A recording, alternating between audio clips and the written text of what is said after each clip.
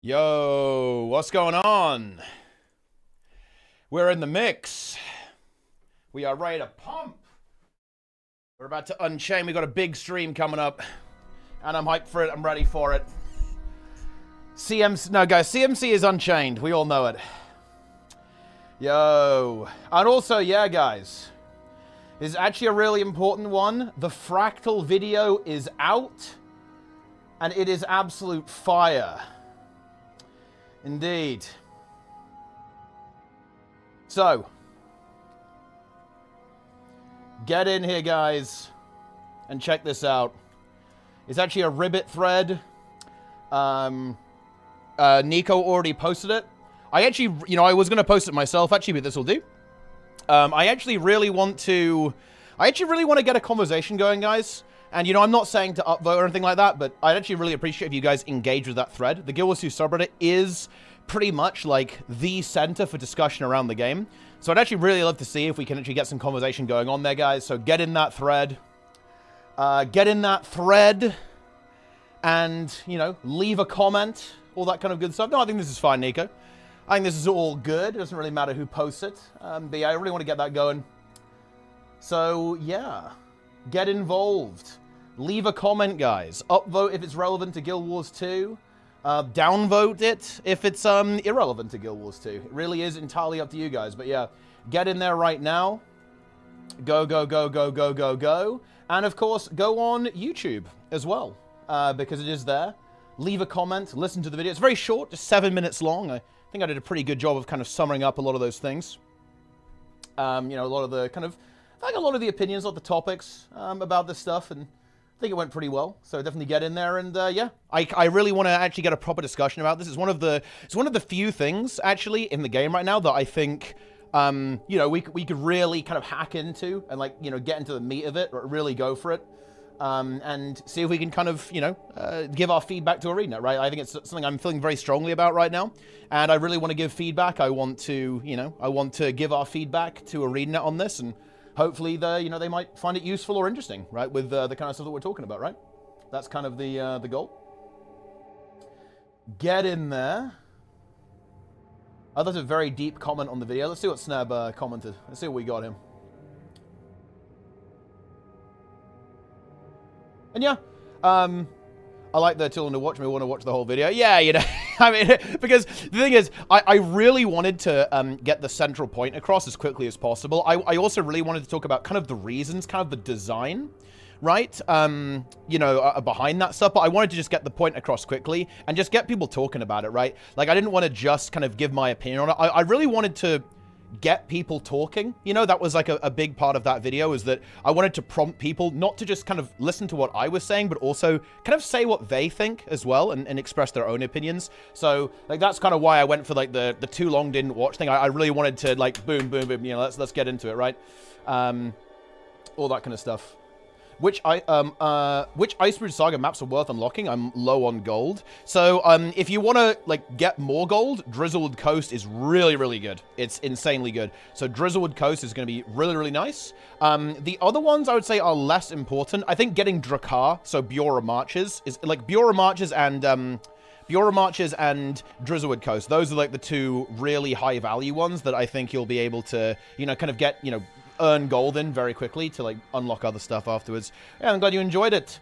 Yes, yeah, it was a really good conversation. I'm a big silhouette enjoyer, actually. Looking forward to chatting to that guy again at some point in the future. And Guffle, thanks for the resub, by the way, my dude. Love to see it. Very nice. Very, very good. Very, very good indeed. I think the title sets the video out to be. Yeah, it's on the nose, but that, that's kind of the point. I wanted to kind of, get it across, get the idea across as clearly as possible. That was the way we wanted to go. Yes. It's good.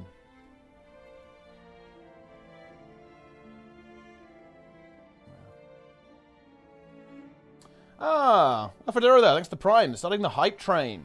Very good. Love to see it. Very, very nice. Thank you very much. Seeing of Fractals, I have this thought. Would it be a good idea for ArenaNet to reuse core dungeons for Fractals instead of making new ones? Like maybe 2 of them per X-Pack? Choose and mix the best paths and trash bosses, make it into one Fractal? Would people not like it? It's not new content. It would give ArenaNet... Yo, Lilla's 10 gifted subs! Oh my god! We're off to a great start. Love to see it. Very good. Thank you very much indeed. That's an interesting one, Nanny. I think it would be good if that did happen, because I think a unification of those systems would be good.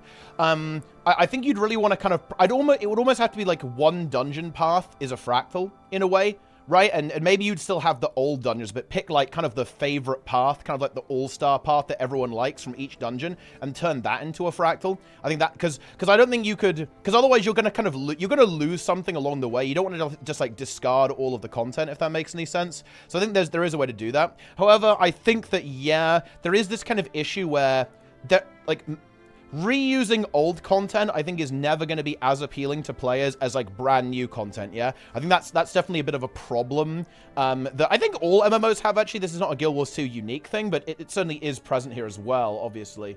Yeah, that's very certainly the case. Currently working my way through X-Packs and Living World on my main character. I've heard the Living World maps can be lucrative for alt characters. I don't really want to have to do all the story again. Is there to unlock all maps without doing the story? Ah, there absolutely is. It's called Teleport to Friend. Very good. So basically, so on your main, you can unlock these little teleport scrolls, right? And then you can actually put these in your, your shared account slot, so any of your characters can teleport you there. But if you want to get there for the first time without doing the story, you probably have a couple of these things lying around, these teleport to friends. You can just use that and teleport directly onto the map as long as you have it unlocked. So that's it. Easy peasy. Easy peasy. Through everyone participating in the discussion. Yeah, that's my big goal, actually. It's something I've really missed, actually, in Guild Wars 2, is like kind of like a lack of discourse. Like there's not a lot of conversation about the game, and I kind of wanted to address that, and kind of bring that back a little bit. That was like certainly a big goal of my video. I want to bring that time back where people would actually like talk about stuff on the Reddit that kind of wasn't, and actually share ideas, right? Like, these days, I don't think people really discuss ideas. They just kind of, like, I don't know, like, it's not even complaining, really. It's not that. It's, I don't know, like, people just kind of, like, posture, almost, right? Like, kind of passive-aggressively posture without, like, actually getting into the meat. People don't really talk about the ideas, But, yeah, I don't know. So it could have the interesting move dungeons to Fractals. I think that would be good, yeah, because again, it would allow them to unify that system, but that would be kind of like something for the core systems team to do, so it will probably be quite a slow project that will take some time, I would say, is the way I'd look at it. Yeah. But yeah, guys, yeah, if you want to do me a favor, I'd really appreciate it if you shared the video. I don't normally ask that kind of stuff, but it actually is a topic I feel really strongly about, especially after playing WoW, by the way. I really like Mythic Plus. I would love that experience in Guild Wars 2. I really, really would. And I know I have great memories of doing Fractals, right? I used to do Fractals every single day with some of the guys from the guild now known as Rise, actually. The raid selling guild. And of course, like, I had a group back in HOT as well, right? Like, we would do Fractals every day, kind of like soft speed running, that kind of stuff. It's a really great experience. It absolutely is. I would love to see that kind of make an actual proper resurgence within the game. 100%. So yeah, like, seriously, guys, if you want to help me out, like, share it, post it in the Discords and stuff, like, yeah, I want to hear what people have to say, right? I want to hear people's opinions on this. I want people to, share their thoughts everywhere, like, both like in the YouTube comments, but also like in their Discords. I want to, see if we can get people talking about it a little bit, because I think that, we need to share our feedback with ArenaNet, let's be serious about our feedback. I think that for ArenaNet, it can often be quite difficult to interpret feedback because people are just kind of angry.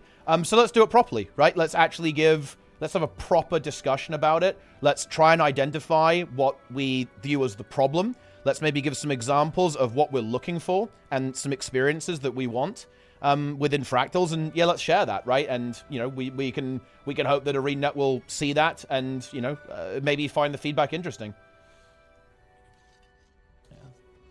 100%.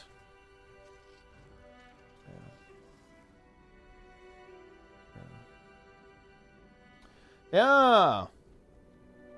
For the Fractal system, I love M+. The instances themselves don't hold up. I remember seeing videos of dungeons in Guild Wars 2 back in the day that looked way better. I remember playing Guild Wars 1, the dungeons, and they were huge. Not saying we need something like that, but it would be cool. Yeah, dungeons were a cool idea in Guild Wars for sure. And I think I think you're absolutely right. There is something to be said for having that larger, almost like slightly longer form dungeon experience. And I think that's what WoW does really well. I do like that. You know, it is cool. Like how expansive some of the Mythic Plus dungeons are is really exciting actually. And there's a lot of opportunity for like kind of going through it in different ways. There's a lot of like technology and like strats that you can do, which I think is fun. Do you see my World vs. World interaction today? I don't think I did. What happened?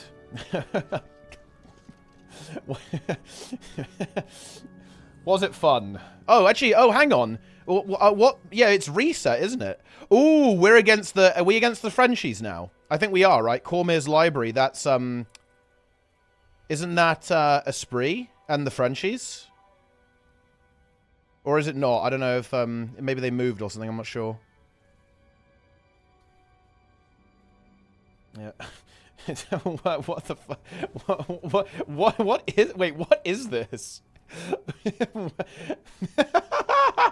Jesus Christ. Wait, like, how did that happen? Like, what? Like, what's the context there? Did you, like, kill that guy and like, did you roam him or something? Is that why he's so mad? What is this message?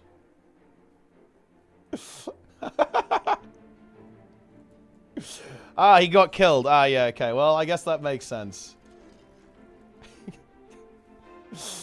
Well, I mean, I guess it is what it is. Yeah, I kind of like Deep Stone Fractal. You know, I think that would have been a really cool one to have a CM on, actually. I'd have loved to see, like, what the end boss would look on challenge mode. Yeah. Would have been exciting. Is giving ArenaNet designers new time to figure out what a dungeon is supposed to be, giving time to hire people with experience in making them. I felt like they can do that with new dungeons though as well. You know, I think, like, they're making stuff like Epoch from scratch, right? Like, I think they can, if they want to change their design vision, I think they can do that, right? Like, that is something that they have the option to do. It's just that I definitely think that I'm not sure if there is a super strong design vision right now, for Fractals, and that's bothersome to me.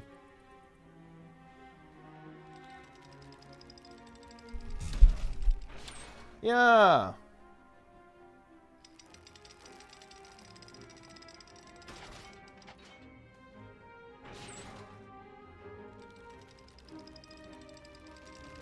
I mean, look, I didn't actually go into this.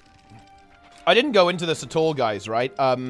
In the video. But bear in mind, guys, the Fractal CM still isn't fixed. It's been released for 2 weeks, yeah? At this point.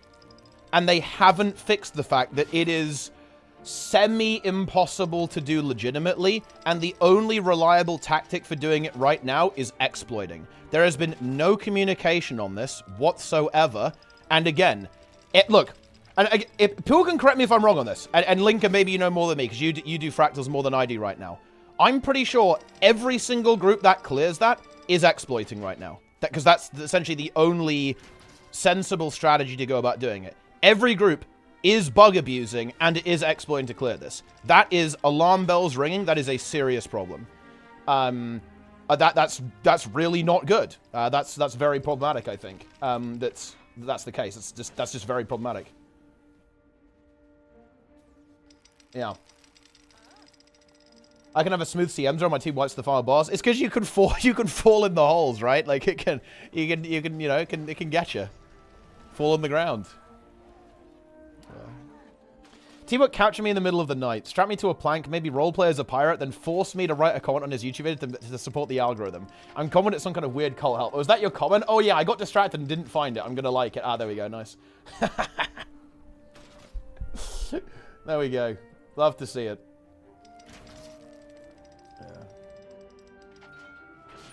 Yeah. Yes, very good.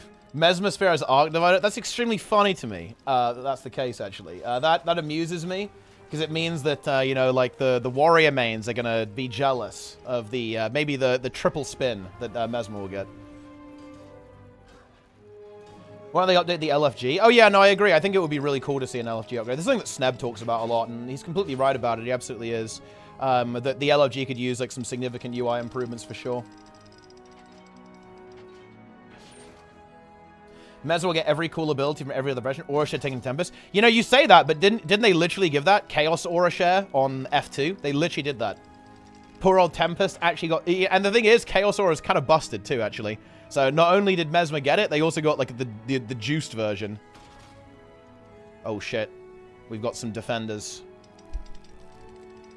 Revenant Spear will play it with this ammo mechanic and energy thing. That's an interesting, but that's a good point, actually. I imagine they'll probably keep the energy cost relatively low, certainly at least in PvE to kind of account for that, because the spear weapon really wants you to use abilities a lot. So I imagine a lot of the energy costs are going to be relatively low in order to kind of facilitate that playstyle. So you can kind of like get it going. Also, yo, Saraxa, boom. Let's go. Very nice.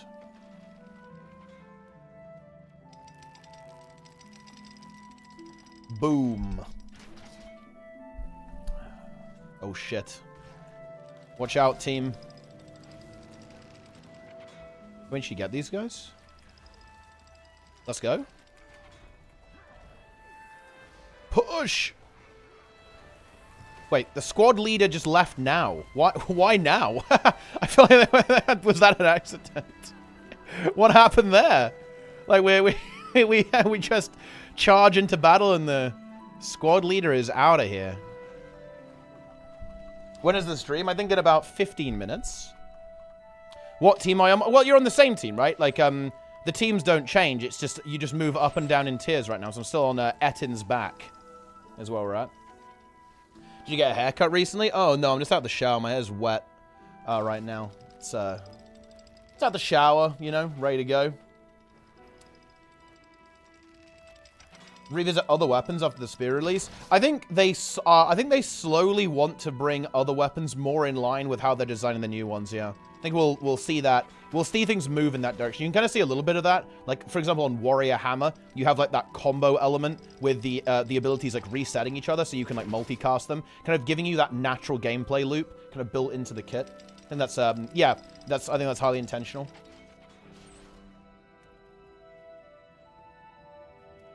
Very good.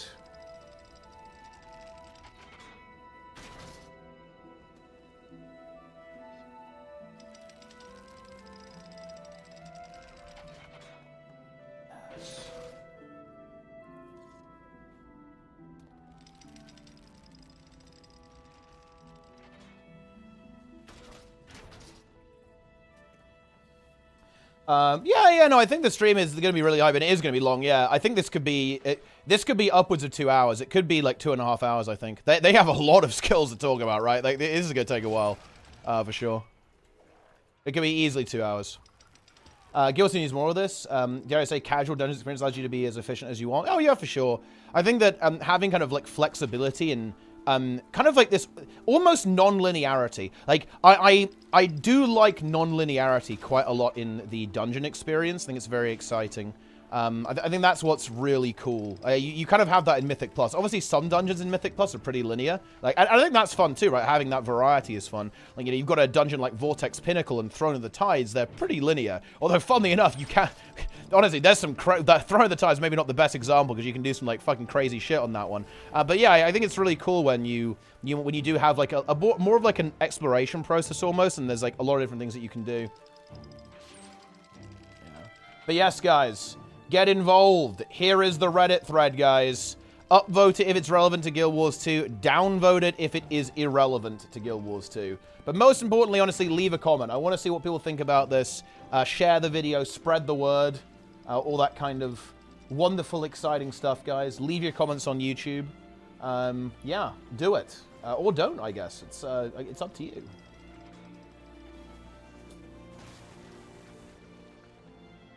Ah, Roy is in the chat. Yeah, there's no Roy. I guess it's going to be just CMC and Trig. But look, Roy's literally in chat, but he can't be on the stream. That's a little bit sus. Maybe people were right. Maybe Roy and CMC, like, actually hate each other. You know, I thought it was all like a joke, but maybe it's not a joke, guys. Yeah. It could be real. Should we... I want to go in. Let's go in. I'm just gonna go in. Fuck it. What the hell's going on here? Can we grab this guy? Oh, he's evading. Oh, I was a little bit late on that. Oops. I think we're getting him. Wait, no one hit me? That's crazy.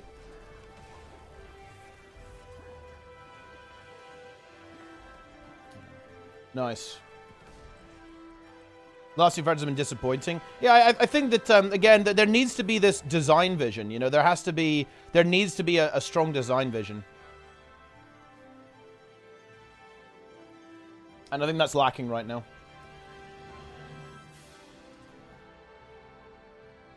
The 3 raid bosses mean the Fractal will be a non-boss Fractal. Well, I mean, it'll probably have bosses in it, right? But I hope it's not, you know, like a Lonely Tower or The Thing.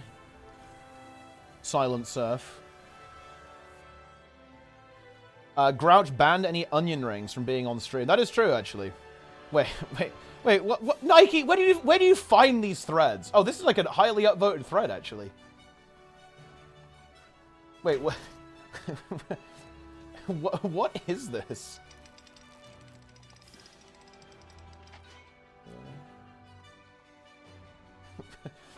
Jesus.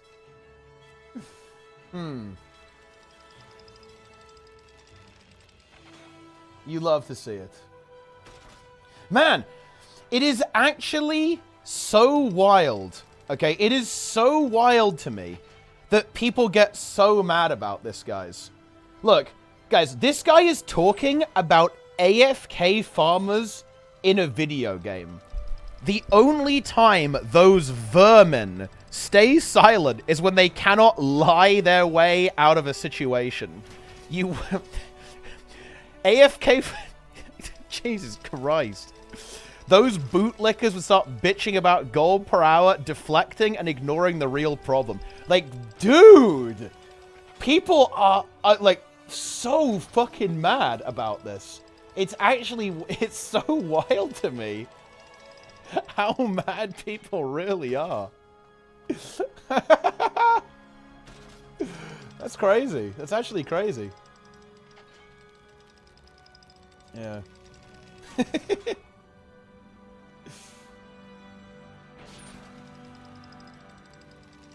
Incredible.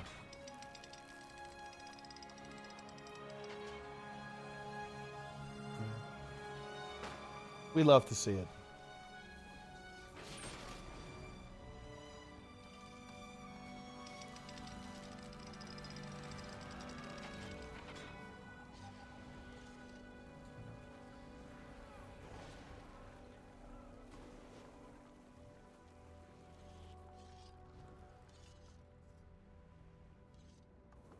Choyers.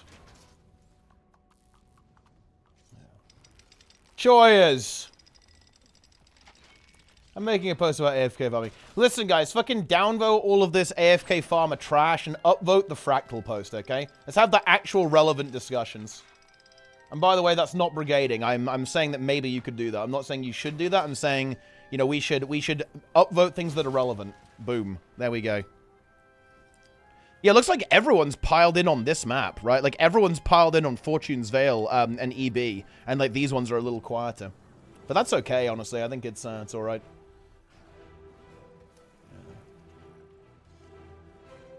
Be careful. Well, I mean, I think it will be used against you or not. Well, I don't think the Reddit mods dislike me. I think I'm all right there. I think we're okay.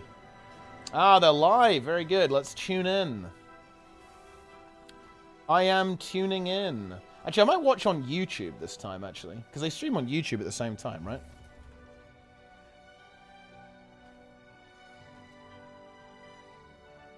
Let's go.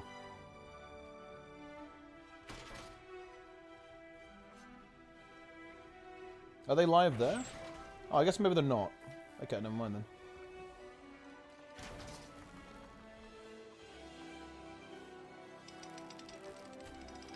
Yeah, I don't see it on YouTube. I don't see him live. It's over. It begins.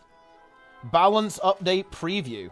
Wait. I feel like they've actually got the wrong title there. Yo, dink donk, Roy. Balance update preview? Well, it's not even Roy doing it. Trig dink donk. Yeah, it's supposed to be spear update preview. That's a dink donk moment. Everyone's feeding. Ow. Yeah. Wait. Why do you say my name? What's this, Roy? It says balance update preview. Shouldn't that be spear update preview? Spears preview live stream? What's going on, bro? Why are you asking you? Because, I mean, I assume you're accountable for this. That's my assumption here. Right. No, what the fuck, Nike? What do you even mean? What? Okay, here we go.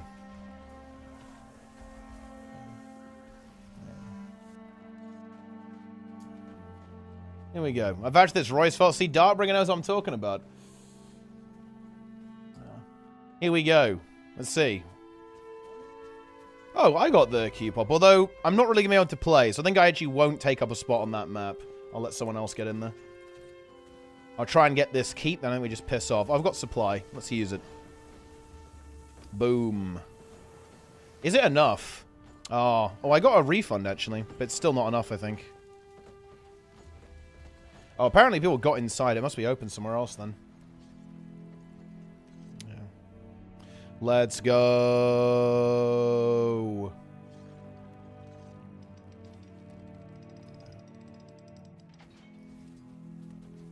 Let's get in there.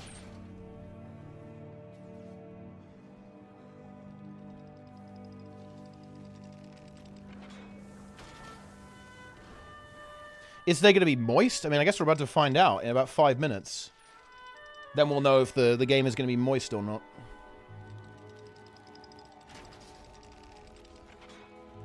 Fractals.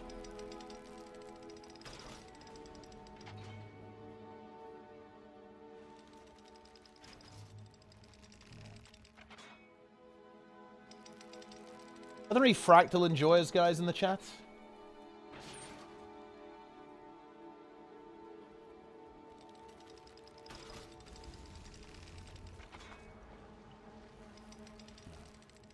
I can't wait to hydrate with Ellie's spear. Guys, did you guys see the post of the guy who posted, this was my favorite build of all time? And it was like Fire Staff Tempest, but it was like the old build that literally never left fire and just camped fire for the entire rotation. Not even the Fresh Air Staff build. It was the actual full camping fire build. That was a pretty base post. What was actually really funny is all the people in the comments, like, defending it, saying it wasn't broken. That was very funny to me. Like, people were like, no, it wasn't actually, like, the most broken, overpowered, like, build at the time, to the point where it was, like, literally the only good DPS build. That's not true. Like, Ellie mains. I love Elementalist mains, guys. Who doesn't love them? Yeah. Oh, Tempest was the only good DPS build that actually existed? That can't be right. That doesn't sound right. There's no way. Yeah. Dude, holy shit, we're actually kind of owning. We're actually owning. We got some healers here. I'm taking, like, no damage. What's going on? Let's go. Dude, I'm getting scrapped. Dude, is Scrapper OP? Is that what this is? Is Scrapper broken in this game? Let's go. Ugh. Cleanse me, Scrappers. Cleanse me. Let's go. I'm actually pumping. Look at this, guys. I'm top DPS. This build is kind of busted, to be honest with you. It's kind of a broken build, if I'm being real.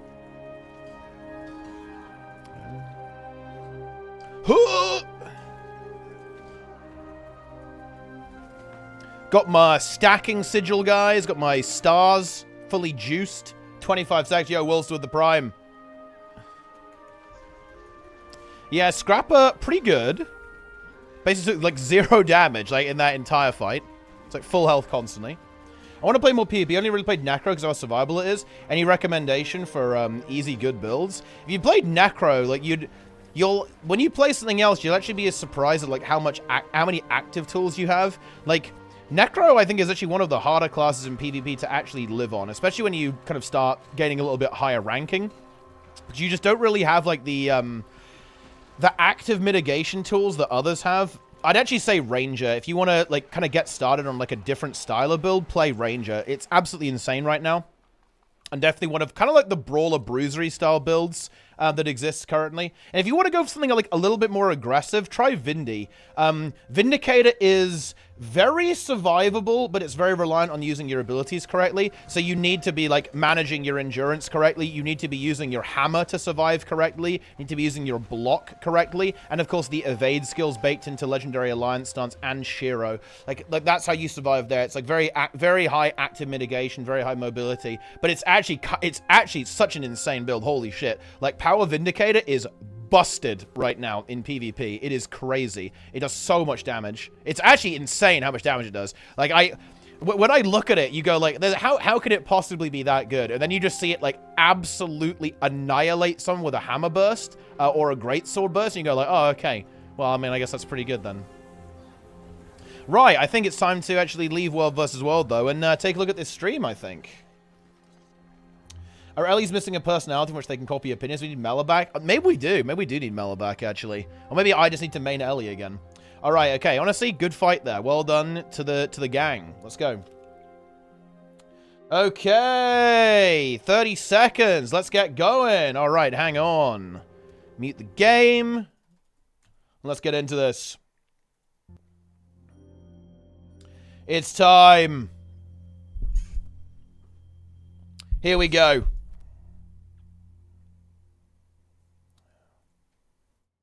Prepare yourselves. 5 seconds. I'm not ready for this. Boom. Oh, look at that. He immediately sips. Love to see it. My name is Taylor Brooks. I am a combat designer here with Cal Cohen, and we are here to show you the new Spears coming in EX5 with Janthier Wild. Let's do it. Cal, how are you today? Great. Alabama fan Trig, check that out. This is obviously not the balance update preview, but you know, we got some. Obviously, Roy is not here with us today, unfortunately. So Taylor is running. They've got the cameras in the wrong layer. Like they're not like the background's messed if you miss Roy, feel free to leave those comments in Twitch. Look what happens with on Roy's social there, media. Just make sure that Roy knows that he's a key part of these streams, and we can't do it without him. True. Press F in the chat if you miss Roy right now. But today we are doing our best. And we have a lot of cool spears to show off. Obviously, we've seen, or I guess you guys have all now seen all the teaser videos, all the blog posts to see all of the... Dude, the Ranger spears are sick! Initial Nemo Mango, I think. Information that we'll give you about spears. But now we're going to give you all the information about spears. So we'll go through all the skills, talk about some of the design thoughts behind them. For all 9 spears, Ellie, we're doing it last because there's 26 skills, so anyone who wants to leave at that point can. But the Ellie players, you know, they waited for their Make blog, them suffer. and they can wait for their full reveal here. It is a long-ranged damage-dealing weapon. There are no melee skills. No melee skills. There it is. Yeah, let's just hop in. We're going to talk a little bit about... I guess we have some preamble to do. So we have the beta next week, obviously, and we're going to see a couple things that are not completely finalized yet. There's going to be some, temporary art, some temporary audio, mostly going through polish, but there's some things that, are going to get a little bit more polished than others. So if you've noticed those things during the beta, that's very expected. And we're also going to see some temporary UI art as well. Not the art that we had for the last beta with all the construction men icons. We've kind of got a new set of beta icons that will show off as we get into the professions that do their best to communicate more information about the skills. They're, generic. We're reusing them on each profession, but there's stuff for like, here's a basic melee attack, here's a cone AoE, here's a CC skill. just so that at a glance you can look at your bar and have a better feeling of what these skills should do, and that should hopefully, you know, make the beta feel a bit better than the last one, where it was more difficult to figure out exactly what skill was which on the bar. Taylor, anything to add before we hop into the spears? Oh, I think that pretty much covers it. So we can get started. Take us in game. We'll start Roy is with here. Ranger. Go in order of the spear blogs. Pretty sensible order. As you can see on the UI, these are what the new icons look like. What Cal was talking about, like this will be a cone ability, this is a ranged ability, movement. All the icons have a bit of meaning, so you can like glance down. Like you can't really encapsulate everything a skill does with just like one icon, and so you know, just because it has a movement doesn't mean it won't CC, for example. But you know, it should help you at least get a better idea when just glancing down at your skill bar. So we can just start looking at Ranger. So the first part is the auto attack, which I know everyone got excited about. It's a new mechanic where it will be melee when you're in melee range, and then ranged at range. Yeah, so you can hover over, and you can see that when you strike it says that there's a range threshold, and so when you're in the range threshold, it will use these melee skills, but if not, it will use Bee's Sting, which is a ranged skill. So you can see I walk up to this golem, 1, 2, 3, melee chaining like that. But if I target the golem over here, I'll throw my spear instead. Oh, that's cool, right? Very nice. So other than that, pretty simple. Should hopefully feel pretty fluid to use. And so we can move on to the 2 skill. The 2 skill is going to be Mongoose's Frenzy base. You can see from the icon, it's going to be more of a cone hitbox. Cone. Swing in front of it. Do some vulnerability in front of you. This is kind of be your bread and butter melee skill, nothing too complicated here. So moving over to the 3 skill, we have Falcon's Stoop. This is going to be like a heavy toss, kind of like ranged maul almost. Definitely want to dodge it. Oh shit. You can see it has that like powerful glow to look out for. It'll do some damage against, you know, immobilized or CC'd enemies. So then we can go to Warclaw's Engage, which is your movement ability. It's going to be a simple kind of like leap at your enemy. So targeted, leap, boom. You can see you got that cool Jantherian Warclaw effect going on. As for what it does, it's pretty simple. It does damage, and it has like an execute. So if you like whittle them down from range and then jump in, it'll do a bit more damage. It's an evade too. So pretty simple skill. Also has a bit of an evade on top of it, as we have like a lot of our leaps have like a defensive component to make it, you know, feel better to engage with. But we can go down to the 5th skill, Panther's Prowl.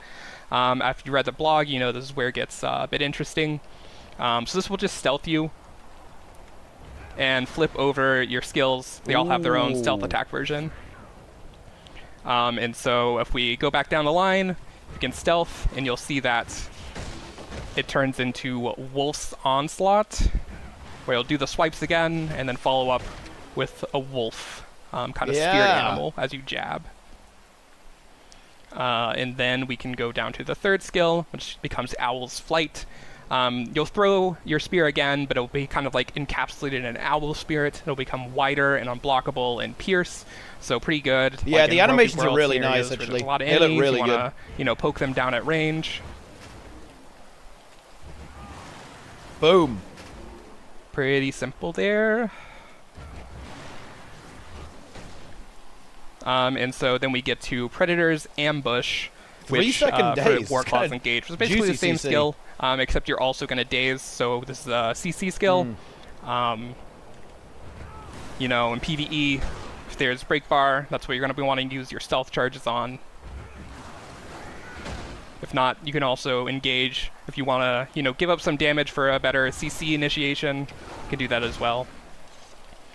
And so the last skill is going to be Spider's Web, which is if you use the 5 again after stealthing, you'll throw out a net fashioned like a spider's web to capture enemies. It'll immobilize on the initial hit, and then it'll persist to cripple people that walk over it. Your pet becomes It also excited. gives your pet some super speed, so you know if you have a melee pet, you're at range, you can throw it out and it'll move them, then they'll run to it.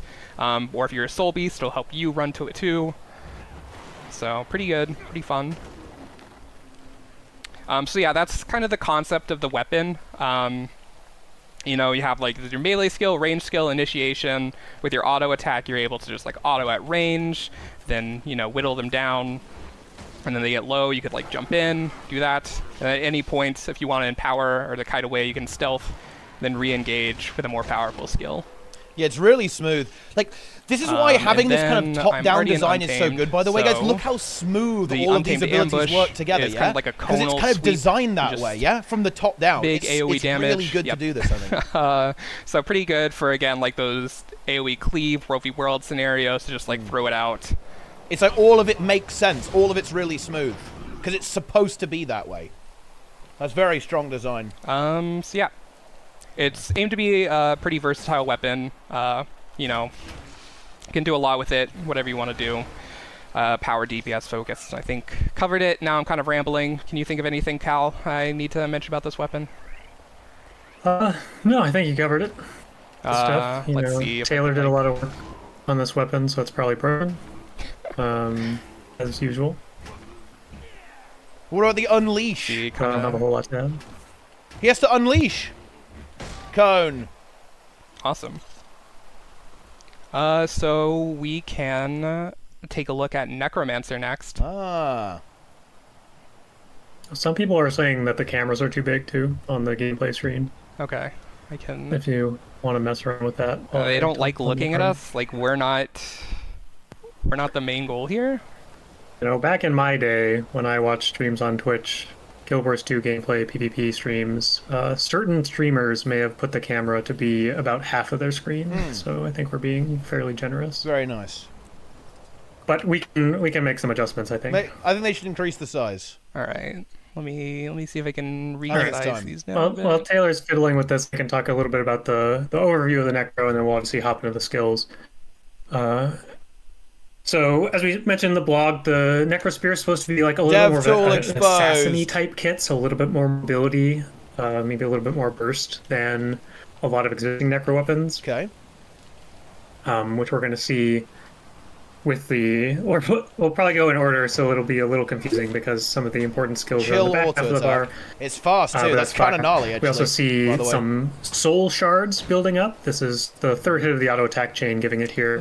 But these are generated by all of the skills except for this 2-slot skill. And these are essentially life-stealing... Perfect. I don't know what word I'm looking for. Implements. Objects that are consumed by the 2 skill to lifesteal, and they do increased lifesteal damage against low health targets and increased healing while you're low health. So it can kind of create situations where you're on low health and your enemy's on low health. You should find yourself with the advantage because if you can generate some soul shard, then you'll be able to fire off your 2 skill, do a decent chunk of damage, also get some good lifestealing back. The auto attack also does a little bit of chill here on the end, obviously some life force, and create that soul shard. Nothing too crazy. But we can move on to the 2 skill, which is called Perforate. And this is the skill that consumes all of your active soul shards. So other attacks from your auto or the 3, 4, 5 or your shroud skills, you know, none of those things will consume the shards, so you can build them up to this kind of big moment of power with Perforate, which also does increase damage against low health foes. So that on top of the soul shard execute damage, you can potentially create some pretty big burst with I like that it's medium, soul shards, medium short range. Big damage against low That's health cool foes. About these spears. They have that range. We'll see a little bit later in the kit that there are some ways to recharge this skill as well, so that you'll have even more opportunities to set up that burst and, you know, go in on low health targets and really punish them. But next we have skill 3. We can talk about skill 3, which is Addle. The meta for skill names for Spears is that one-word names are now, you know, in vogue. We're not doing alliteration as much anymore. We want some cool verbs for skill names. So here we have Addle. This is a disruptive skill where it's going to daze your target. It's going to generate some life force. It's going to give you some soul shards. If you strike a target that is using a skill, you're going to get more of all that. So more soul shards, more daze duration, more life force.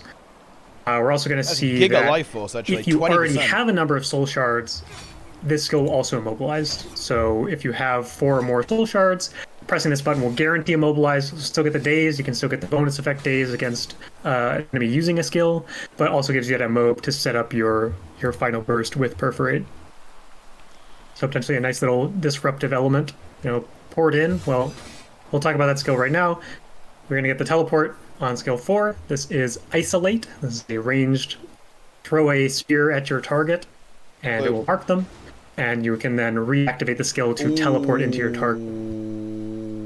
And the extra hook to this skill does some vul and does some chill, but it also, if you target an isolated foe, that's the name, but a foe who has no allies around of their own, you're going to get some bonus soul shards when you teleport in.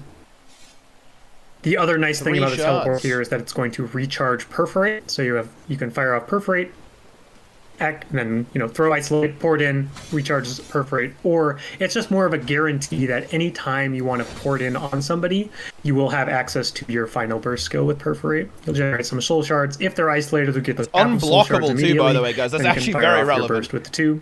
That's unblockable. One nice bonus of this skill as well is that it will recharge itself when you exit. That is fucking Death gnarly Shroud. in PvP, dude. This gives like one extra angle for a lot of fun resets on this hit, where you obviously have the 2 reset by the 4. The 4 is reset by Shroud, so we can see Taylor I like that. pressing That's all such a his nice buttons combo, here, yo. and That's potentially huge. creating some pretty exciting burst combos where you can fire off your 2 skill Yo, multiple times in a go row, in generate Shroud. some soul shards multiple times in a Boom. row. Then boom, easy. Actually, Look at that. leave your Shroud burst in there, and then come back out, have another opportunity to maybe pour it on a new enemy, or go on the same one and recharge your perforate again, and just keep unloading damage.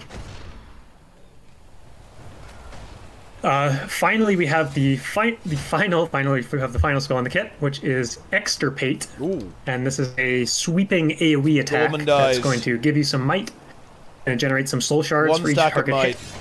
And it's going to apply a new debuff that is specific to this skill. It's called Extirpation. What? A very lovely noun Incoming version boons of are the negated. word. AoE. But the way that this debuff is going to work is that it will negate incoming boons, but it's stack based. So it's kind of similar to Winds of Disenchantment we've seen on Spellbreaker, but that is just as long as you have the debuff, it's not like full you have immunity. the boon debuff. Like, This is a stack-based version that's of a more balanced version so it will of that. prevent a number of incoming No. It's not that relevant in World vs. World. No, they were careful. The next 3 it only boon prevents the on next that target, 3 if you have the incoming debuff, boons. will be negated. So that's quite nice actually. That's good design. Just do nothing. Yeah. So obviously you can power through that effect, if you want to. Get a bunch of boons from, especially in like World v World, we feel that this is going to be a little bit less impactful just because there's so many boons that will remove these stacks. But potentially more in PvP situations, you can get that boon rep, get some of that boon negation, and really Nike. focus I think it's more of like a down coordination and PvP thing, right? Like an assassination thing. Prot or regen or whatever. Obviously, this is like a pretty powerful effect. It's something that can be fairly scary. We're going to be keeping a close eye on it during the beta, see if the number of stacks is right, if the full negation is right. Should this end up being similar to what we did with Disenchantment in World v World, where it is just a duration-based adjustment. Yeah.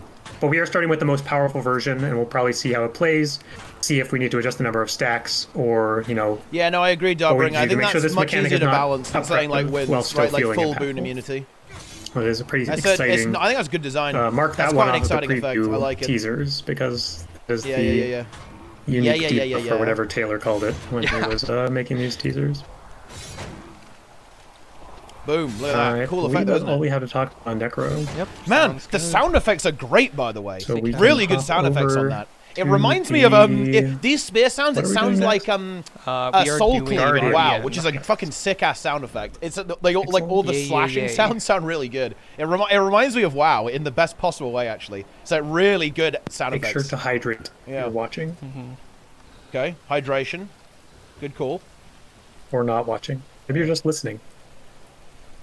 What if I'm watching but not listening? Right. Yo, Guardian, here we go. Wow, we have blue icons too? Yeah, blue. We had a lot of colors with these icons. That's crazy. Pretty good. I see cleanse. So Guardian is a weapon that is going to be kind of a hybrid. It has some supportive elements, but it also has damage capabilities. Interesting. Kind of calling back to old, maybe World v World Guardian playstyles, where you had like damage oriented stats, but you also did. This will be the new meta on Dragon Hunter. It's kind of where we're going, like almost like hammerish. of hammer, you know, less CC, but a bit more healing, condition cleanse, that type of deal. So we can start with the auto attack, which a lot of people realized. This was what we were talking about when we were talking about dude, it's back! A old fan favorite coming back. It has a cone auto attack. Cone.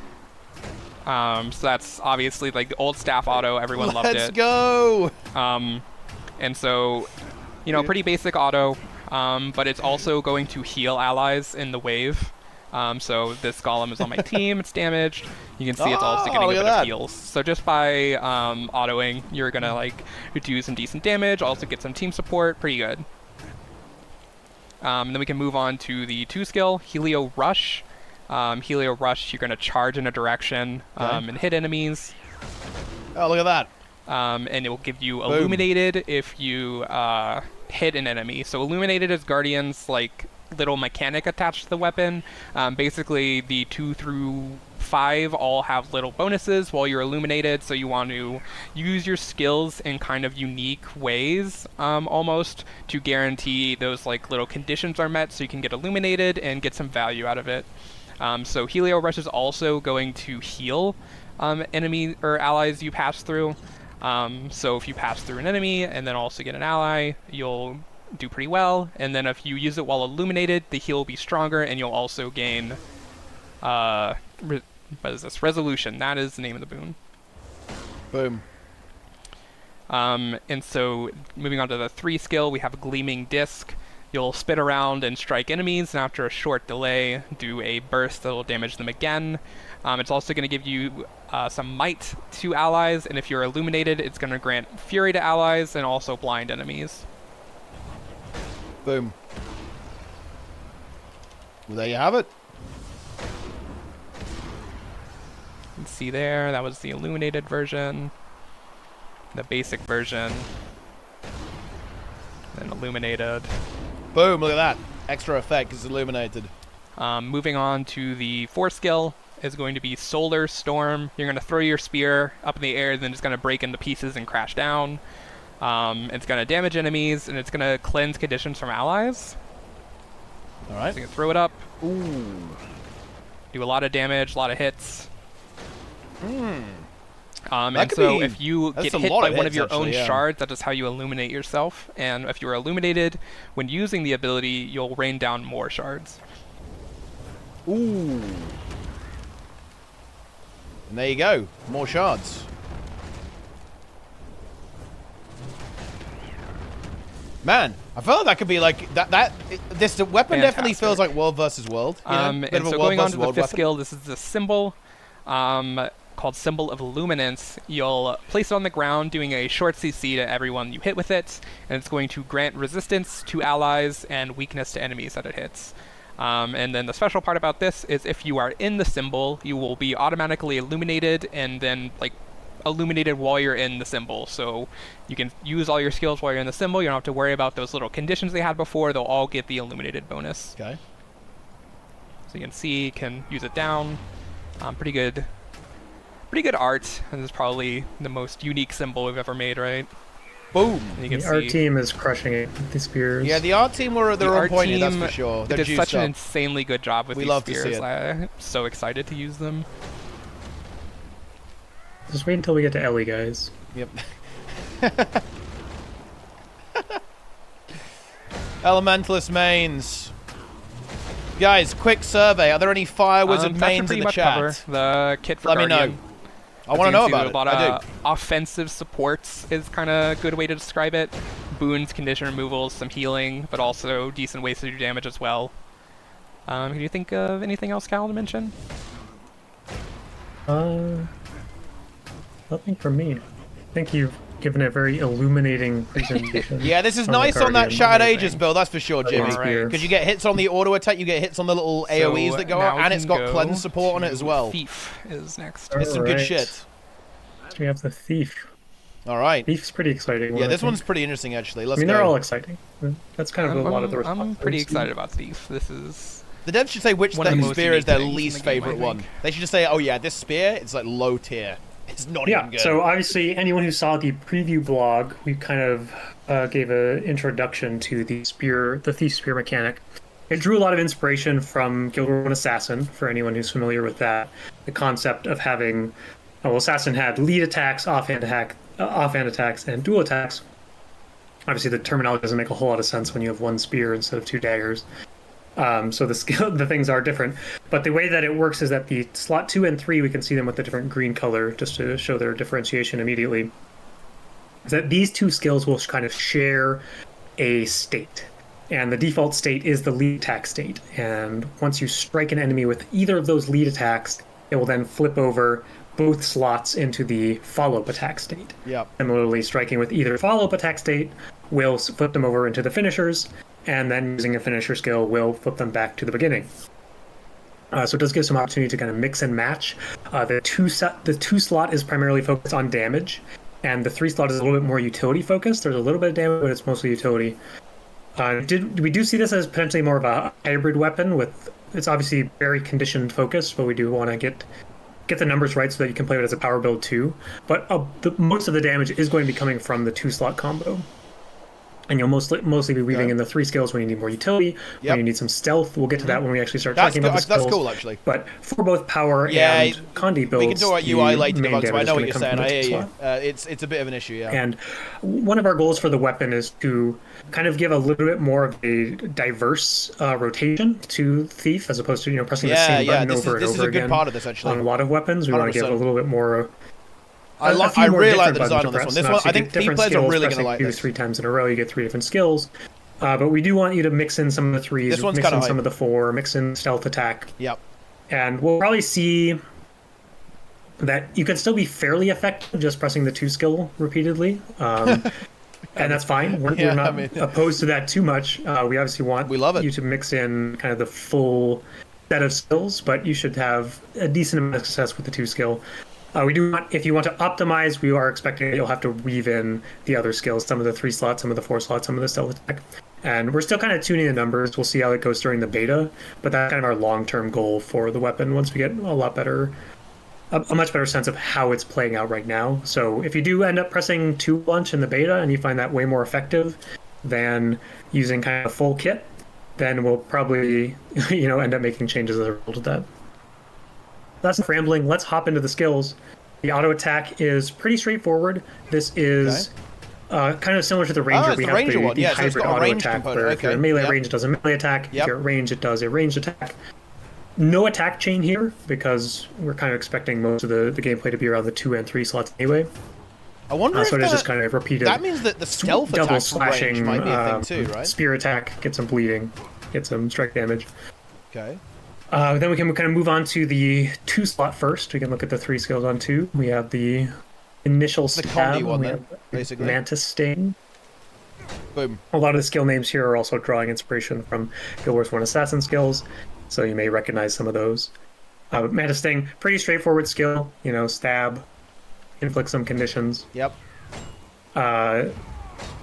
Bleeding. Man, spammable immob though, that could be very juicy, honestly. That is a juicy combo. Skill that inflicts poison. If it strikes a movement impaired foe, it's also going to immobilize. That could be kind of brutal, honestly. On Mantis Sting, that's another kind of aspect of the chains here on both 2 and 3, where they have conditional bonuses based off what the previous skill in the chain applies. But there are things that are fairly generic, so that if you're playing Thief, it's not hard to get a movement impairing condition. If you want to start with 3 and then swap to 2, then you can still have access to that immobilize. It just won't be as guaranteed. Yeah, for sure. Really strong if you need that immobilize uptime, right? For sure. It's AoE too. It's nice. Finally, the final skill in the chain here is Falling Spider.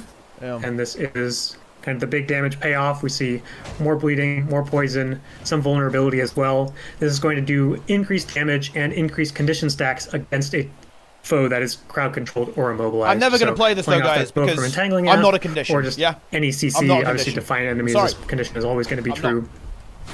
But getting that extra damage for striking a controlled enemy. Let's see. Do I have anything else to talk about? I'll come back to some things at the end. But now we can look at the 3 slot. which starts out with unsuspecting lifesteal, huh? And this is a leap, so this is starting off with the kind of utility-focused aspects of the 3 slot. We have a little bit of mobility here. Leap in, deal some damage. This has a high enemy health threshold. Right? This is just a minor callback to the Guild 1 skill and Suspecting Strike. But you will deal additional stacks of bleeding as a high health target. But the main value here is if you need to close the gap, then you can always use this skill instead of starting with Mantis Sting. Yeah, just get in there. Second skill in the slot here is Vampiric Slash. This is a lifesteal. It also inflicts weakness, but primarily a little bit of strike damage and some lifestealing, lifesteal damage, lifesteal healing. This will deal increased lifestealing damage and healing against vulnerable foes, playing off the vulnerability from Unsuspecting Strike. Also inflicts weakness because the final attack in the chain here is Shattering Assault. This is a Boon Rip. It's also an evade. It's kind of like the pinnacle utility skill, right? We had Falling Spider as the pinnacle of the damage skills. Shattering Assault is like the biggest value utility skill of the kit. We have the evade, the Boon Rip, and it will also enter stealth, which will allow you access to the stealth attack, which we will come back to later. Some of you may already caught the tooltip when Taylor was hovering over the auto earlier, but we will come back. So the idea here is that most of the time you'll be kind of focused on your 2-2-2 combo, but you'll want to weave in the 3 Shattering Assault to get that stealth attack, and get the payoff that we'll talk about in a couple minutes here. Okay. Moving on to the 4 skill, we have Distracting Throw. This is a bit more, there's another ranged projectile, quick projectile. Throw hits the enemy, inflicts critical vulnerability. Exposed. And if it strikes a movement impaired foe, it will inflict daze. So the idea here is if you use it twice in a row, you'll guarantee it counts the cripple, inflict the daze. Huh? Interesting. So you can have daze or you can have cripple or immobilized, chilled from other sources. If it follows a finisher. More accessible daze. But the cool thing here is also that we'll see on the stealth attack and the 5 skill is that if this follows a finisher skill, so either Shattering Assault or Falling Spider, if your skill is Distracting Throw, it will grant you a bonus to your outgoing damage for a duration, but it's also going to count as a lead attack. So this means you can immediately go into your follow-up attacks. If Taylor has not shown this stuff on the stream yet, he should. I haven't been paying attention. But you can see 2-2-2 into 4. Now we already have access to the offhand attacks. Sorry, the follow-up attacks. And then that kind of speeds up your next chain, and you can get to their finishers more There's a lot of complexity rapidly. on this one. This is very cool. This is actually very cool. Next very up, cool weapon design for Thief here, actually. Next up we have Shadow Veil. This tier. is the 5 skill. It's going to be more of that defensive cooldown. This is just a single block. That if you block an attack, it will heal you. And the finisher bonus, following a finisher skill, it will block a couple of additional attacks. Each of those will also heal you. So this is kind of your defensive skill of the kit. If you find yourself in a situation where you're under a decent amount of pressure, maybe you use it as your finisher follower, just to get that extra healing, those couple extra blocks. Seriously. But primarily it's going to be most effective against every weapon in the game was like hits, this, no? blocking an Earthshaker in PvP, for example. Imagine, guys. Imagine. And finally, I guess not quite finally, because we can show off the malicious stealth attack as well, but finally we have the stealth attack. This is Ashen Assault. So this is just going to be a multi-stab, rapid, multiple hits, inflicts a bunch of vulnerability. The final hit here is going to do bleeding and poison. And if the skill follows a finisher skill, so notably following Shattering Assault, which grants you stealth, is going to refund some initiative. 4 initiative, that's the idea here is that you'll get a decent chunk of initiative back if you are going through kind of full rotation of potential options, just to make it a little bit easier for non-dead eyes who don't have access to a very powerful initiative granting trait. We do want the spear to feel fairly usable by the other Thief Elite specializations, or maybe you don't have an Elite specialization at all. So this initiative refund is kind of that payoff to keep the combos flowing, keep the chain going. And this is something that, again, we've done some internal testing, but we'll be keeping a close eye in beta in how this ends up flowing, especially for like Daredevil or Spectre, and making sure that it feels like a fairly fluid sequence, that you have enough initiative in order to use these skills fairly often, so that we don't see that massive disparity between Deadeye and other specializations that we've seen with some thief weapons. If you want to hop on the Deadeye, we can see the malicious stealth attack. It is obviously similar to the base stealth attack, but it is going to just inflict some torment based off of the game. Wait, oh look at those weapons, guys. Omega Reaver. Wait, this is guys, look at this leaked internal stuff. Same vuln, same bleeding, same poison, same initiative items. stuff. Took my spear off. Let's go. Well, Omega Razor. Yeah. It's torment. That's the bonus for Malice. Got it. Right, Taylor's all over it. Yep.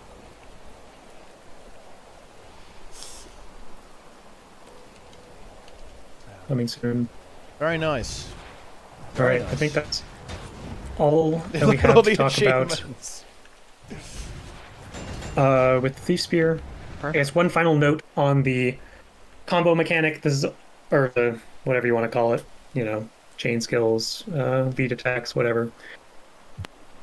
We did mention this in the blog too, so if you don't want to rewatch the VOD to hear me say this again, feel free to go read that blog. But you are able to press other skills in between chain skills. So if you press Mantis Sting, you can weave in a distracting throw and then still follow up with entangling ask. That's not going to disrupt the combo. If you do miss your follow-up attack, that is going to break the chain and reset you back to the start. But using other skills is not going to do that. It's just going to be... And that's actually... You might want to do that fairly generous, right? You might want to reset to get back to the mobility, for example. You might want to deliberately do that occasionally. We want it to feel fluid. And we want you to be able to use your other skills without messing that up. So I think that's my last note. Anything you wanted to add, Taylor? That sounds pretty accurate. Covered everything. Right. Awesome. And we can move on to the Taylor block, where Taylor does 2 in a row. I think first up is going to be Warrior. Ah, okay. Let's see what's going on here. Get that ready. Let's take a look. Let's see what's going on. Warrior Gar. CMC's unchained, guys. CMC's completely unchained. And if only Roy was here to fill the dead air. Says witty quips. If only Roy was here to die to the Guardian NPC.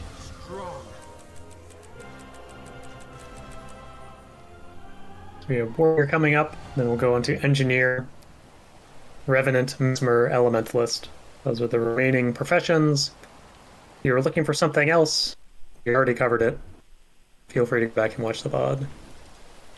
I put my spear on. He has no spear. Shark spear. Omega spear. Equipping a spear pretty useful for the spear demo. Alright, let's see what we got. So Warrior Spear is going to be a ranged power damage weapon. It kind of has more AoE in the kit compared to Rifle. Okay. And it has a little mechanic where you kind of like put a lot of force into your throws, and so the weapon like splinters, especially when they're closer range and they're right on top of you. So we can see that with the auto attack. It's going to hit multiple targets when it splinters, and the amount of targets you hit is going to scale based on the range you are from them. Okay. So they do it from here. Interesting. You can see it scales down eventually. No, but notably the damage does not change. Yeah, notably the damage doesn't change. And that's true. Boom. That's true for all the spear skills, all the warrior skills, right? Big AoE in melee, but DPS at range. That's kind of a cool way of balancing that so pretty simple throw that you're going to do more cleave if you're close up, but you can still hit them from far away for the same amount of damage. And then we can go on to the 2-skill Maiming Spear. You'll throw your spear at a location and then cause a shockwave at the location of your spear. And then the closer you throw it to you, the bigger that shockwave is going to be. So you can see, throw it right here, pretty big. If I do it farther away, okay, it is a smaller shockwave. So pretty good poke damage here. It's going to be kind of the skill you're always pressing. Account for cleave situations. He has 25 stacks of especially at unblockable. closer range, like we mentioned. Oh, it's because he has no so cooldown. Moving He's on getting the to the 3-skill Spear Swipe. This is going to be a more defensive skill. You're going to kind of like dodge or You're going to move backwards, evading, and then follow up with like a swipe of wind to knock your enemy away even further.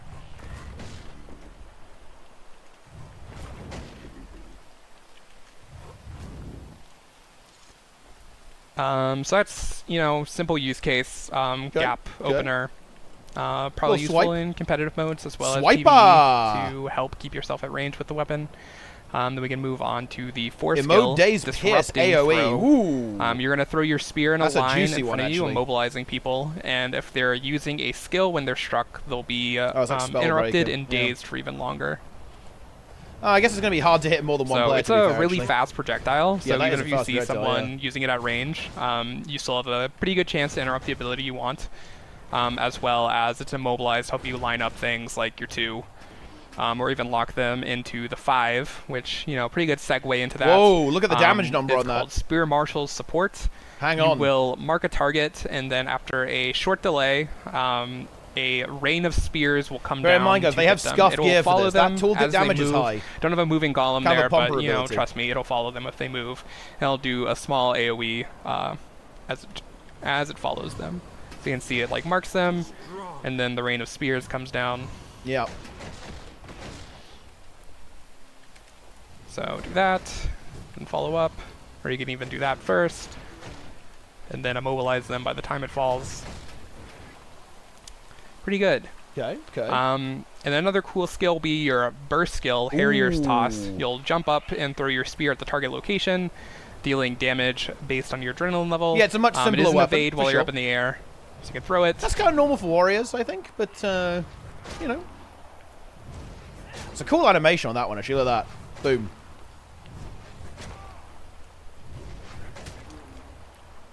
So this being an evade and damage is pretty good. You'll have 2 evades on the kit with that in the 3, and then a lot of range AoE damage with that in the 2. I'm not getting it.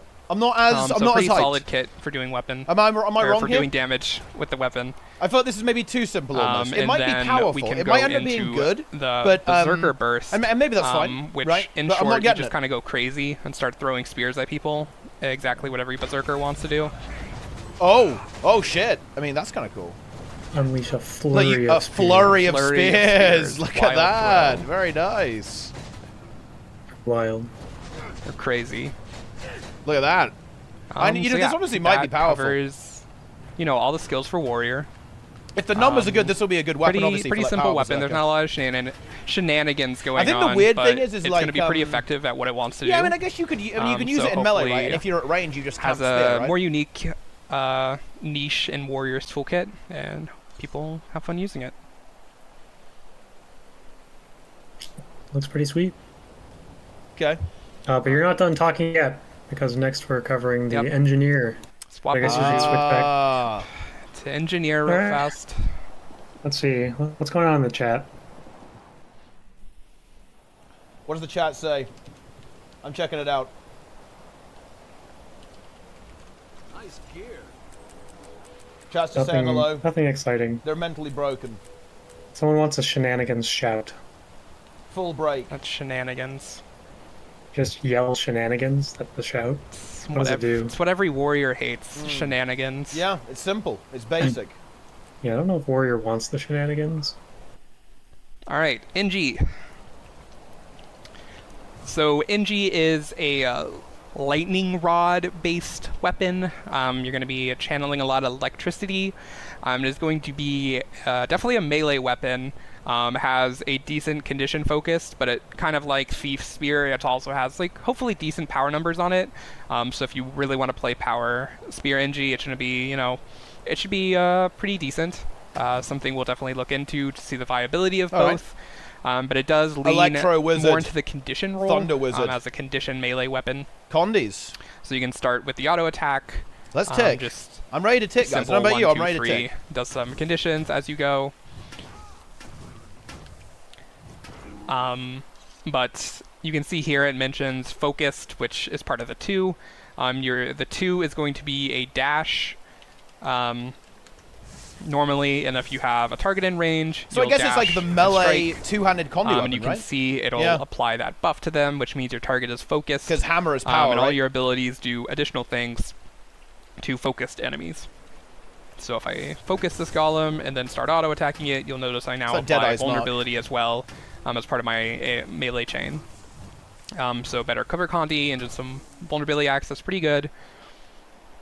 I don't have a killable golem right now, but this ability comes as a fun when you has a reset when you kill someone with it. So in the open world, when there's a lot of enemies, dude, holy and the shit, AoE you're gonna be pumping with this thing. Is better. You know, you That's can crazy. Kill someone, move on to the next, and keep going like that. Oh, you can this focus weapon more than has one a person by the looks of that. decent amount of The marks AoE on both of abilities them. on it. It has a theme of having a lot of AoE, but also focused on one person. So here you can see that I use the lightning rod. So it's a two-part ability. The first part, you're going to just prime your lightning rod, damaging nearby enemies. It's going to apply vulnerability to people, and then if your target is focused, it's going to apply even more vulnerability. And you're also going to build up charges for each target struck. So if I go here, then do that, you can see I'm building up vulnerability, more on this guy than the others. But I have 12 stacks of it that's basically fully charged. Unleash. So I can reactivate to throw the lightning rod.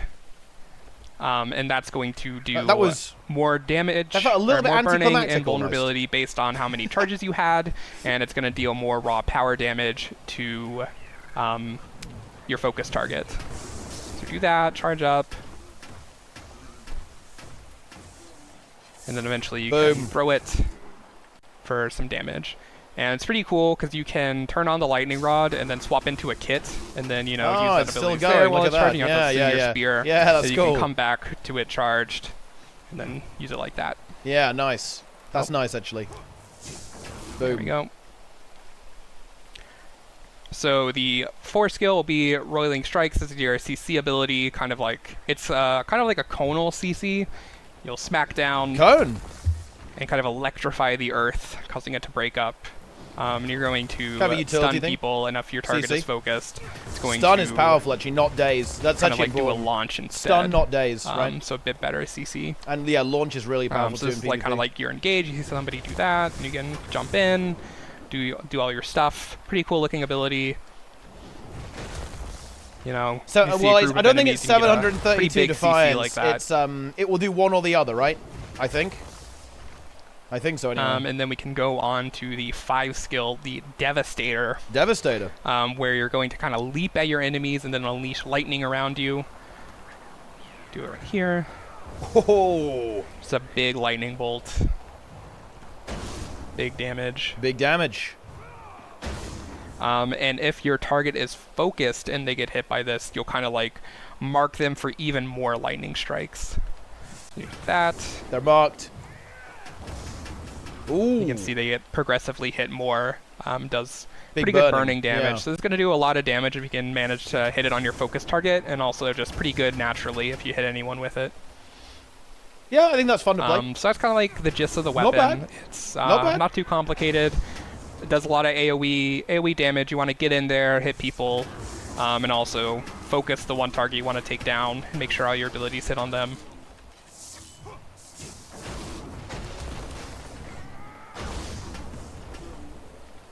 Okay. Have I missed anything, Cal, do you think needs to be Not talked bad. about the Engi weapon? Not bad. Seems alright.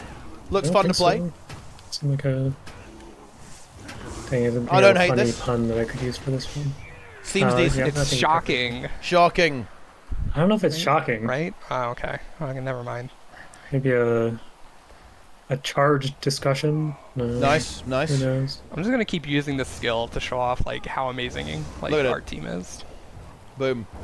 That's very impressive. Summon the Guardian Shout out to the art NPC, team. Trig. Shout out to all the teams. Shout out to all the teams that work on I forgot. Yeah. It's actually crazy. All the teams that help with spears. Obviously Taylor and I are here talking. There's obviously other designers on the combat team that worked on these. Then we have the VFX team, UI team, engineering team. The editing team put up with all my outrageous names that we'll get to on Elementalist. So thank you so much, editing team. True, actually. But the editing team was obviously, based. Production team keeping us on track. Couldn't do it without them. It's true. There's a lot goes into making games, guys, and it's not always obvious, but there's a lot of people you'll never hear of, or never see that we couldn't do it without.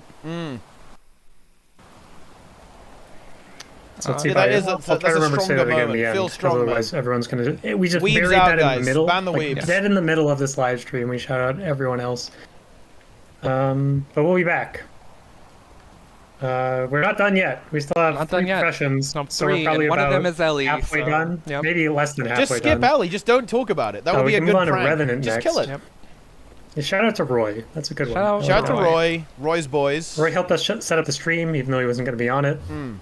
We would still be confused with OBS probably, if not for Roy. But moving on to the Revenant, we'll see. Wait, where the fuck is B Trig? How do we not have B Trig, guys? Torment What the hell is going on here? That also has some decent strike damage. It's kind of a mid-rangey, like 600 range at the moment. We might want to make that a little bit longer, just so it feels a little bit more like a true ranged weapon, probably in like the 900 range. But we wanted to see how it plays as kind of like that mid-rangey 600 range option.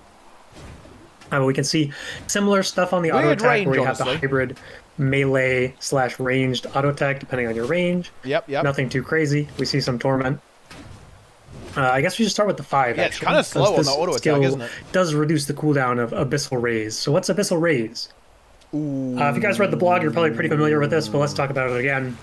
Abyssal Raise is the premier damaging component of this kit. Is that it is, ground targeted AoE, blast finisher, deal some torment, deal some damage, but it's a thing that kind of stacks up the more you orange use it. AoE So is a lot weird. of these That's probably skills on this placeholder. They're weapon probably gonna make it are fucking yellow, aren't they? centered around making sure you can press Abyssal Raise more often. So you see you get stacks of Crushing Abyss. You can get up to 2 stacks per use. So if you hit 5 targets, you'll only get 2 stacks. Stacks up to a maximum number of 5. We didn't want you to get 5 stacks immediately because it's probably a bit too powerful. But you'll see, get 2 stacks, and then the 5th stack. So maybe you need 3 hits to get there, maybe you need 5 hits to get there. But the more stacks you have, the more strike damage you'll get from the skill, the more torment you can from the skill. maintain it. And then we'll see. I see. I thought you would every other spend skill the in the charges, weapon but actually gives it powers some up. amount of cooldown reduction to Abyssal And it Raise. makes you glow the idea all is red. that Looks you have a pretty bunch cool. of charges initially, or a few charges initially. Spend those, build up some stacks, then get some resets, and then you're kind of at the empowered version at that point. Not quite at full power on your 3rd use, but 3rd use is pretty strong if you have 4 stacks, and then you're going to be at full power. Every time you get these resets, you get another powerful ground targeted damaging skill. Okay. So now we can go back. Let's go back to skill 2, Abyssal Force. This is a enemy targeted AoE, so throw it at whatever the enemy is. You need line of sight, so no concern with throwing it behind walls or anything like that. But this will give you a pretty good chunk of recharge on Abyssal Raise. Also inflict Torment and Chilled as well, so get some synergy with the Torment, that Chill inflicts Torment trait. I'll see a decent amount of chill on this weapon as well to kind of tie into those Condi builds. But, pretty straightforward, low cooldown, bread and butter DPS skill that also recharges Abyssal Raise a decent amount. Next up on the 3, we have Abyssal Blitz. This is a little quick dash. Gives yourself... Mines. It's one of the short distance evade skills, most valuable as evading a powerful attack. It also leaves some of these, what are we calling these specifically? Blitz mines on the ground. Mines. So as you run, you drop some mines on the ground. These will trigger as enemies run over them, or if they spawn on an enemy, you're going to get that trigger immediately. Inflict some slow, inflict some chill. Reduces the cooldown of Abyssal Raise. Mines. So, obviously very good if something is chasing you. You dash away from them, put some mines on the ground, slows them down, chills them, lets you get escape, reposition a bit better, and then continue the fight. Up next we have Abyssal Blot. So this is another ground target AoE. It's intended to be a bit more of that CC skill. So we'll see... Oh, it pulls them in. Start on the ground, deal some initial strikes, and then the final strike there is going to be inflict chill and do a pull all the enemies toward the center. It's also a dark field, so if you want to combo Abyssal Raise, get that blast in there, you totally can. But again, this is going to be recharging Abyssal Raise's cooldown for each target you strike or attempt to strike on the final hit of the pull. That was a cool sound. The number of enemies in the area at the time is going to give you more Abyssal Raise cooldown reduction. All right. Yeah. We already talked about the 5, so there Seems we good. go. Not bad. Not bad. But obviously, this is kind of intended to be more like that ramping up. And, as you're fighting a 1v1, it's going to ramp up a little bit slower than if you're fighting a large number of enemies. But once you get up to that maximum potential, that's when you're really going to be able to unleash, potentially a ton of damage, right? Tons of damage. Max stacks, fire off an Abyssal Raise, get some cooldown reduction, fire off another Abyssal Raise, maybe use the rest of your skills. Maybe you can fire off another Abyssal Raise after that. Yeah, as no cover a large number right? of Abyssal Raises it's only that are torment going to, I guess, chill. raise all of your enemies with Torment and Strike damage. Essentially, quite powerful. Now, I think just a little note you can see on stream, I've been trying to show it off. As you get stacks of the Crushing Abyss, you get a little aura on yourself that kind of grow up. And then on the 5th stack, you kind of become pretty demonic, filled with Abyss energy, I guess we're going with.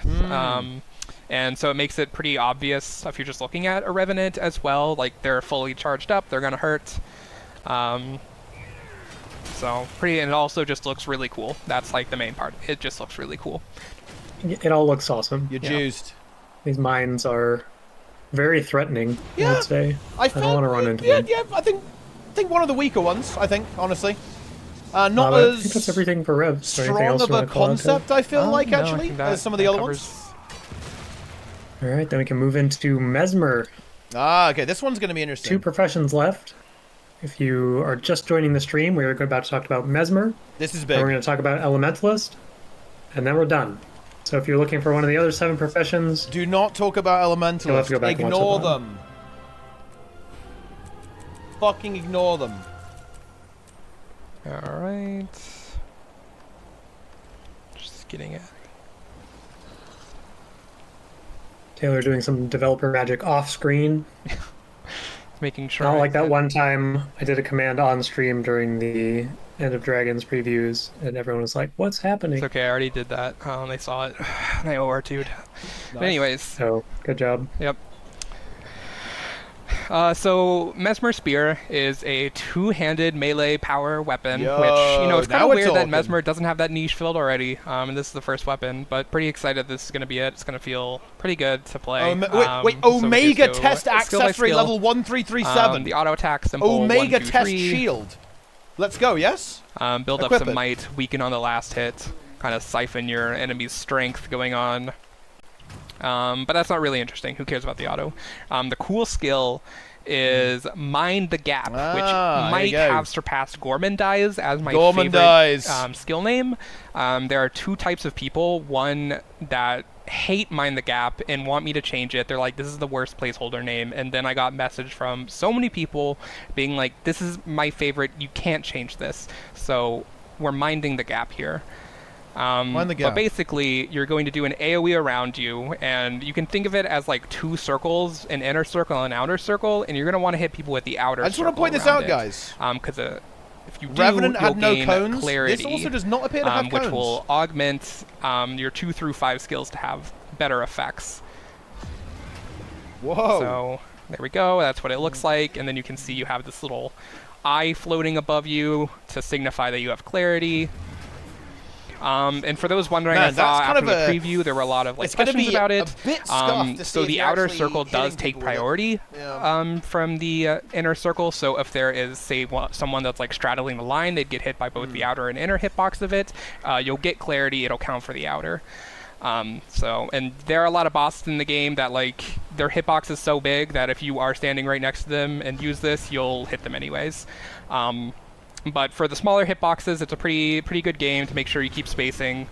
I guess you need to hit them with the clarity, petals, right? I think that's what you got to do. So for Mind the Gap, if you use it while you already have clarity, it'll give you clarity again and to give you some might. So a little might stacking for open world. We don't really want clarity to be like used on the one that gives you clarity. Just kind of a constellation bonus here.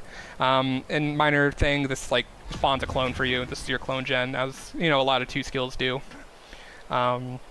And you all can read. I believe in you. So we go on to the 3 skill, Imaginary Inversion. This is going to be your defensive skill. You're going to evade and then do a strike. And then the little tweak here is if you evade an attack with the strike and then hit someone, you will heal. Okay.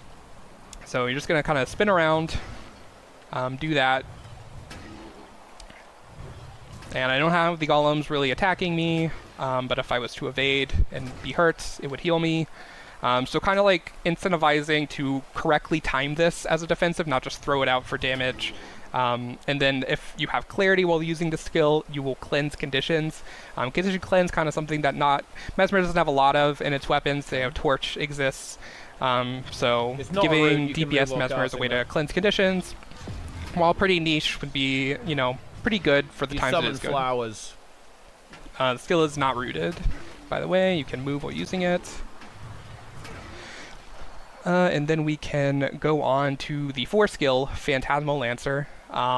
This is your Phantasm, obviously. It's also a movement skill. You kind of saw it in the trailer. You're going to dash to your foe and boon rip from them if you hit them, and then you'll leave. At your initial starting location, a Phantasm will spawn after a delay and then kind of dash through you to deal damage. Immob too, that's big. You can line people. up like some big shatters with this. See there. Look at it go. Kind of move. Boom.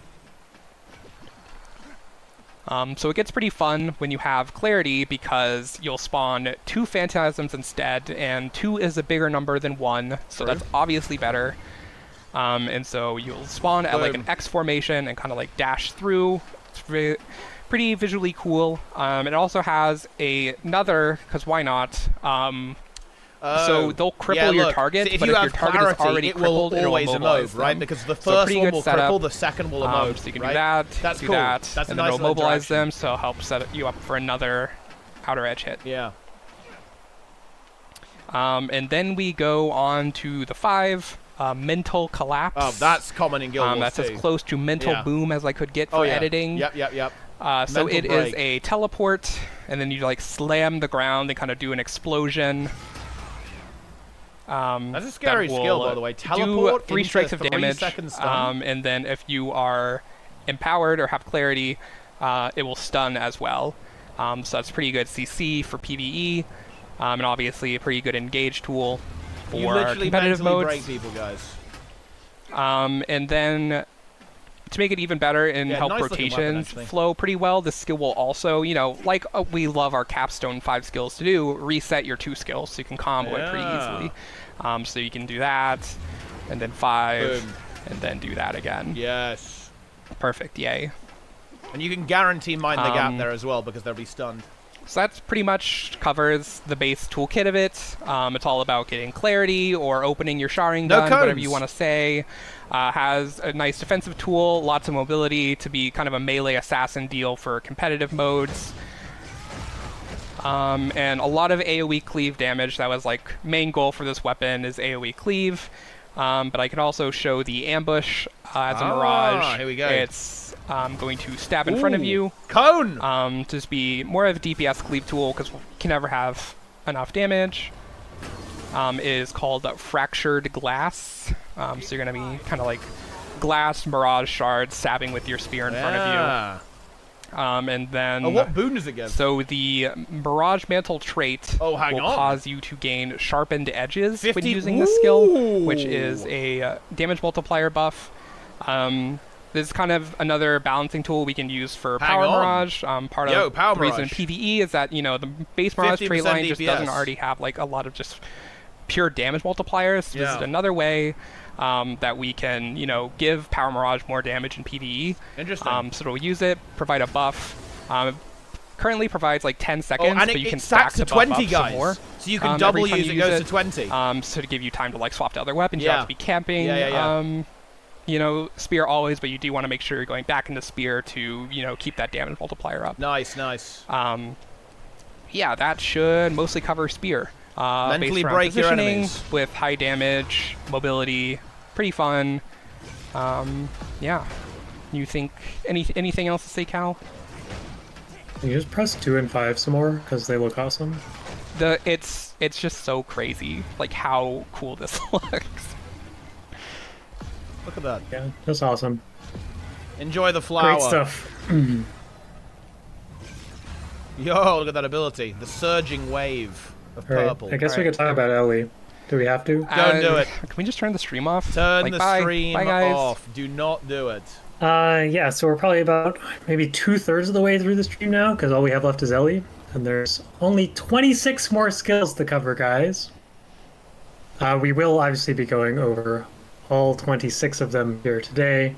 I guess there's 34. If you really want to count all the flipovers as different ones, we can say there's 34 skills, 30 skills, 26 skills, whatever you want to say. We're just getting started here, and if no one cares about Ellie, they're free to leave. We'll do some wrap up at the end, so don't leave, please. Everyone needs to leave. But let's talk about the Elementalist profession. The spear, the long-range glass cannon damage-dealing weapon that is not a longbow. But hopefully it is a reasonable replacement for everyone who is looking for this style of gameplay.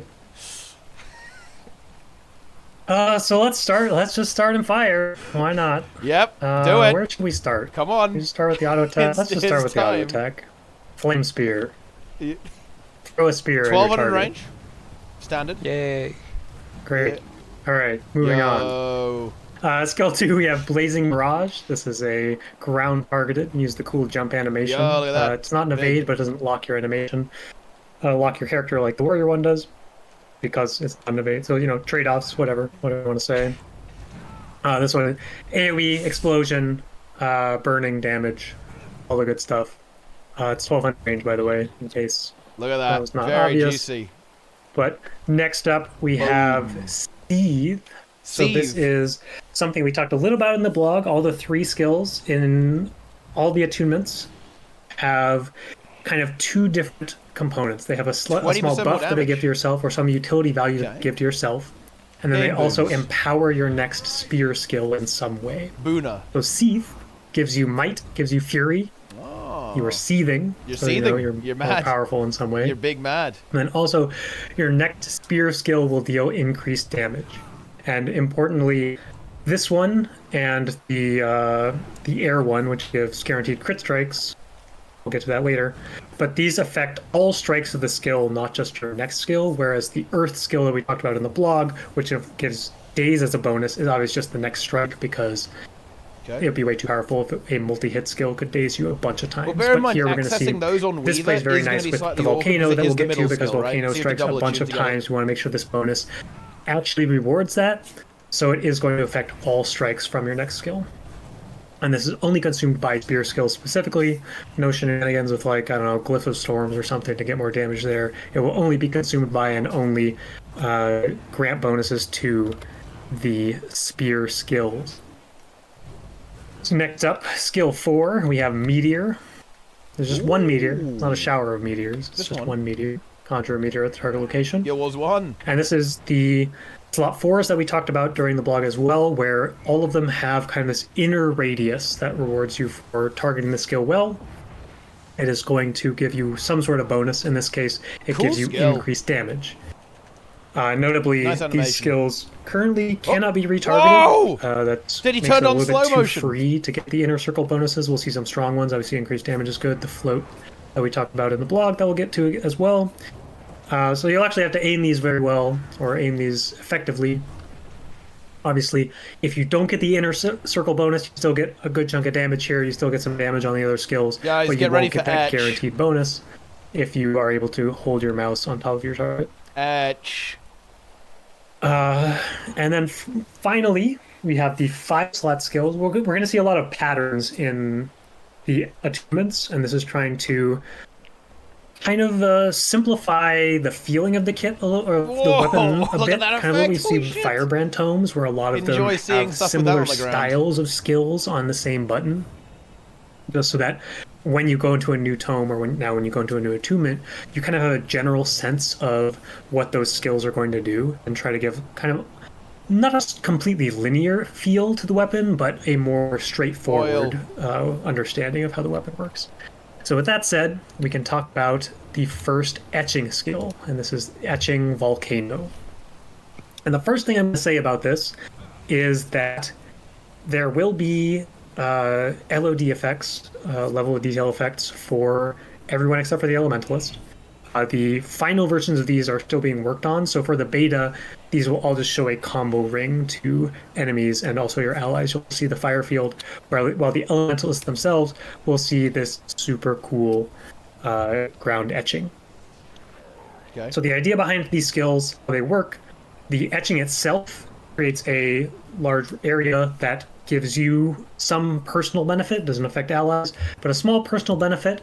And then as you use skills inside, the spell circle charges up the spell changes circle. the graphic. When you first drop it, you have access to the initial flip over, in this case, the lesser volcano, which you can fire off in a pinch if you need to, but this will be that's pretty in this case, it'll last for less time, so it'll fire off less juices. When you cast as well, it juices eruption, damaging areas, and do less damage overall. But once you get the spell circle fully charged, we can see the V effect. Visual effect also charges up as you use skills. You don't have a long time to use it. But once you get to that full power, you can unleash the ultimate, in this case, volcano. Do it. Lasts a bit longer, fires off a bunch of missiles, deals a bunch of damage. 10,000 total damage, guys, with stuff and that's the gist of it. We'll get to the other achievements, obviously, as well. Fire They're all Wizard's kind of in a Rising. similar vein, with a lesser version and a full version. And they all have kind of different flavors. We'll see some personal healing, we'll see some CC. Look at the size of that effect. How are you going to see shit? As we get to the other That's achievements. actually wild. But fundamentally, all the achievements kind of have this Look at the size of that. Look, you can't see his character. He's completely enveloped in it. So typically you'll come into the attunement, drop the etching on the ground, press 2, 3, 4 if you want to. Oh, look, casting it makes the volcano come up on the edge. So that your volcano deals more what are damage. these effects? But these also charge up through any skill usage. So if you do have, say, Arcane Blast on your bar, that'll give you a charge toward the etching. Bro, like or if you all want to the use auto attacks, that'll give you a charge on the etching. This is where the budget went. It's easy to charge these up, honestly. We didn't want it to feel too difficult, make it too clunky. So that's something we'll be keeping a close eye on during the beta. Is making sure this that is actually a it's not Wizard completely moment. free, but we do want you to have fairly easy access Fire to Wizard the is here. full power version of these skills. Alright, should we move on to water, or are you still showing off? Here we go. You're already in water. It's water time. Water Wizard. We're already in water. Puddle Wizard. Moving on. Alright, so water, we have the Restorative Spear. Pretty straightforward. Throw a spear. If it hits someone, Only you one heal target. yourself a little bit. 1200 range, though. So we'll see a common theme. I'm just going to keep saying 1200 range, because it's 1200 range. Just to make sure they get it. But we can move on to skill 2, which is the Let's see what we got. X-Beam. So this is kind of a different flavor of an AoE attack. Obviously, you need to line up your enemies as opposed to having them all stand next to each other. No, So we get a pretty cool 1200 range beam of ice that deals some damage, and it also inflicts chill. Ice beam. Honestly, nothing too crazy, but a fairly potent skill.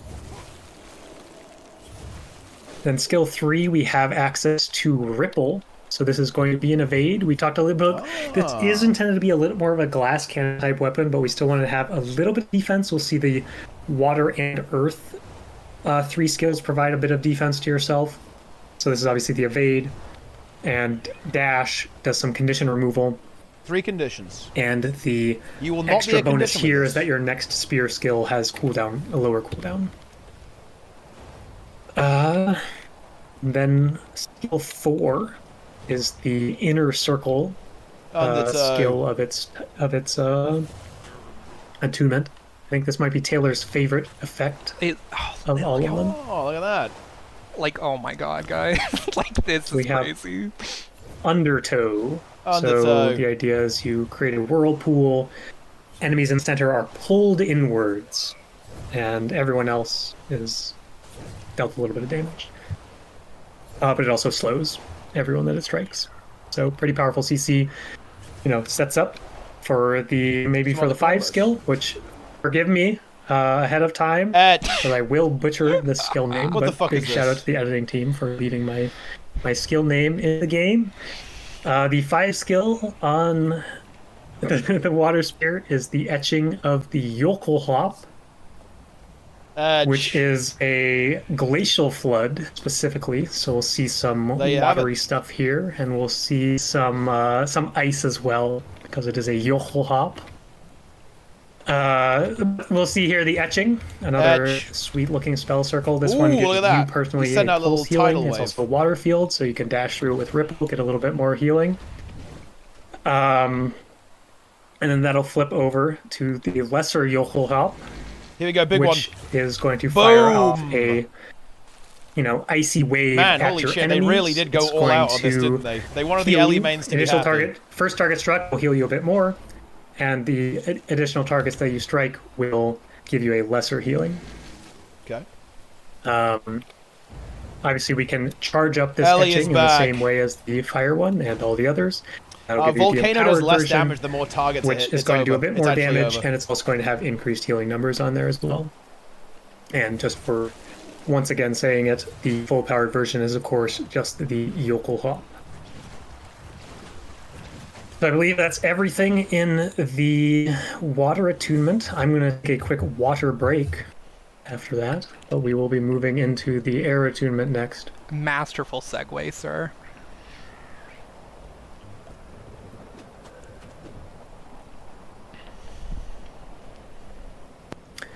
All right, hydrated. Now we are in the air attunement. Kicking things off, again, the auto attacks are all very straightforward. We have the Lightning Javelin, thematic skill name, but it does not interrupt attacking enemies like it does in Guild Wars 1, but it is a Javelin of Lightning, so there you have it. Also inflicts vulnerability at enemies 1200 range away from you. Next up, we'll go into skill 2, another kind of ground-targeted AoE skill, this one called Fulgor. Okay. And the way that this skill works is it's similar to Guardian Binding Blade, where it is applying a damage over time debuff that's scaled with power. Boom. So zap at them. So the idea is that the longer your enemies stand inside of this, the more each tick of the strike will inflict a couple seconds of this debuff. So it will stack up and up and up the longer they stand into it, and that will follow, maintain. We see the little lightning cloud above the golem that will stick with you as it rains lightning down, even after the spell is done. Okay. That is as long as the debuff is on you. I like it. Moving on to skill 3, we have Energize. This is an Super instant speed. skill. Again, Super more speed's about nice. utility focus. Just as a utility we just piece of get kit. super It's speed, nice. so less of a immediately powerful mobility skill as Ripple, but just a burst of super speed, and then your next spear skill will always critically strike. Again, this applies to all strikes of the skill. Namely, if Volcano is striking a bunch of times, all of those strikes will critically strike instead of just the next one. Okay. Next up, skill 4, Twister. we have the Twister. This is one that we saw in the preview video. It looks super cool as well. Boom. This Yeah, look is at that the thing. kind of inner circle skill of the air attunement. Oh, look, does it's some the damage, does some vulnerability, and the inner it's circle the here Kadim is going to be tornado a and float. the Lagos tornado. Skill is Look. also a blast finisher, so Yeah, that's look at that. something that could come in handy. If you're playing Catalyst, there are a few blast finishers, a few also leaf finishers, a bunch of finishers on this kit, so that you can't get those triggers, get those extra. What's the trait called? Elemental Epitome. Yeah, and Sabir, triggers. Sabir. As needed. Then we have skill 5, the air etching, which is the derecho, which is a intense windstorm, you might say. Intense. But we'll see this is going to pulse fury to yourself and have the similar charging up mechanic as all of the etchings have, and it'll allow you to throw out this pretty cool looking, lightningy windstorm that is going to daze. Okay, do it. Deal some damage and daze Activate enemies it. that it strikes. Similar to the water one. Okay. So obviously you initially start with lesser derecho, Boom. can power up to the full power derecho. I'm pretty sure I'm saying derecho correctly, but maybe some people in chat are Boom. just Look at the very effects upset on that right edge. now. I think 'cause they, I didn't guess, I practice think they it as haven't much as finished I the fade practiced out saying effect yet, Yokel right? It kind of when it disappears, looks a bit weird. but this effect is super cool as well. All probably the not Ellie finished. effects are just so good. All the effects on all of them are so good. But I've seen the Ellie one probably the most, and they're just like looks awesome. I think that's it for the air attunement. So I'm gonna take another water break because why not? Dude, Ellie's back. But then we'll hop into Earth, Mud wizards. and then we don't worry, Will we the still Mud have the Wizards be Weaver happy? skills to talk about. Mud. So we still have plenty of time left on this stream to talk about the Elementalist Spear that is 1200 range. Good call. Can kick things off with the auto attack. Say Mud Wizard Stone Trig. Strike. Nothing too crazy. You throw a spear, inflicts bleeding, does some damage. It's time. Skill 2 here is the Earthen Spear. It's just a much heavier, much more potent projectile attack that does significantly more damage than the auto attack. It's also projectile finisher and does a pretty significant cripple here. So, we talked about it. This weapon being a bit of a glass cannon. We do see like the survivability aspects are going to be some of that. You have the dash and water, but it's going to be a lot of soft crowd control and hard crowd control, where it's going to be more positioning based. If someone is attacking you like right next to you, you may want to CC them and then like swap to air, get the super speed, run away type of things. It's less hard mitigation because we do want this to feel like that glass cannony, long range, 1200 range, big AoE damage, but not a ton of survivability. Huge. Enough survivability that you don't just fall over if someone sneezes on you, but it's not going to feel as tanky as some other Elementalist weapons for sure. Okay. But one of the skills that is defensive warrior, here, in skill 3 in the Earth Attunement, is Harden. We talked about this in the blog. It's just going to give you a personal barrier and make your next spear strike inflict daze. That's so cool. This can be obviously any of your skills. The auto attack will daze, the 2 skill will daze. Any spear skill will daze as long as you have this Harden buff on you. We've seen a lot of these 3 skills are also very quick casting. That plays in very nicely with the charging up of the etching as well. Okay. Then moving into skill 4, we have the Fissure. Fissure. This is the inner circle mechanic here. Boom, rocks. Kind of similar to the fire one. This skill does a little bit less damage overall, but it gets a damage increase in the inner circle, but also weakness. Summon so a your little rock. bit more of that debilitating. We get some cripple on here, get some extra weakness in there, and deal some damage. As long as you're aiming this properly. Should be fairly potent. More of like a disruptive, debilitating skill, more so than a pure damage skill, but it still probably does a ton of damage in some game modes where it needs to. And then there's finally, been a couple of instant casts, we have the final etching here in Earth Attunement, the etching of a Haboob. Haboob! This is a devastating dust storm. Sorry, what's it called again? It is the Haboob. Oh, okay. And for anyone who is unfamiliar, this is a very specific type of dust storm that the effect, it definitely does it justice, and in a way that doesn't make the game collapse. There was an initial concern here with, because anyone who's not heard of it before, a Haboob, it's like, you should look it up online because it's like this kind of this oozing wall of dust that just like consumes everything. Oh my god. And that's actually not great to put in the game. Yeah. But the art team crushed it, and we found a way to really get the feeling of that without making everyone's FPS drop to 0 and make the server fall over. So the water, air, and earth ones are very similar. The volcano one is where they went all out. The etching of the Haboob while you're standing in it is going to give you personally stability, no one else. 1 second. Nice. And then as you charge it up, we'll see that the greater version will do more damage, but the other aspect of this is that as you charge it up, the lesser version is going to do a couple of conditions. We see cripple and blind on there, but once you get up to the fully charged Haboob, that is going to do cripple, blind. I think I already forgot all of them. Let me just press it on my own screen. Cripple, blind, weakness, and vulnerability, in addition to doing a bit more damage. And you can just see the Haboob oozing over the screen and striking enemies in its path. Annihilation. So that's all of the primary attunement skills. We still have a few more skills to talk about. Weaver. 6 more, you might say. It's time. For water as we set up the Weaver stuff. Hydration. Alright, here we go. Also, again, big shout out to the editing team for going with my skill names, because I'm pretty excited about them. Let me swatch Weaver on my own screen too, so I can actually follow along. Weaver.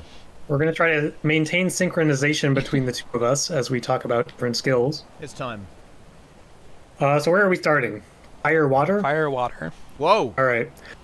So fire, water. There's actually a kind of a shared mechanic to the Weaver skills as well. That's We're going to see here that they're in a similar vein to the you can reattune immediately skills, where they're kind of more utility focused, and then there's a second bonus effect. So the Frostfire Ward is the fire-water dual attack. It's going to give you both Fire Aura and Frost Aura. Pretty cool. But then the thing that all of the dual skills do is that they are going to fully recharge the cooldown of your primary attunement. So you can insta-double. You can double so obviously, immediately. as a weaver, you typically have those longer cooldowns as you swap between... Yeah, so you can double. Swap between elements, it puts all your skills on cooldown, all your attunements on cooldown, so you can't immediately swap into the dual attune state. But with these dual skills, you'll kind of have that flexibility. If you swap into Fire Water, use Frostfire Ward, you can then immediately go into Fire if you want to. So it's like, it's pretty exciting. It's pretty, like, it gives you a lot of room. It's going to be interesting to see how you play around this, right? Because as you have the offhand attunement, you have, like, the etching available, but then you can also, if you've already used that etching, maybe you just immediately use the dual skill and then swap it to your fire state and then start from like that etching. And yeah, you can. There's a lot of flexibility here that these give access to, to, and obviously they're all like instant low cast skills as well because they will charge up your etchings. So we felt that this was a really cool mechanic to give to Weaver because it kind of shakes up how their existing gameplay works while also playing into the spear weapon mechanics.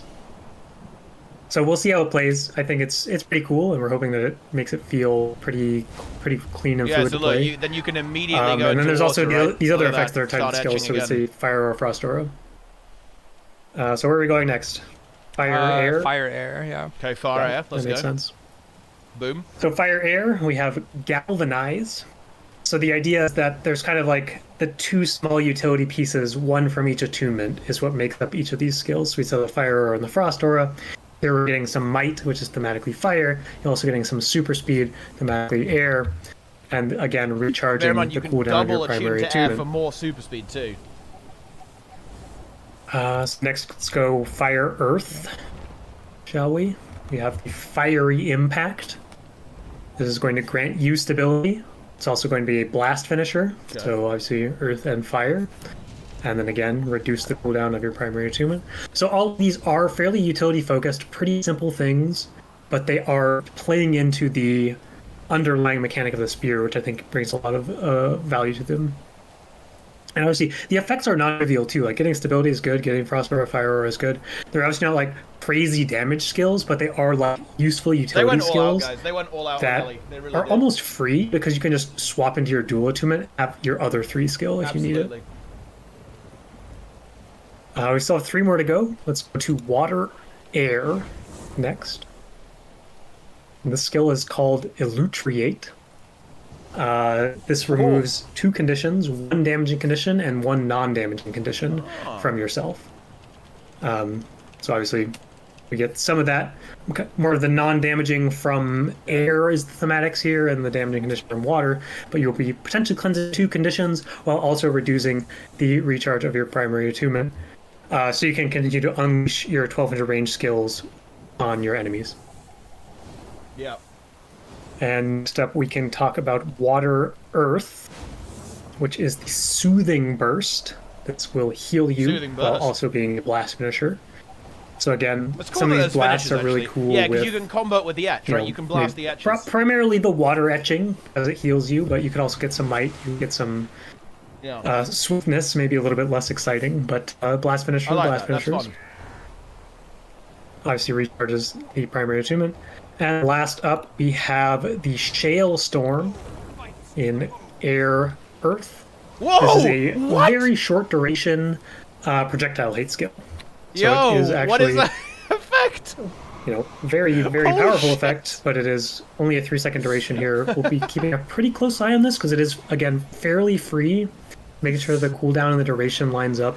Okay. But this is like supposed to be more of that defensive, utility-focused skill. Thematically, both air and earth have the projectile hate, so it felt natural to do like this one thing as the dual attunement effect. And that is the last skill on the Elementalist Spear, which is a 1200 range, long range, class cannon, AoE DPS weapon.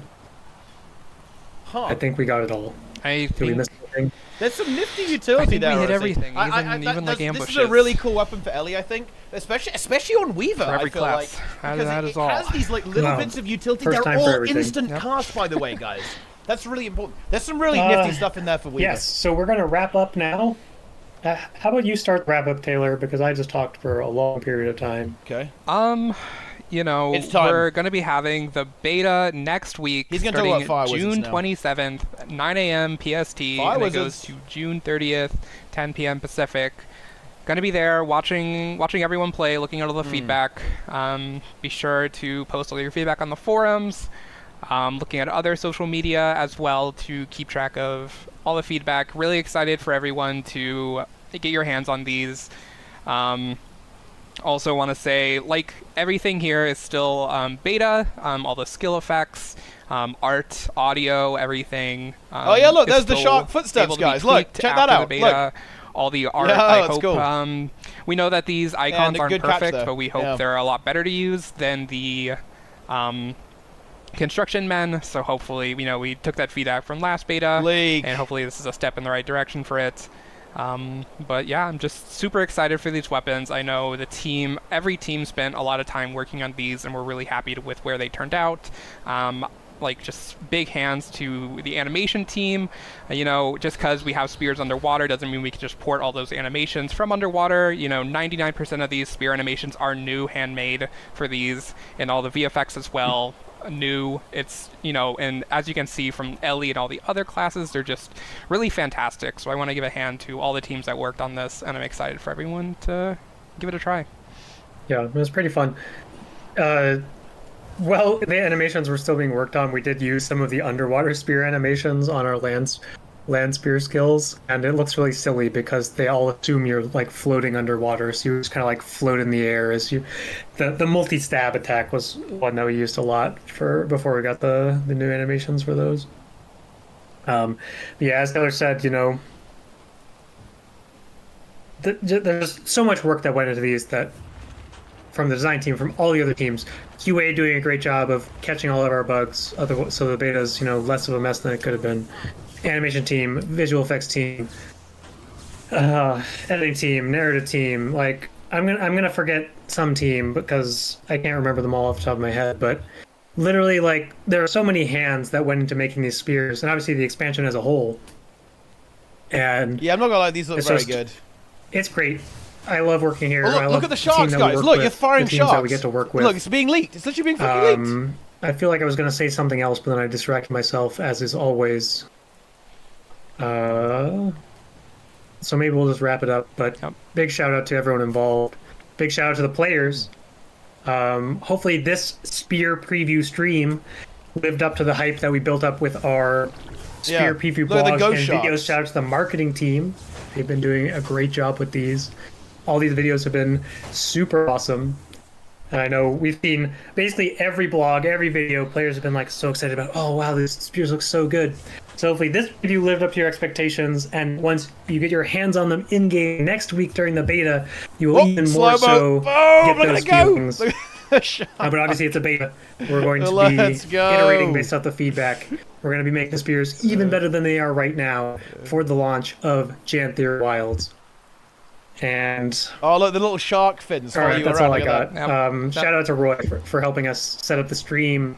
Shout out to Please Roy. leave your feedback during beta Roy's that you want to boys. see Roy on future streams. I mean, I do. If that Where is the how fuck you was feel. Roy? That's the most important piece of feedback. Yep. And that's all I got. Well, that's enough rambling. There's never enough rambling, but we can wrap it up. We've been at it for an hour and a half. So. Cone. Farewell, gamers, and we'll see you in the mists. Nice. Very good. See you in the mists. Very good. Very good. Well, oh wait, look, they put the charm for the Elementalist trailer there as well. That's fucking epic. Honestly, that was pretty sick. I'm not gonna lie. That is, I really think that the only one that is a little bit, I wasn't quite feeling it, is Warrior Spear. Right, am I wrong there, guys? It's the only one where I'm not really feeling it. Everyone else looks pretty damn high tier, actually, overall. Like, Ellie almost is, like, overcooked, right? Like, they went really hard on that one. Pretty spectacular stuff. But, yeah, I mean, look, at the end of the day, if Warrior, is good, then that's probably fine. Right, like, if it's powerful, if it, if it functions well, if it does what it's supposed to do, then, you know what, that's probably fine too. You know, at the end of the day. Yeah, I will be doing spear tier list now, guys. We are going to be doing spear tier list. Yeah. Very nice. But we'll see. Well, I think that Warrior is kind of missing a mechanic, right? It has the overarching mechanic, of course, of the, you know, if you're closer, you get bonus effects, so it has that going for it. But the thing is I think that it kind of needed a mechanic to it, you know, like something like Clarity, you know, the Necromancer has the little thingies, right? Like Ellie has the etch, right? I think that's what it could maybe do with, but we'll see. Spear tier list, very nice. No, I can't do every single spear. We need like the classes, right? We need the class tier list. We can show off all the spears. Yeah, you know, rating every spear in the entire game. Okay, guys, honestly, quick question. Quick question, guys. Most hype spear and least hype spear. Go. Put it in the chat. I want to see what's going on. Also, shout out to YouTube as well. I see you guys as well in the chat. Love to see that. Very nice.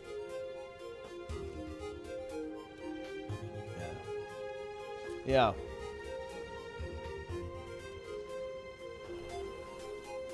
Yes. Also, Guffle TV in the chat, also known as Master of the Universe. Very nice.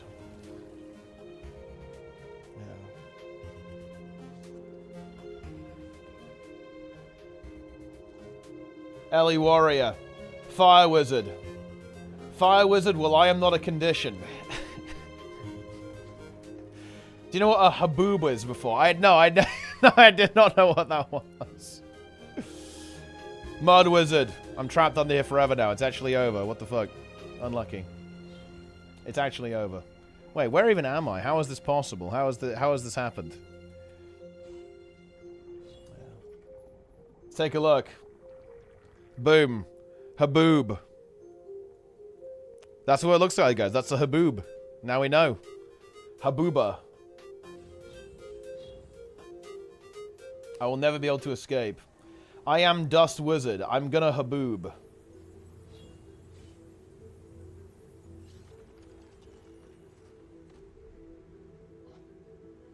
Incredible. Dog.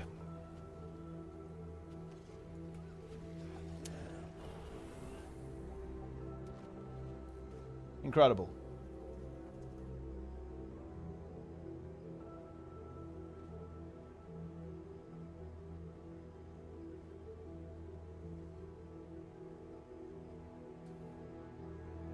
Nice.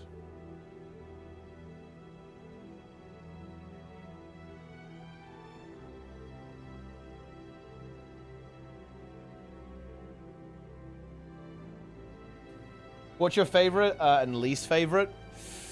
Ooh, that's a really good question.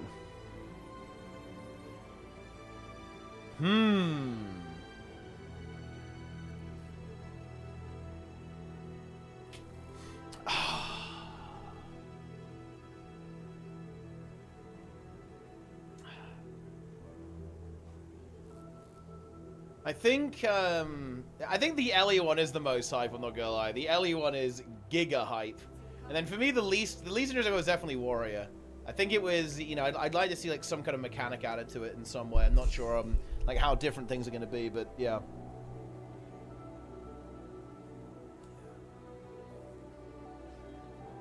Fire Wizard. Yeah, the Ellie effects are absolutely fucking wild, to be honest. Like,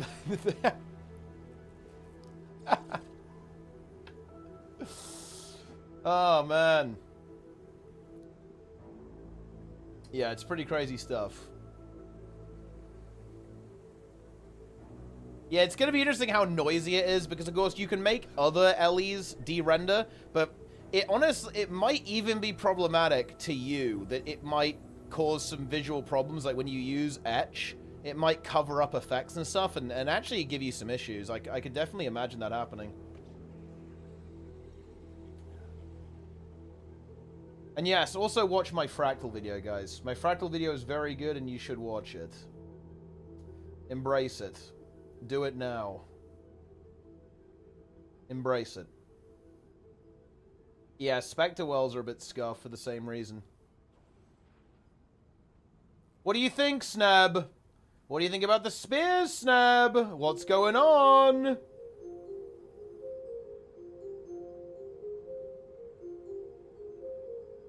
Nice. Etch. Most Ellie bows are etchers? I think so too. They're definitely going to enjoy etching. They're going to etch big time. Don't care about anything except Wing 8. Wow, Sneb. It's a bit toxic, bro. Do you not care about, like, the hard work of CMC and Trig? It's actually a little bit fucked up. Sneb is pretty toxic. That's how it is.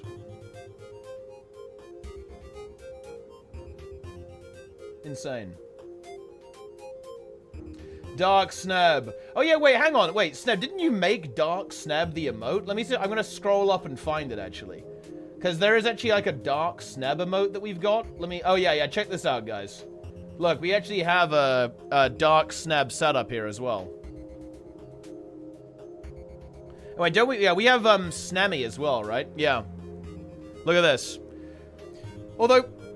Quick question. Wait, Dark Emmy? Wait, we actually... Wait... Wow. Emmy exposed. Like, do you guys find it interesting that in this image, Sneb is the angel and Emmy is the demon? Okay, like, what did the artist mean by this? Person who created this. Dark Sneb. Here he is. Sneb Psyop. Yeah, I mean, that's certainly the case.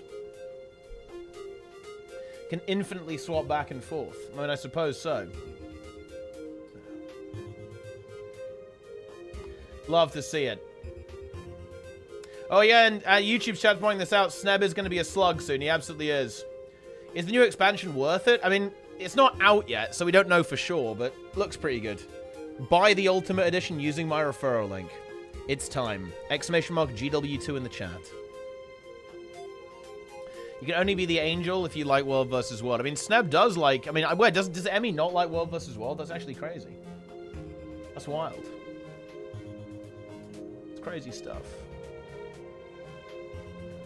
Pre-order the game today.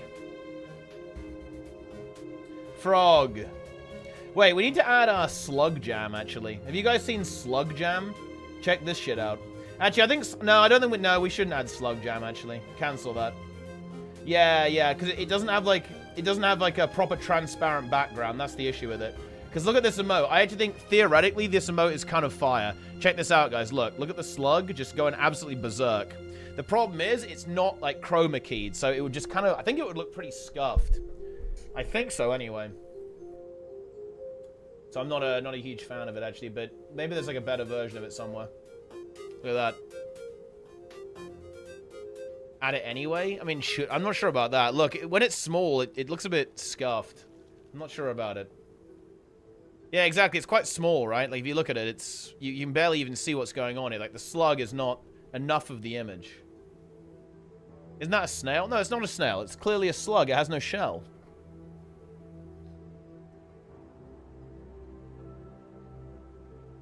There is a start. Now, yeah, that's an interesting point to bring up, actually. Like, the older weapons are going to... There is going to be this almost, like, slight clash, right? In the styles. You know, like, there's going to be a clash of styles to an extent. But, yeah. Gotta watch out for that one. Cute slug. It is a cute slug, actually. Like, slugs are pretty nice, actually. They're a bit slimy, of course, but... I'd say overall slugs are high tier.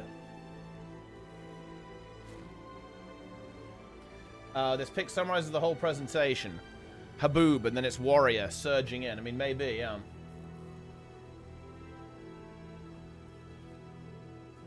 Pogchar. Pogchar has been added.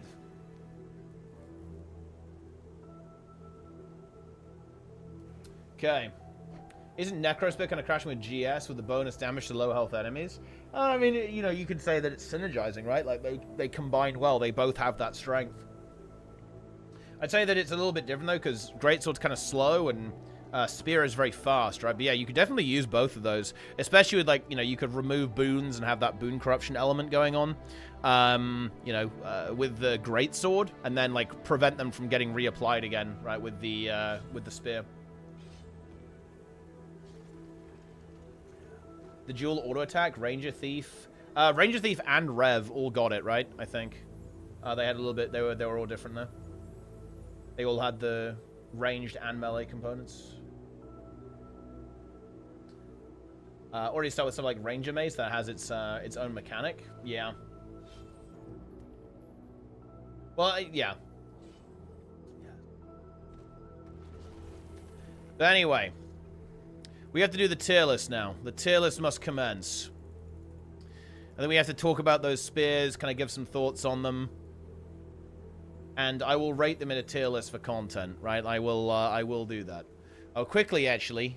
I need to do what CMC was doing all stream. I am going to need to actually hydrate. Are you not talking now? Yeah, no, I have to do the tier list, then we can talk, Snap. We can juice up. We have to talk about the tournament a little bit. We have to talk about tournament, Sneb. The goose needs to be loose. But yeah, look at this, guys. We've got all the tiers here. I'm just going to use this tier list. There's all the classes here, but we'll use the core classes. I mean, just bring them to the... bring them up here a little bit. You know, let's make that happen. Let's rate the spears, guys. We're going to rate the spears. Rev.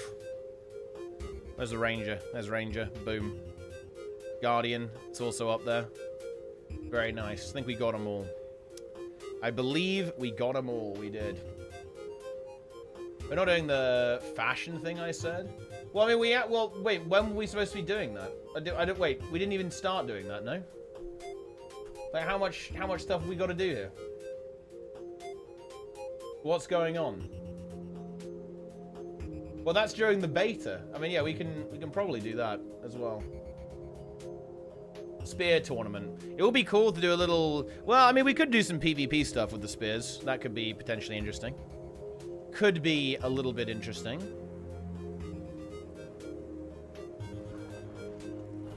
Let's go. Start with the worst one. I think I'll just go through in no particular order. But anyway, I'm going to quickly hydrate, guys. We're going to come back. We're going to go over all the spear information. We're going to talk about it a little bit. And it's going to be good. It's going to be a good time. Ah! Stay here, chat. Enjoy yourselves.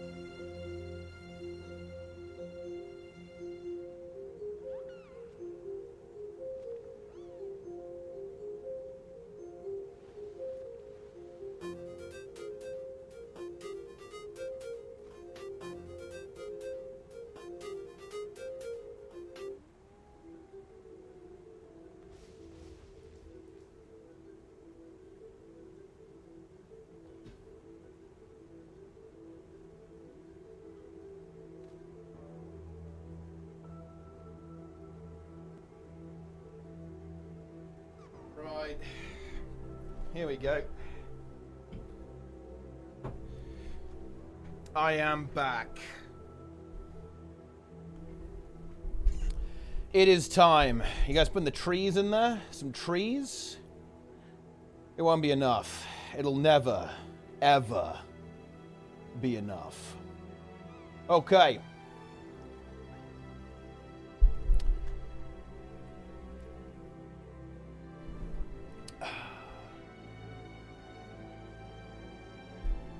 The new video is doing well. Of course, it's content. Oh,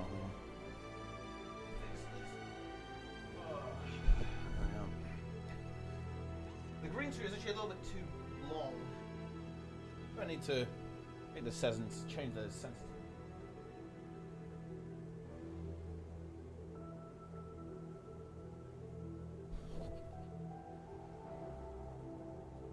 The shadow, there's a shadow on there.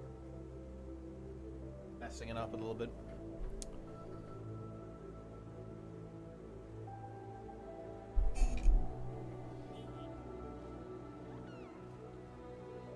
A boob.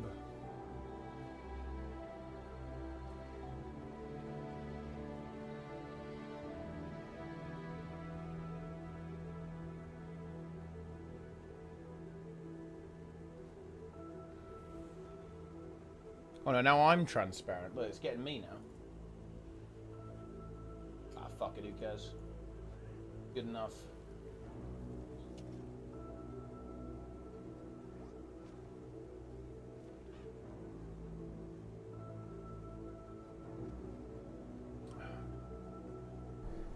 Ah, right.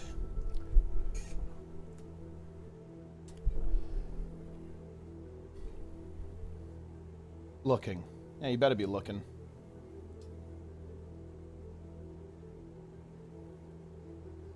Alright then, gamers. We just finished watching the Spear Showcase live stream. Very exciting stuff, so you know exactly what every ability is doing right now. Of course, it is just kind of a beta version, so things will change, and of course, that means my opinions on these things might change as well. Definitely looking forward to trying these out in the beta. But you know what? I thought it would be a little bit of fun after watching that stream. Okay, kind of talk about the spears a bit, put them in a tier list as well from, you know, which ones are like incredibly hype, which ones are, you know, maybe not quite as exciting. You know, I will say to kind of open up though, I certainly wouldn't look at any of them and go like, wow, this sucks, to be clear. I think that all the spears are going to be a strong addition to the game, and even though not all of them are as mechanically interesting as the others, and you know, I'm definitely more hyped about some of them to kind of mess around with them than others, I think all of them will serve a purpose and at least offer some additional options and playstyles. So like, that's kind of like the initial summary. So in terms of initial summary, I'd say the spears are all looking pretty damn strong, if you ask me, in terms of adding something to the game and, you know, giving players something to play around with and enjoy. That being said, though, you know, we all have our favorites, and we're going to be doing that now in no particular order. We're just using the regular tier list here. Ignore the elite specializations. We're just going to be using the core ones. We finally get some value out of having the core icons here.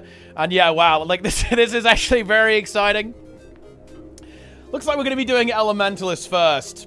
And oh boy, yeah, this one is really cool. I really think that Elementalist Spear is one of those examples where the devs kind of looked not only at what players were looking for, but also like a very big absence in not only the playstyle and kind of roleplay elements of Elementalist and kind of that mage archetype, but also the gameplay elements too, right? Like having that ranged damage option kind of wasn't really a thing for Elementalist outside of World versus World, where you, of course, still have Staff Weaver and so on and Staff Catalyst able to kind of be that mage-style caster, and that's exactly what Elementalist Spear is, and they have dialed it up to 11. The effects on these weapons are absolutely insane. You have loads of exciting abilities. Like you can summon a volcano that's like bigger than your character. There's rocks all over this. You're sending out tidal waves, massive symbols etching on the ground, and you know that's just like from the kind of the spectacle implications. I think the combat implications as well are really important. Like having a ranged DPS option is a healthy thing for the game, in my opinion. And again, I'm sure it will be tuned in such a way that it is going to be that powerful option. It is a kind of glass cannon ability. I actually really like that it has a dedicated slot, the third skill. They're a bit more utility focused with some defensive stuff in there as well. So, you know, normally, you know, when you're playing a DPS Ellie build, you might be like cycling every single one of your skills. You might not necessarily have a utility button ready to press a lot of the time, especially because your utility skills are very committed to doing damage on Elementalists a lot of the time, or of course, like providing boons. And that, I think, is where the spear can actually help out a little bit there, because you have a little bit of utility packaged in there. Again, it's not group support, it's very much individual. It's for the Elementalist to have some kind of defensive, some kind of utility, like mobility and so on, which I think is really good design, actually. This is going to be a really fun weapon. And you know what? Look, let's stop messing around, okay? We're not going to mess around anymore. It's going in S tier, and actually it's going a little bit higher than S tier. The ability names are also really exciting. The etch mechanic is honestly incredible, right? It is incredible. The 5th skill on every single weapon puts down a massive symbol that visually charges up as you use spells in it. Then you unleash a giga spell, then an extra bonus effect plays around the etch, and then it sends out a spell effect. Seriously, the amount... There's almost like more visual effects that went into Elementalist Spear than every other weapon combined. I am not joking. They wanted to make the Elementalist Spears, the Elementalist players have some serious fun and really get immersed into that major role play. And they've done it. They absolutely have. Yeah, and Lorcanu's already predicted it. Look, I have to call this Haboob tier, okay? Because the Earth Etch ability, you charge it up and you send out like a dust storm, but it's like a very specifically named dust storm called a Haboob. And I was like, come on, it's gotta be Haboob tier, right? Like that. I mean, yeah. Seriously, well done, Ada. I've got to give him credit for this. It is absolutely fantastic. Like the skills are diverse. I also like the additional layered mechanic that the 4 ability kind of rewards you for being accurate, right? You have like 2 AoE rings, like a donut, right? Like, and if you get people in the smaller one, the center of the donut, then you get a bonus effect. That's really fun. I think that's very skill testing, very rewarding for players to mess around with. The etch mechanic is really exciting. The ability effects are incredible. I think it fills, and this is I kind of forgot to mention this before we get into the tier list. I definitely want to talk about, do I think the weapon has a purpose? Is it going to fulfill a role in the game? And I think it absolutely will, to be honest with you. Like, it is going to be that range DPS, and ArenaNet very clearly want to push that in there, you know, to fill that role for the Elementalist. And yeah, it will do that. I mean, it should, unless the numbers aren't very good, but they could always increase those, so we're in business. Very cool. Very, very cool indeed. Elementalist is in Haboob tier.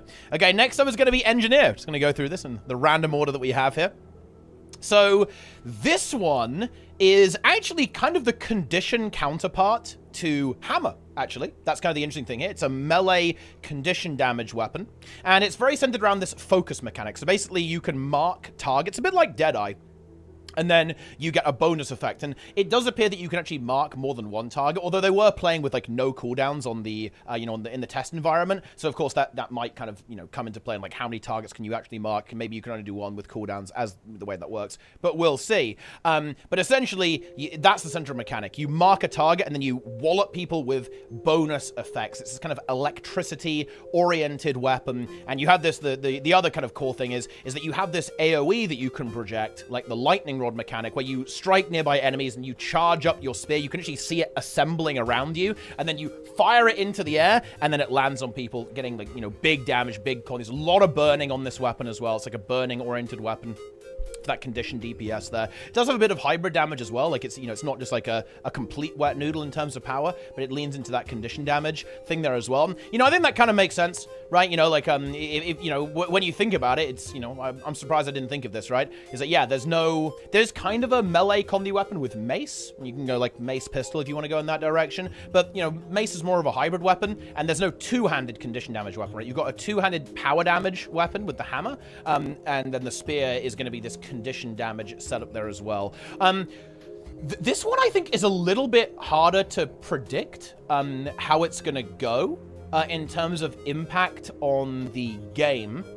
That's for sure. I think a lot of it will come down to the tuning, but I will openly admit I'm not totally sure. Like, you know, if this is going to completely revolutionize things. Like, weapons are always hard with Engi, and kind of the same with Ellie as well. I think that's why they went kind of all out on Ellie, is because there's no weapon swap there, right? So it can't kind of, it has to be very defining, actually, if you're going to have a new weapon on Engi and Ellie, because if it isn't, then it's kind of hard to have it as a secondary set. Like, you can't kind of tack it onto an existing build, yeah? And that's something that I think a lot of other classes have the advantage on in terms of making it a little bit easier for ArenaNet to design things for them, actually. So that's kind of worth bearing in mind here. I would say that it honestly, it looks pretty cool. You know, it's a pretty exciting weapon. I'm not totally enamored by the mechanic, if I'm being 100% real. Actually, you know, it's impressive. You know, it looks cool. You know, once again, the art team was blasting with this one. And it's actually kind of we'll do it like this as well. I'm not calling any of this stuff like D tier. Come on, don't be ridiculous. I think I would very solidly say Engi is definitely kind of going into the A tier. I think it's cool. I found myself excited by it a little bit. You know, Condi weapon, lightning. You know, you fire a spear. It's got some cool effects. One thing that's really nice is when you're charging up your lightning rod, you can go into kits. I think that was a really good design consideration that they actually made there. But, you know, it's all right. You know, it's all right. I think I'm actually going to demote it. It's B tier. I think it was not one of my favorites, to be honest. It's not one of the ones that I'm giga hyped about. Let's continue. Thief. Thief S tier, immediately. This one, I think, is really cool. I think especially if you're a Thief player in PvE, actually. But I certainly think there will be some applications in competitive modes as well, actually. Just kind of looking at it. It's almost like a bit of a brawler-style weapon in those modes. But in PvE, I think it's really going to bring some big excitement to the way that you actually play your Thief in PvE from a rotational perspective. So the key mechanic is the lead, follow-up, and then finisher moves, right? So the 2 and 3 skills are linked, so they're in like the same state. So when you use one of them, the other one will flip over. Then if you use the other one that you didn't use will then flip over again. So you have these combos, right? And they kind of set each other up, right? So, like, for example, one is, oh, yeah, you apply cripple to a target. And then the next one says, well, if they've got a movement impairing condition, then you immobilize them, right? That kind of stuff, right? So you kind of have that chain, you know, as it progresses, so they kind of lead into each other. Very, very cool mechanic overall, and I think they were clever about how they designed this too, actually, because the 2 skill is kind of a damage-oriented ability, and then the 3 skill has damage, of course, but it's more utility-focused. So it's really encouraging you to kind of go like, oh, you know, we're going to pump with the 2 skill, but then, check this out, maybe I want to get some utility from that 3 skill, get that activation, right, out of that, and then go back to the damage combo. You can kind of weave these things together, I think, in a really exciting way. And more importantly, after that, once you've done your finisher, you actually get bonus effects as well on the 4-5 or the stealth skill, which I think is really cool. Like, Thief has always struggled in PvE with kind of being a bit of a 2-2-2-2-2 class, right? With, like, weakening charge spam and so on. And, you know, ArenaNet were very clear that, you know, that might end up being the case, depending on the numbers, but they'll try to prevent that, right? They will do tuning to kind of make it rewarding to go out, you know, to have this slightly more diverse rotation in how you go about playing this, right? Like, you know, the stealth attack is going to refund your initiative too, right? So you can kind of get in there and refund your initiative. Like the 4 and 5 skill, again, get those bonuses when you actually go into them, like from that finisher skill, which I think is a really fun mechanic. And it means that you kind of can keep that combo going, right? Like in particular, the 4th skill, like if you use it after a finisher, it counts as a lead attack, right? So you can like immediately go into the follow-ups straight after that. It is a condition damage-oriented weapon, kind of a bit of a hybrid, but, you know, certainly leaning towards Condi, I feel like. In that regard, which, you know, I think that works. I don't have a particular objection to that. Like, Thief is a little bit weird when it comes to weapons. Like, a lot of their weapons are kind of niche in a way, and this definitely is quite a well-defined weapon attached to that too. It does also, funnily enough, this is like something that I think is relevant in all game modes, but I think also quite exciting in PvE. It does actually have like a block. The 5th skill is just a straight-up block. It blocks 1 attack, and if it's kind of juiced up, it blocks more attacks as well. It will block up to 3 attacks as well, which is actually a really nifty bit of kind of utility kit and survivability in all game modes, but I think definitely in PvE as well. Because again, bear in mind, it's an initiative skill, right? This is a Thief ability, so theoretically there's no cooldown. So, you know, of course it does have a cost to it, but quite powerful in terms of that. But overall, I think this weapon is actually incredibly hype. I really like the design on it a lot, actually. I think it's going to bring a lot to the table for Thief players. And, you know, if anything, almost set a standard for maybe some design principles that could be applied to Thief in the future, actually. And that's kind of a running theme that we see with these weapons, actually. Like, you know, when you look at these spears, you go, wow. It would be kind of cool if the rest of the game was like this, right? Like if a lot more weapons ended up being designed like this as well. Okay, next. Mesmer. A tier. A tier. I wouldn't say quite as giga exciting as Thief or Elementalist, but certainly it's high tier. It absolutely is. Like, some of the visual effects are really cool. It's kind of got this flower motif, this lotus flower motif going on. I really like the central mechanic, actually, of clarity, where you kind of have to hit enemies. You have to keep your distance a little bit, and you kind of have like a donut. Like, you have a big AoE in the middle, and then like a small ring around it. And if you hit people with that ring around, then boom, your other abilities then become empowered as well. I think my favorite interaction with this one is actually the Phantasm. The Phantasm, if you've empowered it with clarity, you send out 2 Phantasms instead of 1, right? You kind of charge towards your target, then Phantasms will poke after you, right? The reason it's super exciting, though, is because of an extra mechanic that these Phantasms have. Like, if they just strike a target, they'll inflict cripple. But if the target is already crippled, it will immobilize, right? And that's a really cool synergy because, of course, if you've got 2 of them, the first one is going to cripple, and then the second one will actually land that immobilize as well. A very elegant part of the playstyle. Actually, the entire kit of Mesmer, I think, is very elegant with the way that it's set out. And, you know, I'm almost kind of thinking I should be promoting this a little bit because it is also a melee cleave weapon. This is filling a really big kind of hole in Mesmer's kit, actually, is that it hasn't really had this melee cleave weapon, and that's exactly what this is, a power damage melee cleave weapon. And that kind of does fill that void within the toolkit of Mesmer, which I think is a very important part of introducing new weapons into the game. And I think you'll certainly be able to kind of create some new builds and come up with some new ideas as a result of this. And Mesmer will, you know, be able to fill additional kind of combat functions there as well. But pretty good, actually, overall. I would, yeah, definitely an A tier. A tier situation, if you ask me. You love to see it. Okay, Necromancer. Ooh.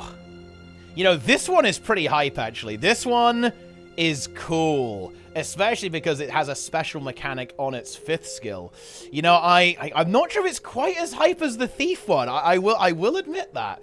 But, I personally did really like it. I particularly like some of the cooldown resets here. I'm going to go ahead and put it here in the... I'm going to put it in A tier for now, actually.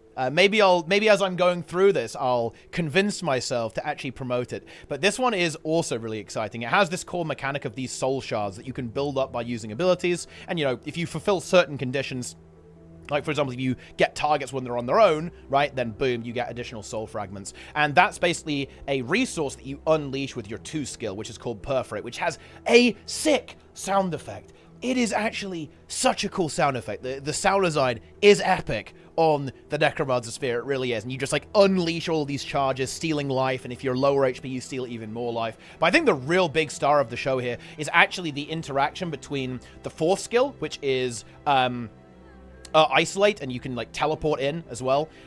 You throw a spear at someone, it's unblockable. Very powerful, by the way. And you can teleport in on them. And when you do that, boom, you're going to generate some shards, especially if they're on their own. But more importantly, you're also going to recharge your 2 skill immediately. So you can immediately wombo combo people. And here's the best part about that 4. When you leave Shroud, it resets that 4 skill. So you have this inbuilt combo attached to it that I think is just fantastic. Really, really fun. So you can kind of teleport in, use your 2 skill, go in Shroud, like start blasting with your Shroud abilities, and then drop out, and you'll be able to do it all over again. I think a really fun dynamic playstyle that's being kind of brought into Necromancer, you know, like a bit more mobility, right? Like, Necro's always been quite slow. We saw Swords start to build on that a little bit, actually. But now we're seeing that maybe even nudged a little bit further with the Spear. And yeah, we've got to talk about the 5th ability as well, actually. This one is cool. I really appreciate the design here because they very clearly thought about this a lot.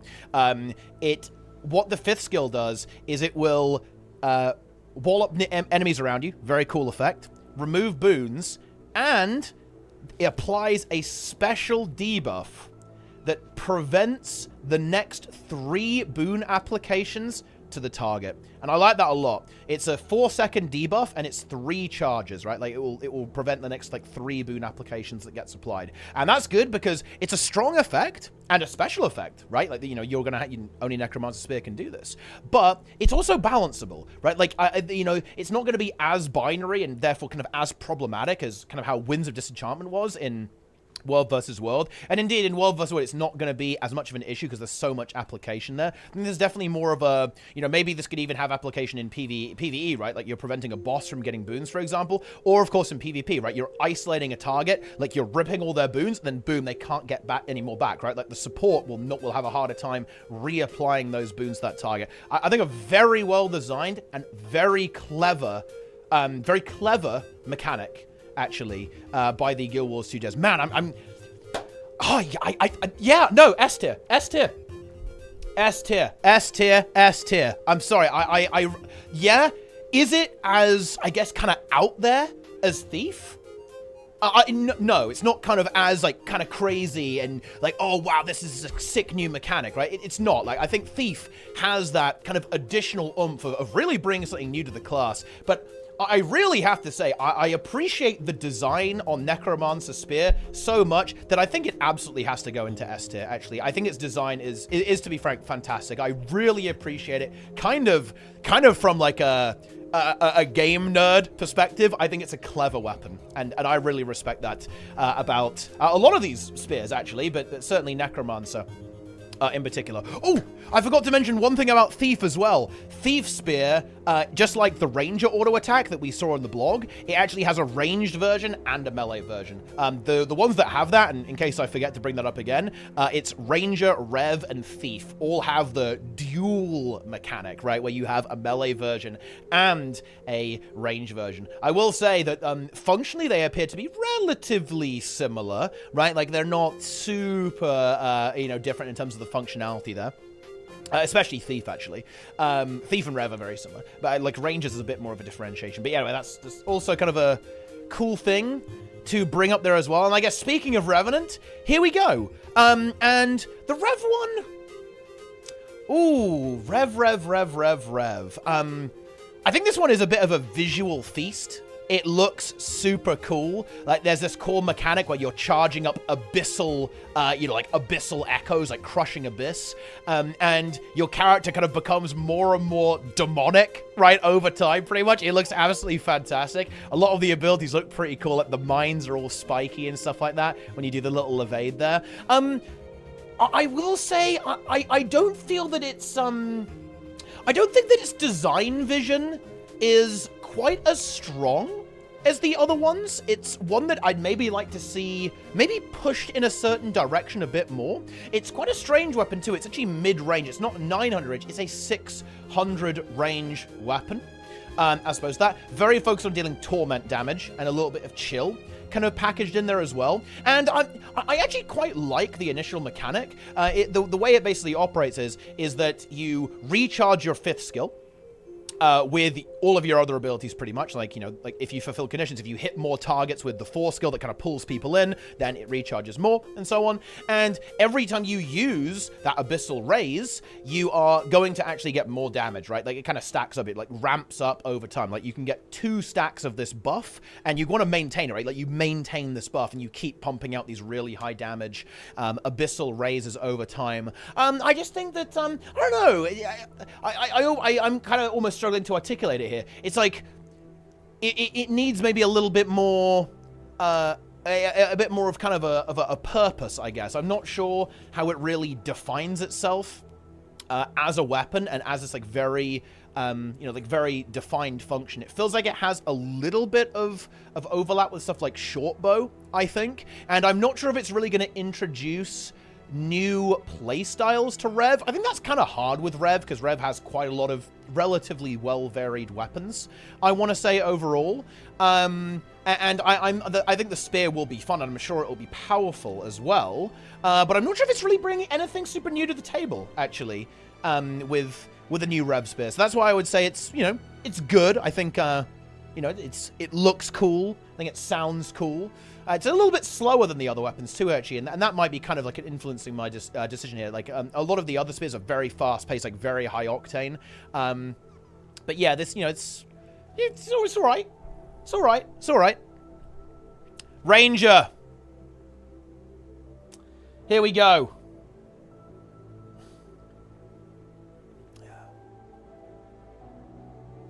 That's a good point from the chat. It is a little bit more than a bit more AoE oriented than the short bow, I guess. Like more of like an AoE weapon, mid-range AoE weapon. I guess that makes sense. That's a good call. I'm still not completely sold on it though.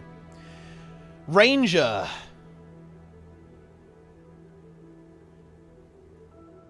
This is S tier. It's S tier. I'm sorry. It is S tier.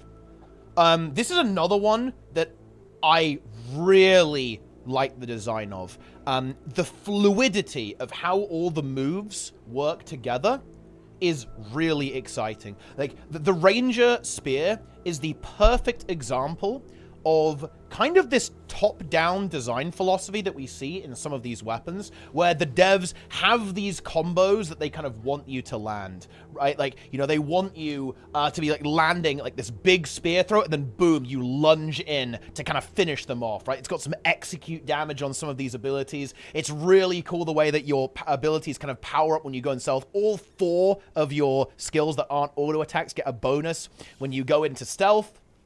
I think it's incredibly, incredibly cool, actually. Like, when you double empower your 5th ability, you like throw a spider's web at people and you net them. Really fun, thematic ranger skill. Then it says, like, your pet gets excited for the hunt and, like, charges in as well. Like, you know, like, starts biting people, right? The animations are fantastic. I actually really like a decision. They made this on a couple of the spears, actually, as well. With how, they're kind of, they're not, they're melee, right? But they're a little bit more than melee, right? They're kind of like 300 range rather than the normal 170 range. So you're kind of like lunging in, but keeping your distance a little bit, and then like you prod them with the spear as well. Really cool design. And just like watching this, it really looked cool to play, actually, as well. Like, all of the abilities were very clearly designed to be linked. You know, it almost feels like the Thief design in a way, right? It's almost like a combo. Like, every piece of the toolkit is designed to be a setup for something else. And that's a really strong design, actually, and it really leans into the strengths of the Guild Wars 2 combat system. So yeah, I think the design on the Ranger Spear is actually really, really cool. You know, Ranger is one of those other classes, actually, that I don't think it needs new weapons, in the sense that Ranger is one of the most versatile classes in the entire game, actually. You've got power builds, you've got condi builds, and all the weapons are good. Like, you know, Ranger is almost in the state right now that I think ArenaNet want a lot of other classes to be in, right? Like, if you look at Ranger weapons, like Sword is good, Axe main hand is good, Axe offhand is good, Warhorn's good, Hammer's good, Staff is good, Longbow's good, right? You can go on, right? Like, almost every single one of their weapons is actually really powerful and fulfills its role in a variety of areas of the game. And, you know, Spear, in a lot of ways, Spear is going to have a bit of competition here. You know what I mean? Like, there's going to be some competition for Spear. And that is one thing that I would say, is that Spear, in some sense, might struggle to break in to the Ranger metagame because of how well-rounded and how I didn't even mention maces, right? Like, how powerful the weapons actually are. I certainly think that in PvP, it's really going to have some ability to shine, because it does have this mobility, it has this stealth, so you have that disengage, kind of, you're on the hunt, prowling around, lunging in, like locking enemies down. You've got big CC, like you can immobilize targets, right? Like you can do big burst damage, spiking people, and you still have that range pressure as well. It is a really exciting new thing too, actually, with Ranger, because it has both melee and ranged abilities on the same weapon. You know, in a lot of ways, man, Ranger almost deserves to be in Haboob tier. I'm serious here, because I think it really leans into the spear fantasy incredibly well, because it has both of these things. You know, it's a throwing spear, and it has key abilities, like a big nuke. It was described almost like a ranged maul, like the Greatsword too. Like you want to dodge this, right? Like the spear glows as a bit of a cool telegraph, right? And then like you boom, you like throw it in. and immediately like smash people with it.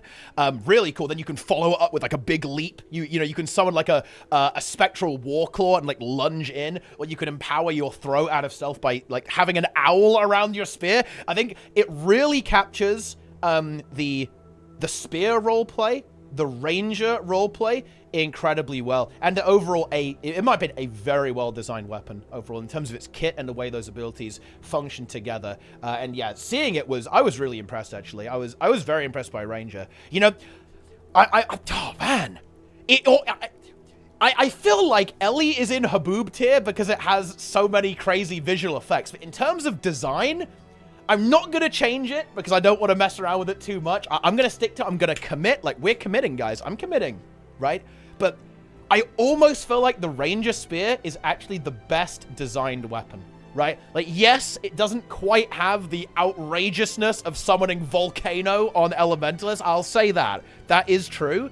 But in terms of design, it is a very, very well-designed weapon, in my opinion. I think you could make a very strong argument that it's the best designed weapon out of all the spears. I guess kind of spoiler alert, but yeah, whatever. Very, very cool, actually. Yeah, I actually have basically nothing bad to say about Ranger Spear. Like, I have basically nothing bad to say about it. I really don't. Okay. Now, we do have the meme. And you know what? You know what we're going to do? We're actually going to reference a fantastic skill from Mesmer to help us out, guys. We're actually going to put Mental Collapse tier here, which is the kind of big power move of Mesmer, which resets your 2 skill on the Mesmer stage. You can like line up another epic combo, big stun, big AoE. Mental Collapse tier, I'm afraid it is going to Warrior in this case. And I want to be very clear. I'm not saying that, the devs did a bad job here. In fact, funnily enough, I actually think this weapon could end up being quite powerful. Seriously, this could be good. Like, it's a ranged weapon. It's got AoE on it. If the numbers are good, I'm not gonna lie, it's probably not gonna be bad. It will function. It will serve its purpose, and it definitely deserves credit. For kind of, bringing that new place up to the table, kind of doing what Rifle maybe doesn't right now, for Warrior. And you know what? I will say the Berserker skill is really sick. You just start, the Warrior just starts going crazy, like throws out massive spears, all over the place there as well. So I'm not saying it's bad, to be clear. Like, don't worry. It could be very strong, actually. But I do feel that its overarching mechanic is the weakest out of all of the spears, and I think it definitely lacks that kind of extra something, that extra spice that all of the other spears have. The focus mechanic, right? Like the Abyssal Raise charge. The clarity on Mesmer, right? The stealth attacks, the combos, right? The cooldown reset and soul shards and Haboob, right? Like all of that stuff is just so exciting, and it's such an engaging design that a lot of these weapons have. And Warrior's definitely more vanilla. And to be clear, there's nothing wrong with that, right? There's nothing wrong with that. And I think Warrior, it makes sense that it is a bit simpler. Right? I think Warrior is that class. You're the big gamer with the great sword. You smash people with it. Love to see it. That, I think that's part of that Warrior fantasy. But I think I'd like to have seen, I'd like to see a little bit more. Okay? I would have liked to see a little bit more from Warrior. The mechanic is basically, when you're closer, you're kind of like throwing the spear with such force, you get bigger AoE, right? Like a more impact on your spear throws. Cool roleplay, right? Not terrible whatsoever, actually, but I'd love to see a bit more interplay between the abilities, right? And that's what I feel like is a little bit lacking here, right? Like there's not quite the level of interconnectivity in the abilities that I think are exhibited in the other weapons, which I think is a real strength of the design here, I think, with Warrior. And that's why, to be clear, jokingly, I will put it in the mental collapse tier, because I think Warrior mains, they are going to be mentally collapsing with seeing what they've ended up with here. But beta is beta, right? Beta is beta. And there may be some changes. They may add some stuff to it and kind of change how it works a little bit. So do not despair, my dear friends. Warriors, you may yet get your salvation. But I definitely do want to underline again, like, if you're on, let's say, a DPS Berserker, this is going to work out great. You're going to be blasting in melee, right? And then if there's a mechanic that happens, you know, like a fight like Ceres, for example, you've got to go out to range, you can keep blasting on your spear. That's actually powerful, right? That you know, that is a thing that will almost certainly be good. Very similar to how Elementalist works, of course, in that regard, with being able to kind of maintain your uptime. Like, this is a very powerful thing. We see it with all the ranged DPS classes in the game. Like, it will certainly, it can end up being powerful, right? Like, it absolutely can end up being powerful in that regard. And finally, we get to Guardian. Guardian. I think this is actually a very solid A tier. Actually, I put this one alongside Mesmer, I think, actually. Yeah, I think I would. This one's pretty cool. The first thing is, they're bringing back the loot stick. The auto attack on the spear is the loot stick. It absolutely is. That is just, yes, it's back. And it's definitely a weapon that I think is kind of leaning towards world versus world in particular, and where I feel like this could see play. It's got healing on it, like, you know, you loot stick and heal people. It's got Comni Cleanse on it. It's got AoE resistance on it as well. Of course, it has that illuminated mechanic where you kind of power up your other abilities by linking them together. The duration on illuminated was actually kind of short, actually. Like, you know, it was only 5 seconds, so you definitely have to kind of fairly quickly chain your abilities together to kind of get some value out of that. But I think the star of the show is absolutely this crazy, like, meteor shower effect, right? Like, you fire your spear up into the air, and then boom, it, like, showers down loads of other little AoEs. It's a little bit like the Renegade orbital bombardment. Like, well, yeah, no, what game is this? Like, you know, Citadel bombardment, like, being fired down onto the ground. Looks absolutely insane. It looks incredibly cool, actually, alongside the symbol too. And again, it's kind of this hybrid style weapon that's being brought into play with this kind of melee, but you have these ground targeted abilities as well that are coming into play there as well. It's a fun way to bring the loot stick back into the game. I'm sure people are going to enjoy that in the Labyrinth farm and in the open world. And yeah, I really think that in world versus world, it's going to have, you know, it's going to have that time to shine. Like, right now, there's a very powerful build where I think this could definitely kind of fit in. Shattered Aegis Celestial Firebrand, where, again, it's kind of like a hybrid, does damage, and it also is a support, like cleanses Condis. This just kind of gives it a bit more of that. You're going to have that AoE. It uses Permeating Wrath, right? Like, hitting loads of targets gets AoE burning. Loot Stick is great for that. The Bombardment style ability is obviously going to be great for that. Like, the condition removal is just very good in World versus World. It's got some healing attached to it. It's got some good boons. Again, that resistance is super, super powerful in World versus World. So I think that can really see some play in there as well. And I think similarly in PvE, you can be pretty flexible with your weapons on a support build, I think, for Guardian, right? Because, of course, so much of your toolkit on Firebrand, right, is packaged into those terms, into your utility skills. So you can certainly make some use of this, I think, in PvE as well. And, of course, it's going to be it will have a damaging component, too. I think the competition for DPS Guard is pretty stiff right now. There's a lot of pretty damn good weapons out there for DPS Guard. But I think, yeah, certainly when you're kind of looking at where is this going to end up, it's kind of into that world versus world, maybe even in PvP as well, is where it's going to go. And I think overall just very robust. I think the illuminated mechanic is fun. I think it's, you know, it's really cool to kind of have these combos and think, what ability do I want to empower, right? Like, which one do I want to do? You can kind of fully juice up the symbol, the fifth one. When you're standing in it, it makes all of your abilities illuminated. If you illuminate the symbol, then even if you leave the symbol, you're still illuminated as long as the symbol is around as well. So lots of really cool stuff going on there. I think just a very solid overall kit. It looks great. I think the mechanic is cool. I think it does have functionality that can be brought into the game as well. There you go. That's my tier list. And I will actually admit that, of course, guys, this is my opinion. If you really like the Engi and Rev ones, then you know what? Fair enough. You know, I'm not gonna argue with you. You know, I won't do that because, you know, that will be messed up. You know, I can't do that. But let me know what everyone thinks about this. These are the way that I see these weapons in terms of their design and in terms of their functionality. If you like this kind of stuff, well, you know what you got to do. You got to tell me why in the YouTube comments section as we do around these parts. You know, you love it. Let me know. And honestly, make your own tier list. I want to see your tier list. Give me your tier list. What's going in Haboob tier for you lot in terms of these weapons? Which one are you most excited about? Which one do you think could use a little bit more time? I don't know.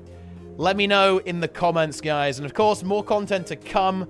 Okay, lots of stuff going on there. Secrets of the Obscure review is coming. I'm still teasing you about that one. Oh, yeah. Okay, stay tuned. A lot of content. Follow, subscribe, watch the stream where I do all this stuff live. We talk about this stuff all day, okay? We're insatiable. Like, we're eternal. Like, we're never-ending. So come back all the time. Engage in all the social media. Leave comments. Like the video. Buy the game using that referral. Like, look, if you're an Ellie main and you haven't bought the Ultimate Edition, then you're actually ungrateful. Yeah. I'm gonna say it. Look, you guys know where all those Ultimate Editions went, yeah? They went into making Haboob, right? Pay up, yes? Come on. What are we doing? But that's gonna do it for now, gamers. See you later, YouTube. We're out of here. Ha ha ha ha. Alright, that's it. We're out for YouTube. Very nice. I need to talk to Sneb now. Where's Sneb at? Want to bring the goose. Yeah, guys, the Ultimate Edition made Haboob. That's reality here. But yeah, no, guys, okay, sell me on Engi and Rev. I wasn't getting it. I'm sorry, guys. I was not feeling it. I'm not like super into the, you know, like the focused mechanic on Engi. It's all right. It's all right. You know, I felt the kind of like the big ability was a bit anticlimactic, you know, with how it kind of landed there as well. I don't know. Yeah, I wasn't sold on Engi and Rev. Yeah. I don't know.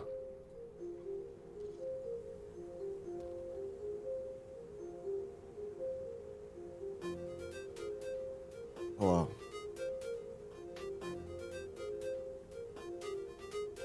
Yes. Sneb is here, the goose is loose. What do you think of the spears, Sneb? I don't care about anything except content. Give me Wing 8 now. Dude, wait, are you actually on like your full dark? Is this Dark Sneb? Am I talking to Dark Sneb right now?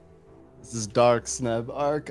Look, people, nothing matters. Nothing matters except for content in this next expansion. Wow. Only thing that matters, meta events. Yeah. Instanced content. Okay. Will they fix the fractal? There are a lot of questions I have about content. Yeah. All of this is to distract you from the content. Content is the only thing that matters. Wow. It's like, think about it like this, people. They're saying, hey, there's going to be a meal. We're going to show you like 400 different ways that you can consume the meal, but you don't know what the meal is. And then you're like, is the meal just water? And then they say, yes. Like, well, none of that mattered then because it's just water. We need to know what the meal is, Teapot. We need to know. Fair enough. Otherwise, everything doesn't matter. Wow. I mean, those are strong words. What about Haboob? Yeah. What about Haboob? You know, Elementalists, time to rise up. Time to not use Teapot's referral link. Use mine. Support Elementalist development. You just said that you don't even care. Why would they use your referral link? You literally don't care. Because Wing 8, that's why. Elementalists could be relevant for Wing 8. Imagine that. What if Elementalists were actually relevant for once? But you know what? They won't have a chance to be relevant if Wing 8 isn't good. Then they'll just have spears, but nothing to use it on. Wouldn't that suck? Well, I guess that That would suck. But anyway, Sneb, what are we talking about? We've actually got a pretty important topic to talk about here. What's going on? I have forced Teapot to do a raid tournament in August. Yeah. August 17th. Yep. Is the 3 days just so before everyone's the clear. expansion. Wait. There was some confusion because we were throwing out a few different dates, and I think somebody said 18th, but we meant the 17th because the 18th is actually a Sunday. The 17th is the Saturday. And of course, we don't want the EU people to get fired from work because they're late because they just won a raid tournament or something, you know? So it needs to be on Saturday. So 17th is when we're gonna do it. Yeah. It's like 99% positive that we're gonna do that. And we're trying to put a bit of a twist on it. It's going to be an open, so anyone can compete for the fun, for the memes. And we're going to put some special restrictions. So there's kind of I'll just say the spirit of the idea is that chat gets to ban one class from each armor weight. So you get to choose from Guardian, Revenant, Warrior, ban one, and then Ranger, Thief, Engi, ban one, Mesmer, Necro, Ellie, ban one. Yep. And then we're sort of just refining some of the rule set, but some of the ideas that you can't ban the same thing twice in a row or, something like that. But basically, you get to ban some stuff, and chat gets to decide. We'll roll a random wings 1 to 7, and then chat gets to go, how could we really mess with these teams? What if we just banned anything that has super speed on wing 3? That would be interesting. And then the teams will have about 15 minutes or so. Still TBD, the exact rules, but around 15 minutes to go and come up with a new strategy with the limitations imposed, and then they all go in and race just like we did Ready Check Cup. That's the current idea. Yeah, that's the plan. We want everyone to participate. Yeah, bit of a fun send-off, right? Fun send-off for the expansion. Yeah. And a little bit of a warm-up, right? Just, like we've got some tournaments coming up after the expansion. Rage Check Cup is going to be back after the expansion. We want to run it pretty soon, actually, right? Like, get it going and give people time to adapt, right? And do all the theory craft, all that kind of cool stuff. For sure, we want to kind of get one other that going. big thing I forgot to mention. One other big thing. So some of you are probably like, I don't know if I really want to enter, because if it's an open, then, like the Giga teams might enter and they'll just win or whatever. Well, it's supposed to be a meme tournament, so we're going to make it a meme tournament. We're going to have special prizes for things like most fashionable team, most creative team, most meme moment, most clutch moment, MVP, some special audience choice awards. And so the way that I envision it now, this, again, could be slightly tweaked as we develop things. But the way I have it envisioned is that the organizers will find, 3 cool moments or pick 3 teams. And then the chat will vote. So it's like audience choice awards. But this means that even if you've never stepped into a raid before, you could come dressed up as, the best-looking team and just give it your all and see if you could win most fashionable. So there's going to be people all across the skill level spectrum, and I think that that's kind of fun. It's a good way to kind of unite and end Soto on a high note and welcome in exactly Frontier Wilds. Yeah, and again, just to kind of get things going again with the tournaments, right? There's some plans. Yeah. We've got some tournaments to do, guys. I actually want to do some PvP stuff. There's going to be a PvP tournament, Moda 3, maybe. Ready Check Cup 4 as well. So, getting back into the swing of things, right? Making that happen. Yeah, and Sneb might lube up during the tournament, honestly. That might happen, guys. We could very easily see that happening. Whoa, dude. I just heard, this crazy sound. Yeah. And I'm like, what is it? Took off my headphones. I think it's hailing. Oh, shit. Super hard. Yeah, there's just, ice rocks hitting my house. Yeah. But yeah, it's just a bit of a full fun tournament, and it's a little bit of an experiment, right? We're trying to come up with some different ideas, and the reason why we want to do... okay, so let's actually get a little bit of deep thought here, guys. Okay, let me actually explain to you the thought process, and this is something that, that me and Sub talk about a lot, actually. It's one of the things that, when we talk about tournaments, this is a very common topic. Tournaments are kind of interesting, because... And look, this is going to blow your mind. Okay, check this out. When we offer a tournament, people actually practice for them. And this actually is interesting because it means that even the teams that win the entry-level tournaments like Ready Check Cup, they actually get quite good. And not just the ones that win either. Like the top 8. If you actually look at the top 8 of Ready Check Cup, they have learned a huge amount, and I'm sure that the teams could, talk about their own kind of knowledge and skill progression, while practicing for a tournament. But this kind of gives us a bit of a problem, right? The problem is that something like Raid Check Cup can actually look incredibly sweaty, because in a lot of ways it actually is incredibly sweaty, because even a relatively new team to competitive raiding will learn quickly. The Guild Wars 2 community is small, and there's loads of players who are kind of in the speedrun scene that actually really like teaching people, funnily enough, actually. And, you know, like a lot of these teams, they seek advice, they look at speedruns, right, and they learn, and they get very good very fast, actually. So we wanted to kind of create a different type of tournament, one that's a bit like less pressure, right? Like the Raid Check Cups, I think that in some ways they do serve their purpose, but there's another way where it's a little bit problematic in a sense, because I think a lot of teams go like, fucking hell, it's pretty intense over here, right? Like, but that's kind of an inevitability of people practicing, pretty much, right? So we want to have some like lower pressure stuff to kind of ease people into the idea of just kind of giving it a go, right, and getting in there, right? That's what we want to do. So, what brings you here? Enjoy. Yeah. But no, guys, to be clear, look, you won't be able to ban the same thing every time, because that would be lame. Because, yes, everyone will just ban Mesmer because people hate Mesmer. That would be lame. Essentially right now, I think we're debating between two options. The first option would be that you're presented round 1, you have essentially 3 options from each armor class to ban. Round 2, you can't ban that again. You have to pick between 2, and then round 3, whatever's left is just banned. I as time has gone on, I've kind of thought, that's a little bit lame. I personally am preferring the idea where just keep it simple. You can't ban the same thing twice in a row. But that's it. So, for example, if you banned Ranger, Mesmer, and Revenant in round 1, you just couldn't ban those in round 2. Exactly, yeah. But then in round 3, you could ban them all again if you really wanted to. I actually think, though, that that's relatively unlikely to happen, if you want my honest opinion.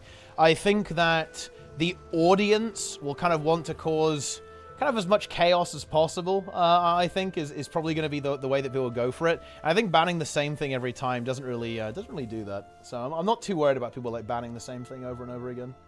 Maybe like Mesmer will get banned every time, but hey, look, now with the Thief 10-man portals, you're all right. You know, you're good to go.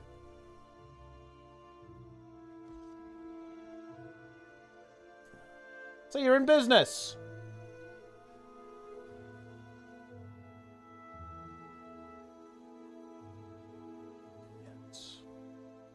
Holy crap, dude! It is still hailing. I just hear like on my roof is just. It's intense. I looked outside and I don't know. I'd say they're almost marble sized.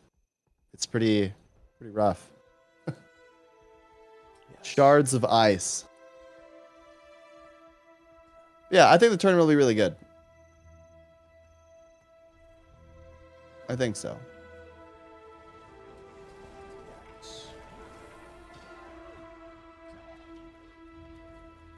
Yeah, I'm hyped. I actually want to get some tournaments going. I want to do some beetle racing stuff as well. I'm an enjoyer. Sneb, have you cleared the new Fractal CM yet? No, I refuse to go back there until they fix it, which may be never. So I guess I might never go back. There's no way they were. I think they fix it on the 25th. There's a patch because they're adding bikinis, right? I think. It's not a beach teapot. It's not good enough for the roleplay. They might not fix it. I don't know. If they don't fix it, I'm never playing it again. So there you go. That means you haven't beaten it. You're essentially admitting that you broke to Epoch. Epoch broke you. By being broken. Well, Epoch is so broken that you broke to it. I refuse to just exploit the fight to win. That's like basically the only way to do it. It's not. It's pretty anti-fun. Look, press 1 in the chat if it is the most putrid, nasty thing you've ever done in this game, playing CM100, and you refuse to engage in that. Press 2 if you're actually... press 2 if you're just in denial. Well, I mean, holy shit, that was... I mean, you really went for it. You said putrid, nasty thing. That's pretty harsh. It should never have been released. It was somebody needed to be the one to say no, don't press the button. Somebody was like, let's just send the impending nuke to Fractal players. Let's just do it. Let's just send it in anyway. Sneb, and that's what happened. Guild Wars 2 expansion tier list. Go. Expansion tier list.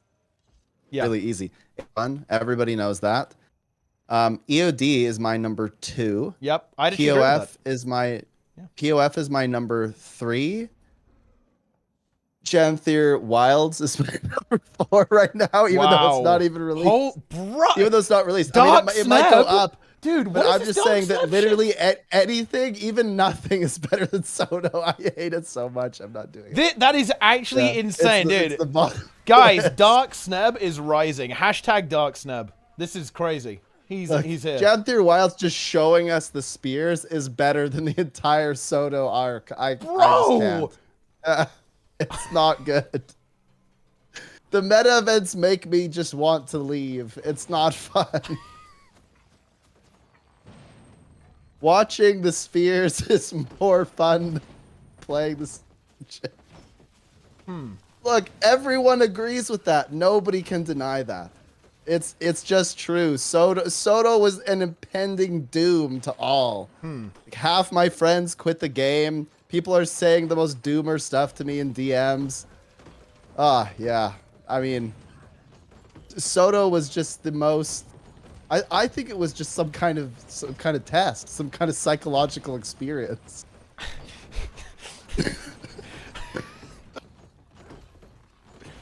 Wow. You can't tell me that there's not just some psychologist somewhere studying people's behavioral patterns with riffs.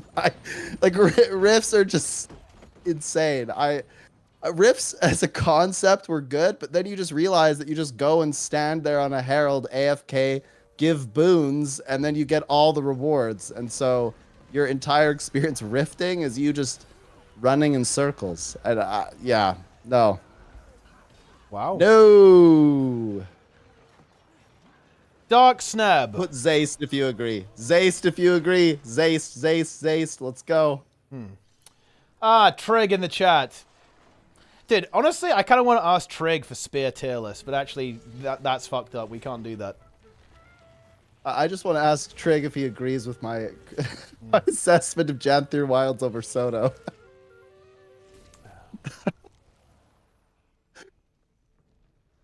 You know, Trig didn't even mention Fire Wizard once during the stream today. I couldn't believe that personally. I was offended. That's crazy. I mean, it could have been Fire like Wizard Volcano Wizard. You can be a play. Volcano Wizard.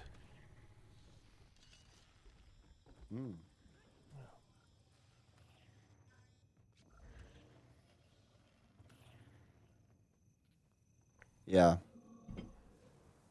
I have high hopes for Ganthier Wilds. I think the spears are kind of cool. I think all around, all of the spears are pretty interesting. Yeah. Minus Warrior, but Warrior has to be the most vanilla thing ever. I mean, that's just kind of like the role play at this point. Yeah. So, yeah, I think the others are really cool. I think Thief was really interesting. I'm excited for that. Honestly, I didn't pay much attention to the Engi one, which is weird because I'm an Engi main. So it's because I left the room there. I just missed that one. I had to go do something. And then I think the animations are just very good. Like, do you not think that they kind of upped their game a bit when it comes to just the visual effects? Yeah, I'm not gonna lie, they look fucking sick. That is absolutely. Yeah, they look really cool. I mean, there's no disputing that. Like, they went wild, and I love it, to be honest. I think some people have mentioned this concern, and I will admit this, especially with Ellie, I am a little bit concerned that if you play that shit, bro, how are you going to see the AoEs? That's... Which was the one that was basically Deimos oil, and Trig just had this, like, shit-eating grin the whole time. Like those Ellie etches. Which one was the oil? Wild. They are wild. Seriously. Like with that stuff, it's insane. I do hope Trig that, knew. Trig knew, Teapot. The oil popped out, and Trig was like, "Yeah, that looks like oil." Yeah. They know. Well, I think it was the fire edge. I think it was the fire edge. But well, hang on. Well, I do think though. Okay, hang on. If we want to have some actual discussion though, bear in mind, guys, this really does come down to basically like the render order of these abilities. As long as AoEs render over the top of this is probably okay. The issue is that that's not currently the case with all abilities. I'm sure you guys know about this, but stuff like Untamed Staff, for example, actually renders over AoEs. Stuff like Glue Shot on Engineer as well. I would kind of assume that those are actually bugs rather than intentional functionality, to be fair. So I think some care will be taken with these newer abilities to prevent that from happening. But yeah, the Ellie ones are wild. To be honest, did you see Volcano, Sneb? Did you fucking see that shit? It was, when you summoned the volcano, it was like bigger than the character. Like the entire character, yo, Grim, thanks for the raid, by the way, buddy. The entire thing could fit in. It was insane. Like the size of that effect, like how intense that effect was. Yeah. All I know is I saw the oil and I went, I had this like, you know how in the movies when somebody's had some kind of crazy experience, like kind of ripples, and then they have this insane flashback? I had this flashback where somebody's like touching the oil every pull, and they say, "Bro, I just can't see it," and I'm thinking, "Oh no, right? Like this is gonna happen to me every time I do Deimos now." Somebody's like, "Bro, I could not see the oil. Like, where was the oil? I thought that other thing was the oil." It's gonna be rough. Oils. I'm very conflicted about this. This is actually a pretty important discussion point. I think the animations are excellent, but the problem is that visual clutter is something people complain about constantly. Is this not gonna make it worse? I mean, I think not as much as you think, right? Because, of course, it will get trimmed away with effect LOD. You're only going to see your own effects. But certainly for some of the more explosive effects, it can definitely be a problem, yeah. Here's a minor one, right? For example, I got trolled by Sandstorm Shroud multiple times while doing Saras, yeah? Because you've got triple green, right? But here's the problem. It actually, a lot of the time, your Sandstorm Shroud kind of looks a lot like a green circle, right? It's quite difficult to tell the difference sometimes. And that, I kind of got trolled by it a couple of times. And that's like nothing compared to how intense some of the spell effects are going to be here, right? It's something. I think that it might even be worth having an option that allows you to turn off your own spell effects. Funnily enough, actually, there is a DLL that does that, but obviously that is not, that's not within the terms of service. Illegal. But it would be interesting if ArenaNet did decide to. Again, the weebs in the chat can correct me if I'm wrong. I believe Final Fantasy does have this option. World of Warcraft does as well, actually. But I believe Final Fantasy has the ability to not render your own spell effects as well. That could be a pretty interesting option to maybe add to the game. Yeah, that would help. So yeah, we'll see kind of how we'll see the progression on this and what happens later on. And again, that might actually be something that could be worth looking at. Because look, at the end of the day, in open world, I think you want to see all the cool effects, right? But if you're in an encounter that's or maybe a world boss that has dangerous AoEs, like a more challenging world boss, like the new raid, for example, the open world raid, maybe you actually do want to see the ground, and that's when you might want to disable some of those spell effects as well, because I think this is a very legitimate concern, for sure, is that some of these effects might be pretty wild and make things a little bit tricky for ally. Yeah, the Untamed thing is like really is a really big one too, right? The Untamed staff ability, but also like the cloud you summon too, it's pretty intense, to be honest. Yeah.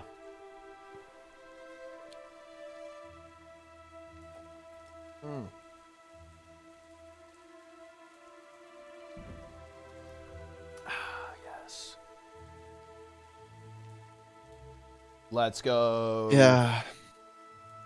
You should probably, just going back to the raid tournament, people, you need to sign up. Just sign up, because if we have numbers, we can potentially get like the community hero title and stuff, but we need to have perspective numbers. Yeah. Your team doesn't need to be finalized, but just like put your team in with some and names. actually, yeah, listen up, hang on. wake up. I see unit people in the chat. I see NA Golden Squad team in the chat. Fucking sign up, yes? Let's go. Get in there and tell all your friends to do it as well. Like the reasoning behind this, guys, is we really want to be able to do stuff like have the title, but obviously, you know, we need to have confirmed members. Like when we do like a proper announcement and kind of like open the signups properly, we actually really want to be very confident on this because look, let me tell you a really fun story about running tournaments in Guild Wars 2, guys. Obviously, teams want the title, and, you know, that will be a big motivator for them to actually sign up. But here's the fun part, guys. Unless you sign up, we can't give you the title, right? So it's you can kind of see the conundrum here, right? Like, we really want to make sure that we're going to be able to, you know, really deliver on the reward structure that we obviously want to have for all of these events. So, fucking sign up. Okay, boom. There it is. The tournament is on August 17th. Dude, it's actually my birthday soon. How wild is that? August 3rd. Wow. That's actually crazy. Turning 28, guys. Old man teapot over here. Oh. Uh-oh. Yeah. Just wait till you hit 30. It's all downhill from That's there. when it's over, right? It's completely over at that point. Yep. Oh, it's over. We are defeated. Unfortunate. I tried to save the firebrand. We should have run away to the tower, if I'm being real. Like that was not the play to fight this. Quite a lot of gamers. What's your assessment of how things have kind of worked out in terms of world restructuring? I actually don't think I have. I don't think I have a super strong opinion on it yet. I need to play more. I know that's kind of a boring answer, but that is my answer. I haven't noticed it being super different, if I'm being real, but that's because I think I'm on a pretty damn active world and a pretty damn active grouping right now. So to me, it feels business as usual, you know, more or less. I think, and also, like, I already have most of the guild on the same server because I transfer people over.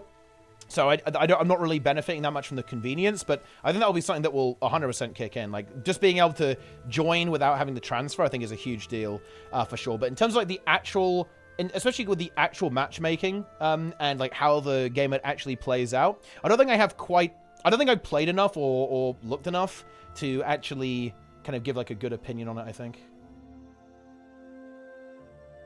But, yeah.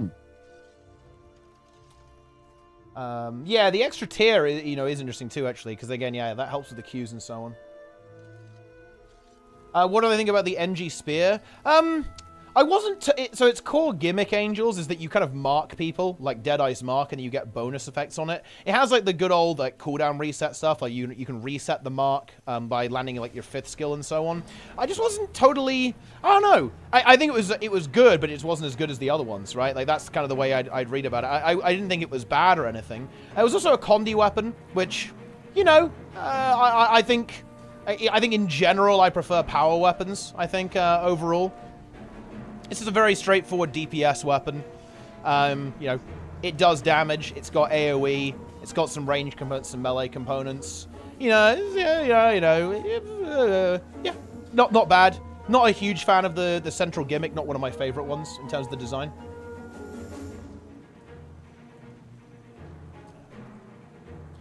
More as time goes on. I actually agree with that, Trig. Yeah, I think, in a way, I think we'll only see, like, the true side effects of world restructuring when we actually see the next matchup, when it's kind of looked at the data and the algorithm is kind of figured out, like, oh, yeah, these teams are really active, let's put them against each other, right? And the matchmaker actually gets data to be able to do some work. I think that's when you're really going to see it kind of have that, you know, kind of raise its potential there.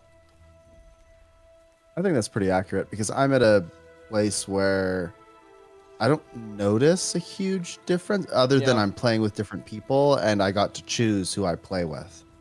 And I think those are valuable in and of themselves, but I don't know if there was a goal with the experience being different. And I do question how people that don't have a guild, how they feel about world versus world. Well, I don't even know how we would like engage somebody like that, but I think that's interesting, right? Okay, hang on. This is my read on this. And let me tell you if you let me think if you agree. I think it was kind of deliberate that world restructuring was less fanfare than you maybe might have expected. I'm pretty sure they just wanted to kind of push the system into reality without kind of like making it unrealistic in a sense by adding like the world versus world rush and kind of making everyone get in there to farm it. I think they wanted to have like a really nature documentary-esque view of it, right? And go like, oh yeah, let's see what the players who play world versus world, let's see how they behave with this new system. So I think that was actually tactical, in my opinion, with the way they did it there. I think that, you know, down the line, like, especially if there are some reward improvements or, like, other various improvements, then I think then they might go for a fanfare, like, after the system has been tested a little bit, and then kind of funnel people in and kind of give people, like, an incentive to give it a go and have a try, when it comes to world versus world. But I will not let up. I'm still going. Yeah, I don't think it was necessarily aimed to, like, radically change the experience, necessarily, because again, that would be kind of like what a competitive infrastructure would be for, right? And I will never stop bothering them about that. That's our new campaign, guys. Like, alliances are not really a thing, but we have to force ArenaNet to add some kind of seasons. Let's go. Yeah. I suppose my biggest question would just be, if you are somebody who you used to just jump in and kind of chat with the other people on your server, you've now completely lost that sense of community if you didn't pick a guild. But I suppose the kind of player who was doing that would be in a guild, have just right? joined one of the guilds. Yo, Cody. But I think it's harder to feel a sense of community now unless you pick a guild. And I don't know if that has any effect. Maybe the whole goal is to funnel people into guilds and make guilds matter more, and I suppose I can respect that. But I feel like if I was a new player, and again, I don't know because I'm not the new player, but I feel like if I was a new player jumping into world versus world, it was already kind of difficult to get involved because, you know, suddenly all these people run past you with war claws and, you know, you're getting owned because people are just so much better at the game. Yeah, I think that's such a cool idea, by the way, Grim. I kind of like that style thing for sure. And then that sounds cool.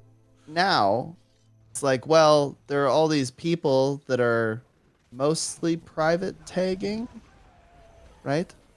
Well, not always. There's plenty of public commanders, but there's a lot of private tags. And so you probably run around and go, like, what do I do? What's going on? And I feel like it's harder to maybe figure out what's going on without doing a ton of research and getting really, really engaged. I think that's nothing to do with world restructuring, though. I think that's actually just very much the nature of how world versus world is right now.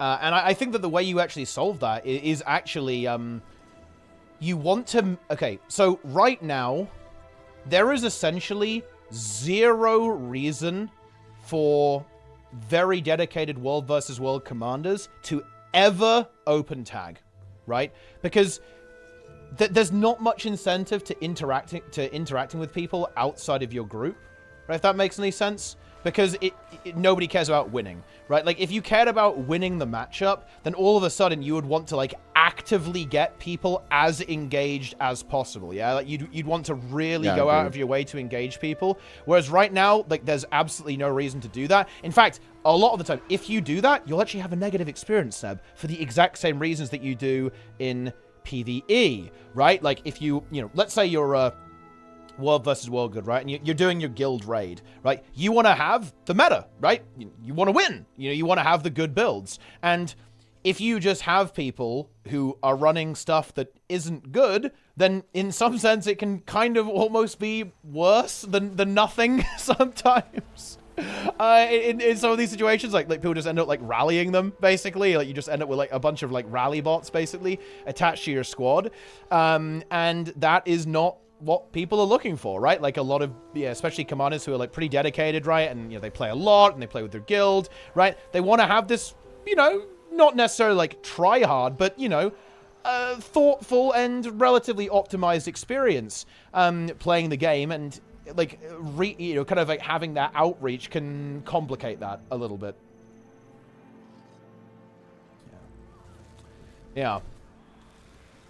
So I think that, if you want, I think competitive like infrastructure, I think can actually help this a lot, because all of a sudden then it's very much in the nature of these in the interest rather of these players to really want to have that outreach, to get people running builds, to get people engaged, to get people on these Discord servers, right? Like to make sure that players are actually doing something and contributing, right, and being included, because you're going to want to do that to win.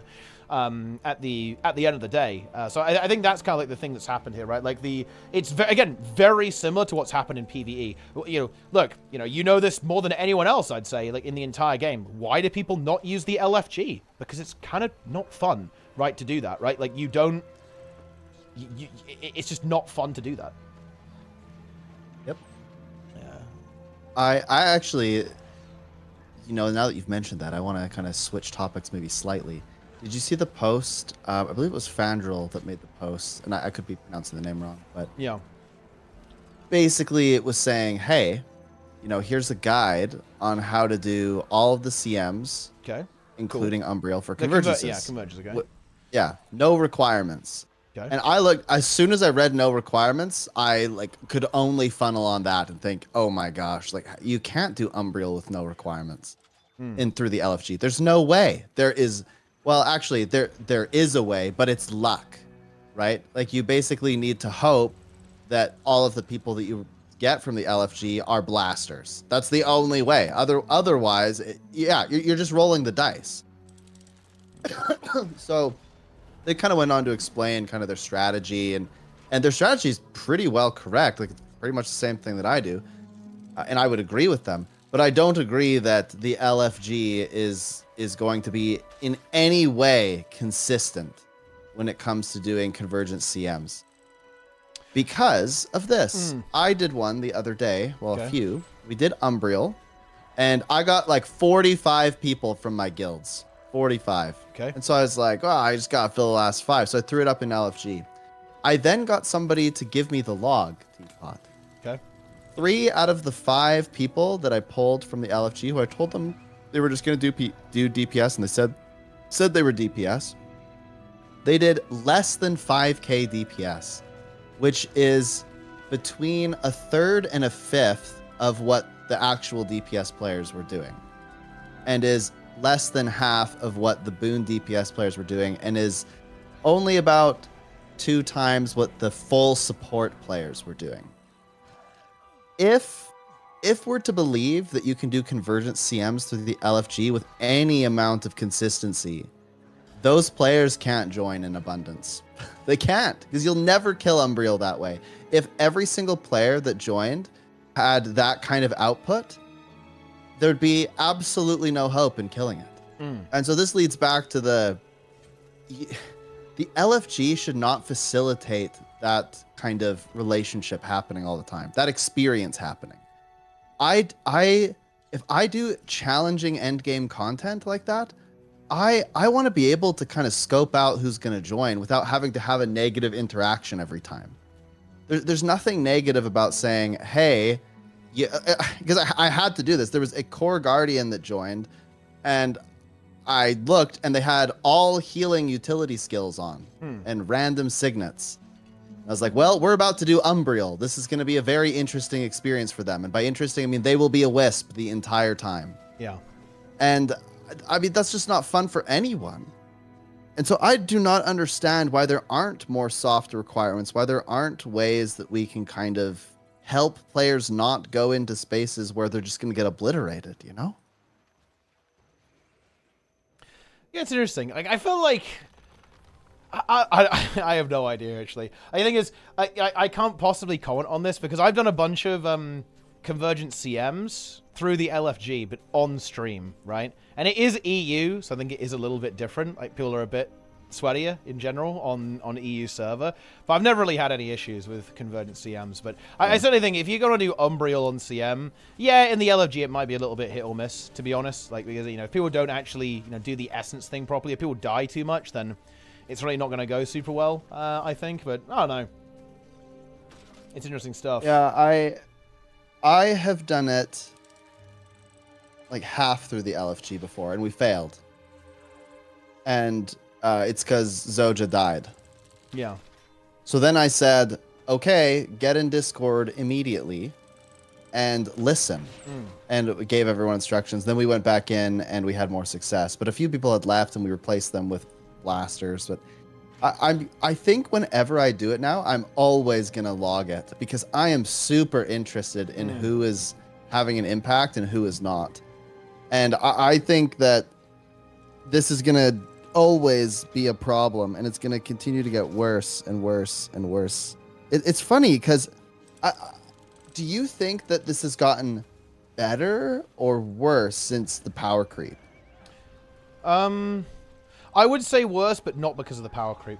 I don't think I don't think it's to do with power creep. I think the reason why this is happening is because players are increasingly self-separating, right? I think that the distance between different player groups has increased, but it's actually because of player behavior, right? And to be clear, not bad player behavior, just player behavior, right? Like the way that people are interacting with the game has kind of created a greater distance because you don't have the same level of knowledge transference. Like you don't have the same level of interaction between different player groups. Like now, almost all instance content is done off platform, right? Hell, I imagine most convergent CMs, right, are done off platform. Even Dragon's End, right? Like if you look at Dragon's Ends, you know, Hardstuck actually runs a lot of Dragon's Ends on EU and NA, but a lot of it's through Discord, right? As opposed to doing it through the LFG because, you know, and look, I think you recall talking to Sloth about this, right? Sneb, how doing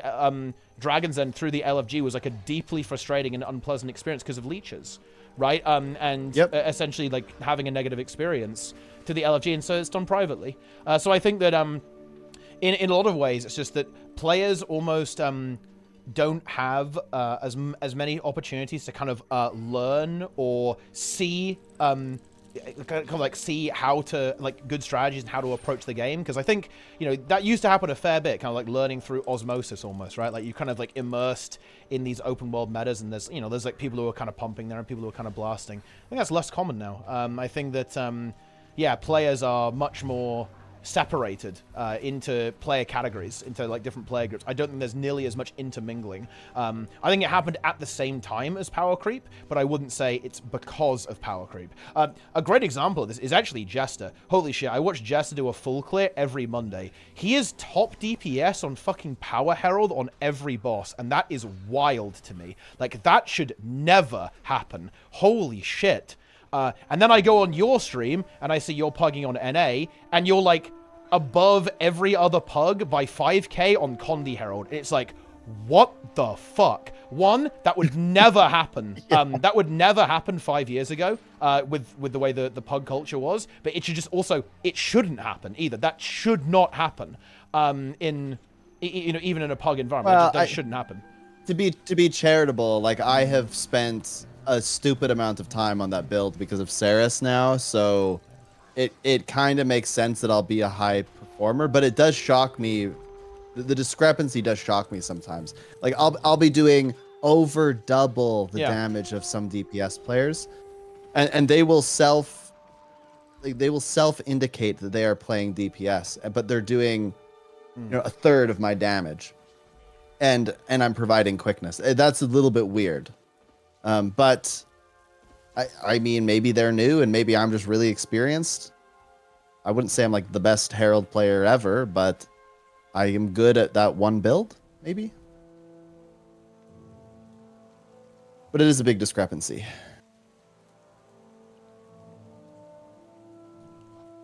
Yes.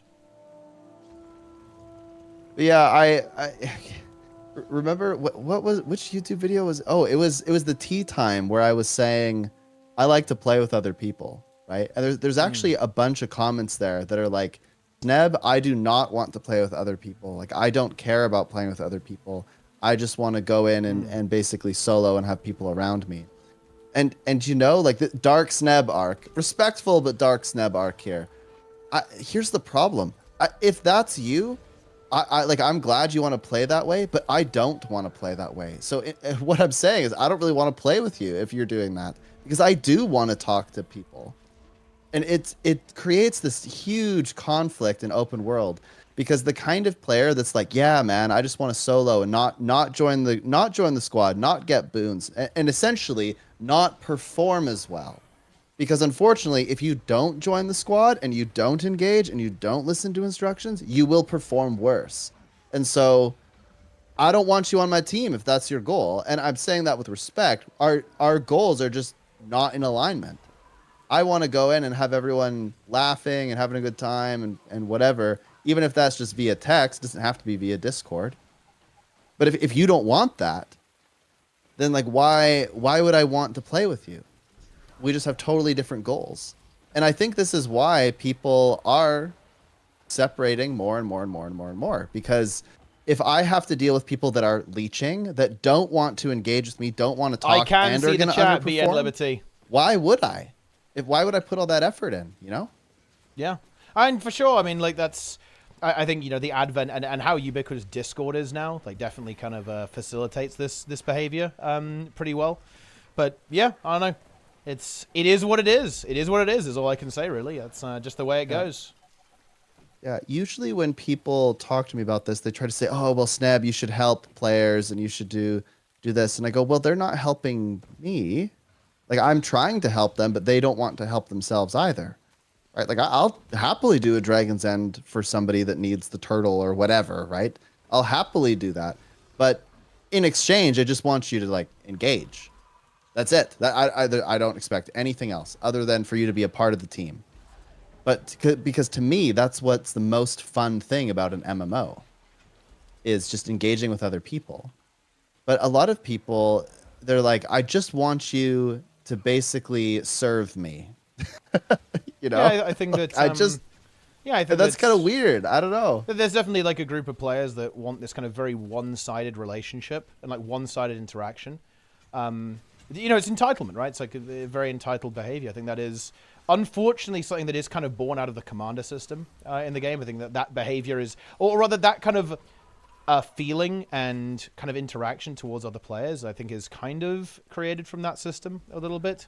But yeah, it does not feel good. Yeah, and yeah, the lack of reciprocity, right? Like, you know, of kind of like mutual respect. It definitely is pretty lacking in some interactions for sure. Yeah. I find this to be an interesting problem in World versus World sometimes because, you know, I'm not that experienced of a commander. And so sometimes they'll just tag up because no one else is. And there's just a bunch of people around and they're kind of unorganized. And I'll try to put them in subgroups and, you know, we'll engage in some fights and stuff. And we typically will lose to somebody who's more organized or comped out or whatever. And so then I'll go around and I'll capture some camps with the team and try to get the enemy kind of moving around and engage with some fights by defending a tower or whatever. And people take big issue with this. Like they get like really upset. And they'll say things like, oh, the commander's just PPTing, he's not fighting, like, and I'm like, pro, then tag up. And you know, I've never had someone tag up after I say this. This is again dark Sneb arc, but I'm just like, hey, tag up or shut up. Like if you don't like what I'm doing, then you lead. Dog Sneb. You lead. Your turn. And they never do. They just continue to complain about how I'm doing it. It's very interesting. Wow. Dark Sneb is activated. Yeah, I'm full evil Sneb now. Evil Sneb. Yeah, I think that it's one of those things, and this is not a Guild Wars 2 thing, by the way. This 100% happens in other games as well. It's definitely a thing in World of Warcraft for sure. But it's like people don't like the idea that people might not want to play with them, right? This is something that an idea that people really struggle to accept. Like, if I want, you know, the way that I want to play the game and the way that, you know, I like to enjoy the game, it requires kind of a bit of a buy-in, right? Like, you know, you have to do things a certain way. And if you don't, I don't have a problem with that, but I don't really want to play in that environment, right? I want to find, you know, I want to play the game in a way that I find fun. And if you don't also find that fun, then we shouldn't play together, right? Like, that's obviously, right? That seems like pretty obvious. Yeah. But I think there definitely does, this definitely does like create some friction. because players are in a sense being excluded there. Right? Like, I am saying you can't play with me unless you do X, right? And like from the perspective of the person who I'm saying no to, that's obviously not going to feel super good. So I know where people are coming from on this. But I think it is also worth noting it's definitely for the best. Like, if you put two people with different expectations and desires in the same group, it's going to be a fucking nightmare, right? Like, that doesn't work, right? And like, all of us here have been there, done that. It just doesn't work. Also, thanks for the raid, by the way, Planix. Heal Tempest and World versus World. Very nice. I think that causes some problems with that. And, this is kind of one of the things, I'm sort of tentatively thinking about almost doing kind of like a video essay style video on this topic, actually. It's how a lot of the time, I need to come up with some good terms and define these, but like players who aren't very engaged with the game and community, they can feel like they're being excluded, even though they're not really being actively they're being like very passively excluded from things, if that makes any sense, right? Like, if I have a guild and it has requirements and those players don't want to engage in those requirements, then they're being excluded, but it's not a bad way, right? No one's doing anything wrong in this type of situation. And the trouble is here, this is where things get really complicated, right? Like, the solution to this is that players who feel they're being excluded and they aren't able to get into groups that they'd like to play in, they need to be empowered in such a way that they feel confident to make those groups so that those groups exist. Like, I will actually acknowledge there is a problem here. There is a really big problem in, I think, all online gaming spaces, actually, is that groups and guilds massively skew towards the hardcore. And the reason for that is because casual players don't make groups. So the only groups that are available are more towards the hardcore. And when I say hardcore, I want to be saying that I'm being a little bit fast and loose with that definition. When I say hardcore, I mean like playing meta builds, doing rotations, joining Discord, right? Like, those are things that I actually consider to be quite hardcore, actually. Like, statistically speaking, most people don't do that. If you do that, you are absolutely leaning into more hardcore aspects of MMOs. That is almost objectively true, actually, from a statistical point of view. Like, again, we can quibble over definitions, but that's the reality. And what's very interesting is that this actually does create this very interesting scenario where the minority of players have absolute control over the culture. Like, casual players in Guild Wars 2 actually have zero influence over how groups get organized and how groups get run, even though they're the majority, which is a really interesting concept to me. And again, I want to flesh that out and talk about that properly. That was probably a little bit mangled. Hopefully that kind of makes some sense. But yeah, there is something interesting going on here. There really is. Because all these groups, they're made by people who are leaning a little bit towards the hardcore. All the guilds, they're run by people who are leaning a little bit towards the hardcore, right? Like, I really think that there needs to be some kind of solution that allows players to kind of create groups and communities that suit less hardcore interests and approaches to the game. Because that's kind of what's, that's an issue, right? Like, that's the thing. No, I agree, Angels. This is exactly what my conclusion is. Well, I'm not saying that it's not possible, but I think you're absolutely right here. Like, yeah, people who do this are going to skew hardcore. That's my point, right? Is that the entire thing essentially gets dictated by a very small amount of people, and ultimately that means that many groups do not serve the majority of the community, and that causes players to actually have to choose between having the experience that they're looking for or having an experience at all, or having no experience, right? And I think that creates a really big friction point and actual animosity as well. I think that this effect that we're talking about here is a huge reason of why there is this kind of, I mean, look, I'll say it, like, low-grade hatred of the hardcore scene in Guild Wars 2. Yeah, like, casual players do not like the hardcore scene. They view them, they use words like toxic and elitist. These are very unpleasant things to say about someone. It is hatred. That's weird and bad, if you ask me. Like, you do not want that type of environment in your game, right? That's problematic, in my opinion.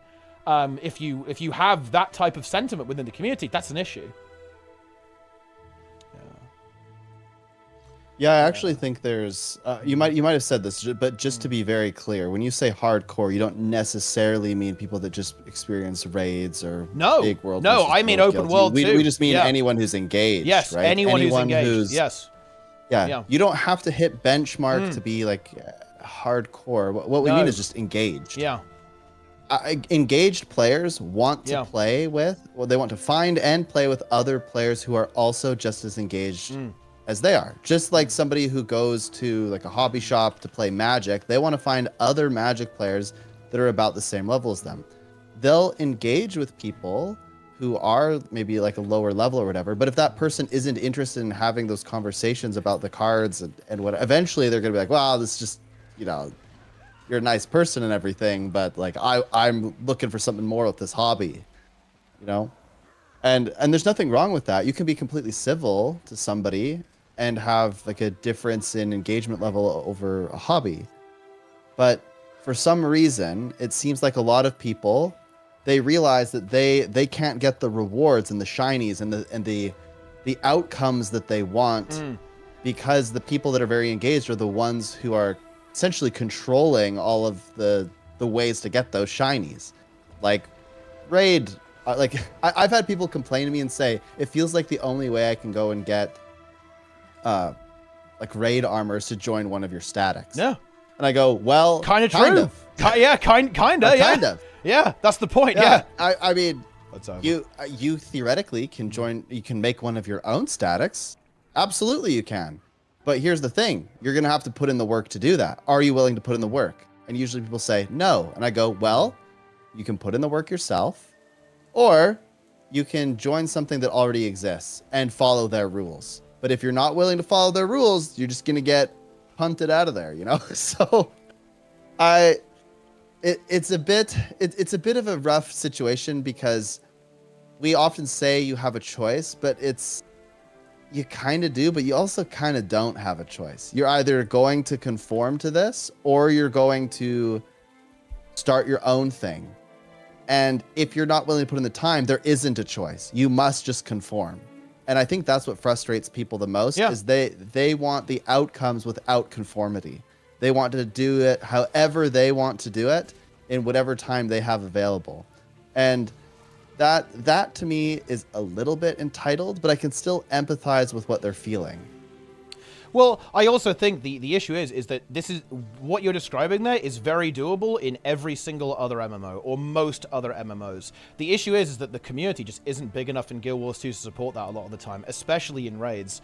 The scene is not large enough to support like that level of diversity. It kind of used to be, but not really anymore. Now, yeah, in a lot of ways, you don't have a choice. You used to, but not really anymore, to be honest. Like, I think a little bit more on EU, if we're being real. Like, on NA, I think it's much more restrictive in the options that you have because the scene is much smaller. But yeah, this is why I think having a pug scene is so important, because the pug scene is what facilitates that. But the pug scene doesn't exist anymore. It's dead. And that is why, like, yeah, players are definitely... You're much more forced into this type of conformity than I think that's how it is, but you know,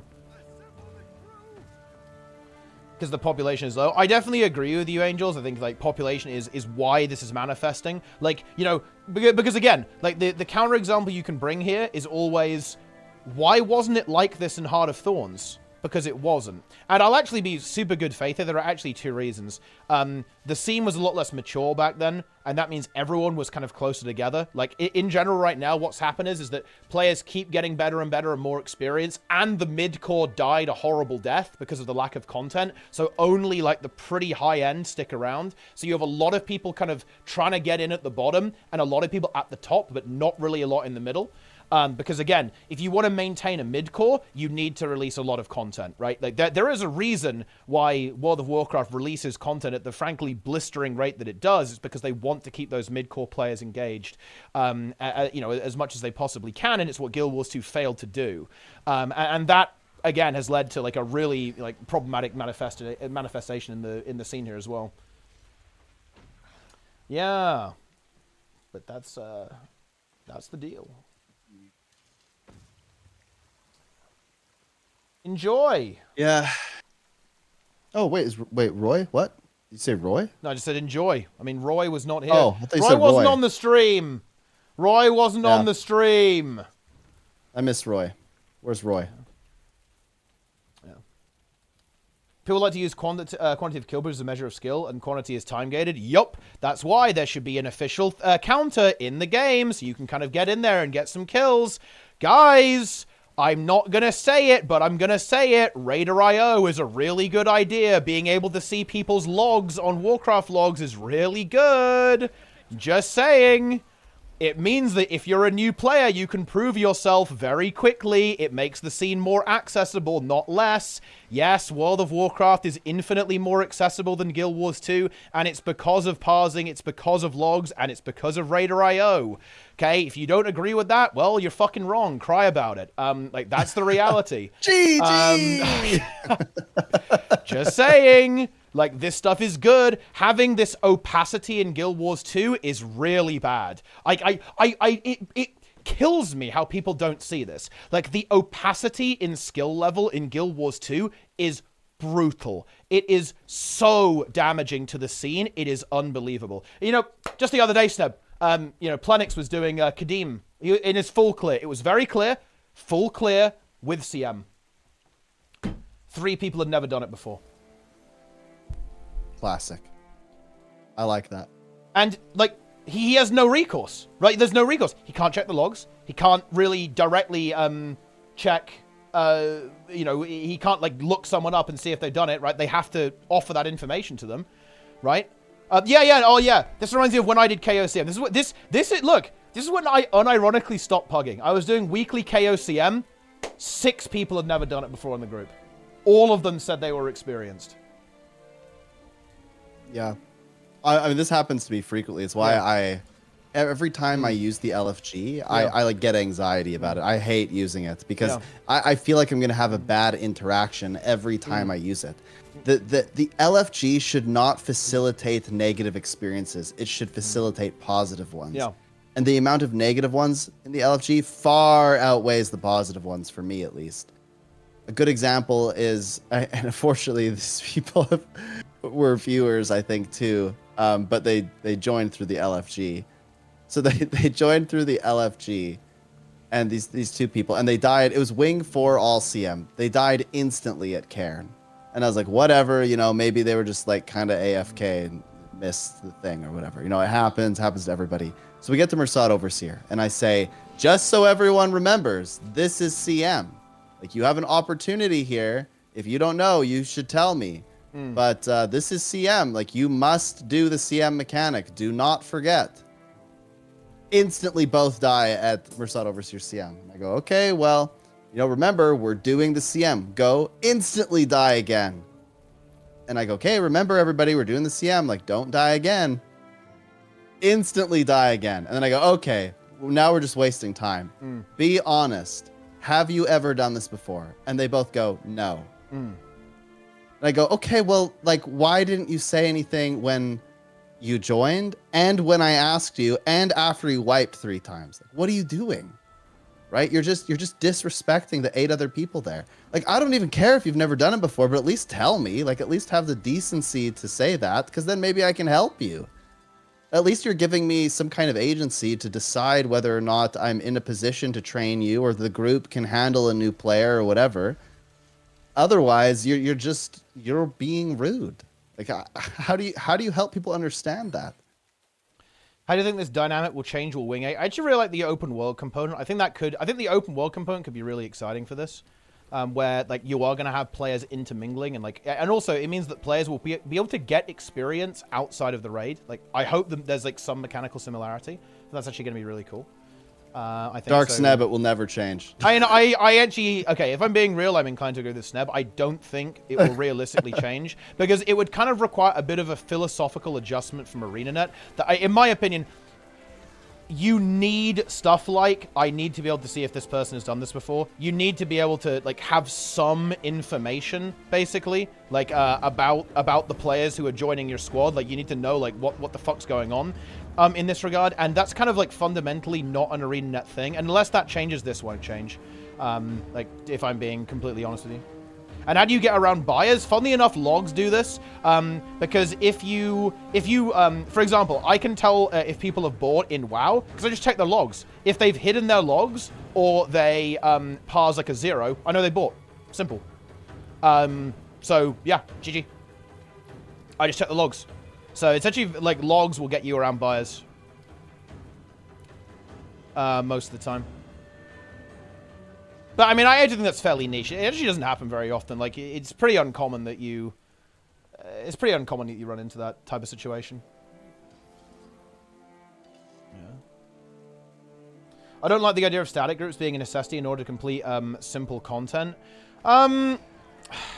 They're not a necessity. That's the thing. It's not a necessity. They're not. It's just that they're not. But the LFG forces you to do that to have a positive experience. That's the problem. Exactly. Yeah. Like you don't need a static, but the LFG is just kind of not fun to interact with, right? So like people don't.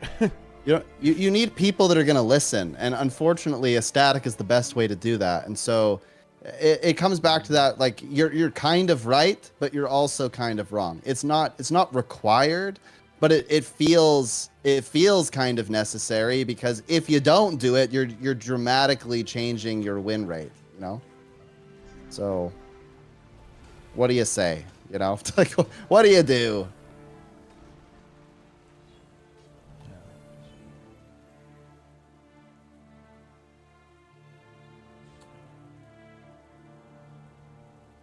But yeah, no, 100%. I think that linking, being able to like link achievements and kill counts, right? Like RuneScape has this, right? You can like do kill counts and stuff. Yeah, let's have that in the game. Because if you have kill counts, it means that you can farm kills. And look, I'm just going to say it. Logs are just so good for this. Because you know what, guys? Logs don't fucking lie. At the end of the day, if you're a brand new player, like, look, a very common complaint is, but I'm a good player. Like, why am I not, and I haven't got kill proof? That's actually a very legitimate frustration. Good. Go on a Veil Guardian, get a good DPS log, and congratulations, you're getting into groups. Like, that is how you do it. You want to get into groups in WoW? Then get your Raider IO up, okay? Get your item level up, and look at this. You've got a number that says you're good at the game, and people are going to invite you. Like, it's really important, in my opinion, to have in-game metrics that players can use to get into groups. It is so important that you have this, so players know that you go, oh yeah, this is kind of showing me where I'm doing. Look, a really good example of this, guys, and anyone against this, I would really challenge with this counterexample here. Like, rating in PvP is so important because it allows the player to understand where they are. Right? Like, it allows the player to know their skill level, you know, or some measure of their approximate skill level. So they go, okay, right, well, you know, I know if I'm getting better, I know if I'm getting worse. Is this working? Is this not working? Like, imagine if PvP didn't have rating. Oh, wait, I don't have to. It used to not have rating. It was scuffed as fuck. It wasn't good. Yeah, it's really important to have stuff like this in any games. People blame the rating to not be correct. Yeah, but it's very easy to just say that, you know, those people are just noobs. They're just scrubs, right? Like, there's no such thing as elo hell. Like, that's just true.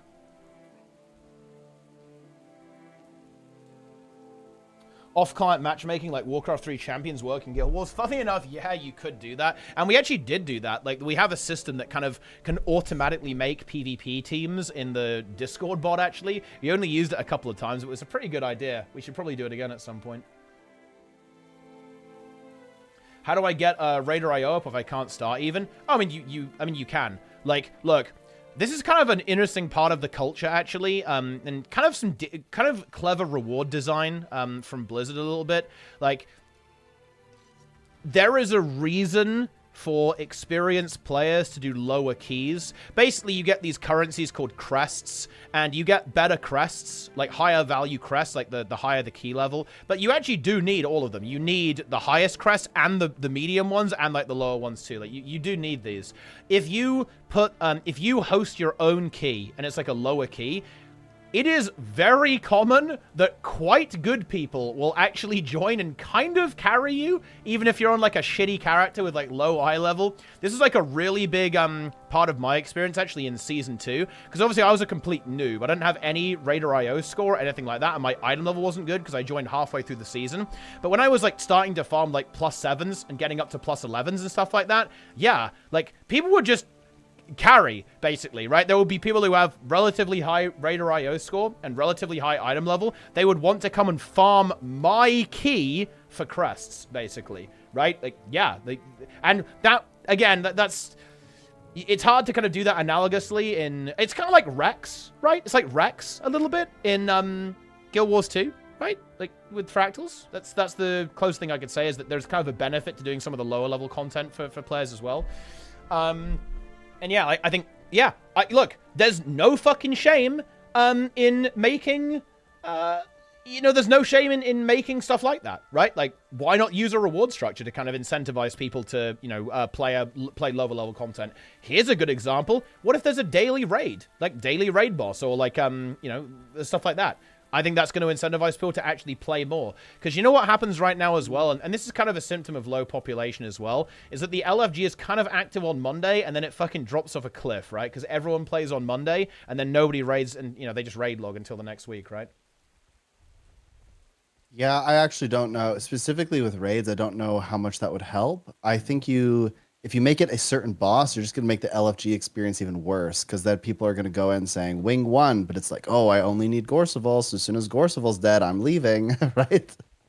So I actually think... You'd have to improve that. You'd have to make it so like you can open any boss and do like a single boss. Exactly. Yeah, you'd have to... Yeah, that's where I was going with that. You'd have to improve some systems, for sure.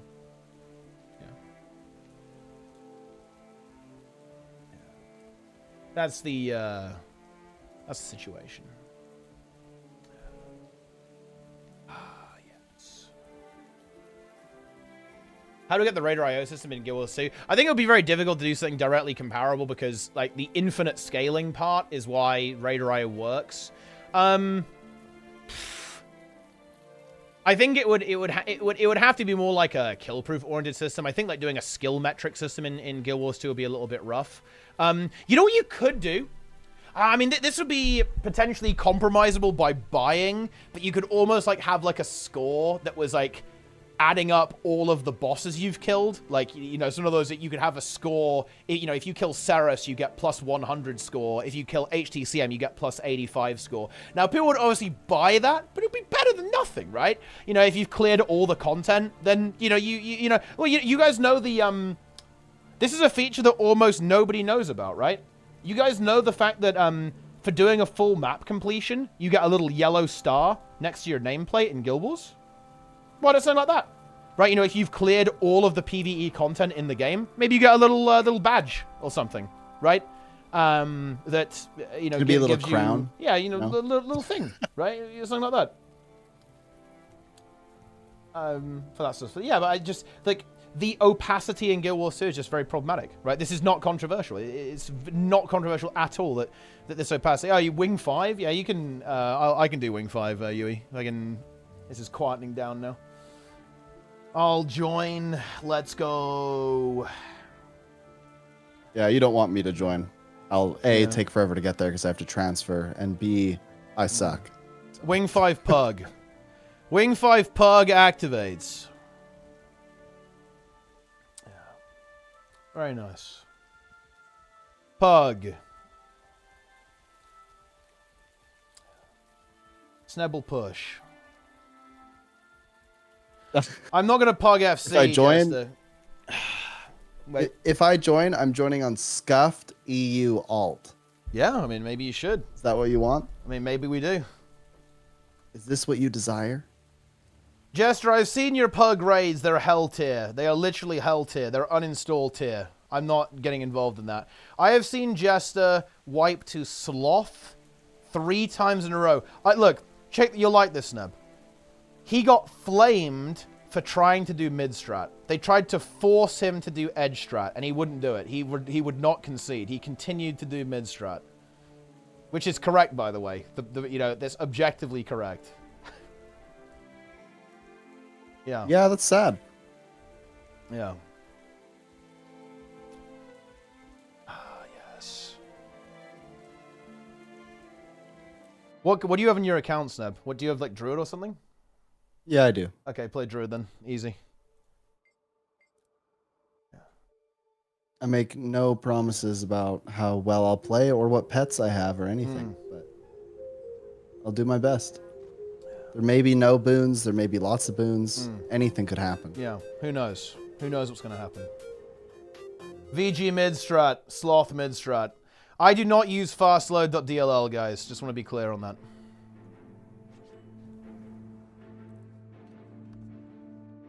Do you use fastload.dll, Snob? Do you go for that stuff? No, I don't hack the game or anything. You know? I know you do. No, I don't. I don't do that stuff. I do not use fastload.dll. Everyone always says about these DLLs, but I don't know if anyone actually uses them. I think everybody just Oh, no, memes. no. Dude, I'm not even talking about this on stream. I have seen some fucking wild DLLs, bro. Like, there's some, like, crazy shit in the game right now. Wait, what have we got here, actually? Oh, look, Angels has linked something here. Difficulty, meta, focus, summer ants, rewards, standard meta rewards, easy open world content, basically not as mechanics, auto queue. Oh yeah, no, I'm with you actually. Yeah, normal casual skins of gold has an auto queue, CM does not have an auto queue, and then you have progression for LTM. Exactly, yeah, I completely agree. Yeah. Like this would be almost like heroic, right? Like, and then this would be mythic, right? This is mythic, this is heroic, then this is kind of like LFR almost, and meta is almost like below LFR. For sure, actually, yeah.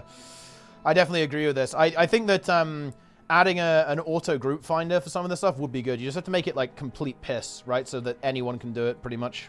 That's the reality. Because, again, this is something that I want to be clear, guys. You cannot auto group find for all the content in WoW. Only for LFR. Normal and above, you have to join pugs through the LFG. Mythic Plus, you have to join pugs through the LFG. You cannot auto group find your way into a mythic dungeon. You must actually engage a little bit socially in a way. I was surprised actually. You know, it's weird.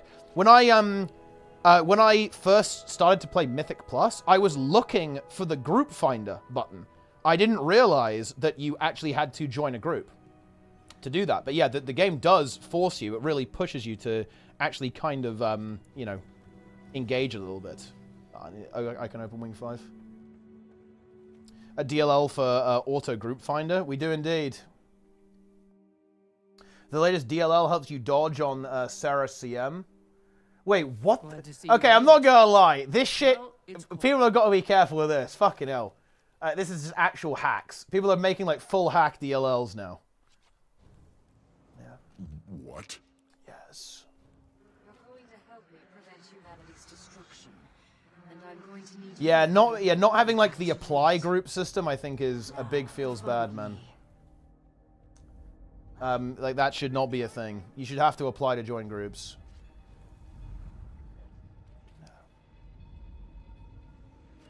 DLL. I guess I'll tank. Boom. Strong auras. We are adding strong auras to Guild Wars 2, guys. Yeah, honestly, auto group finder.dll could be pretty interesting. Guild Wars 1 had these LFG tools. I mean, yeah, it had a lot more like fleshed out systems in some areas for sure. You go ahead. I'll search Boom. the port and talk to the ghosts. If you find out who she is, come I actually find got a me comment and, that did don't not die. like the fact that I said you had to apply for groups. It was kind of a sad comment, to be honest.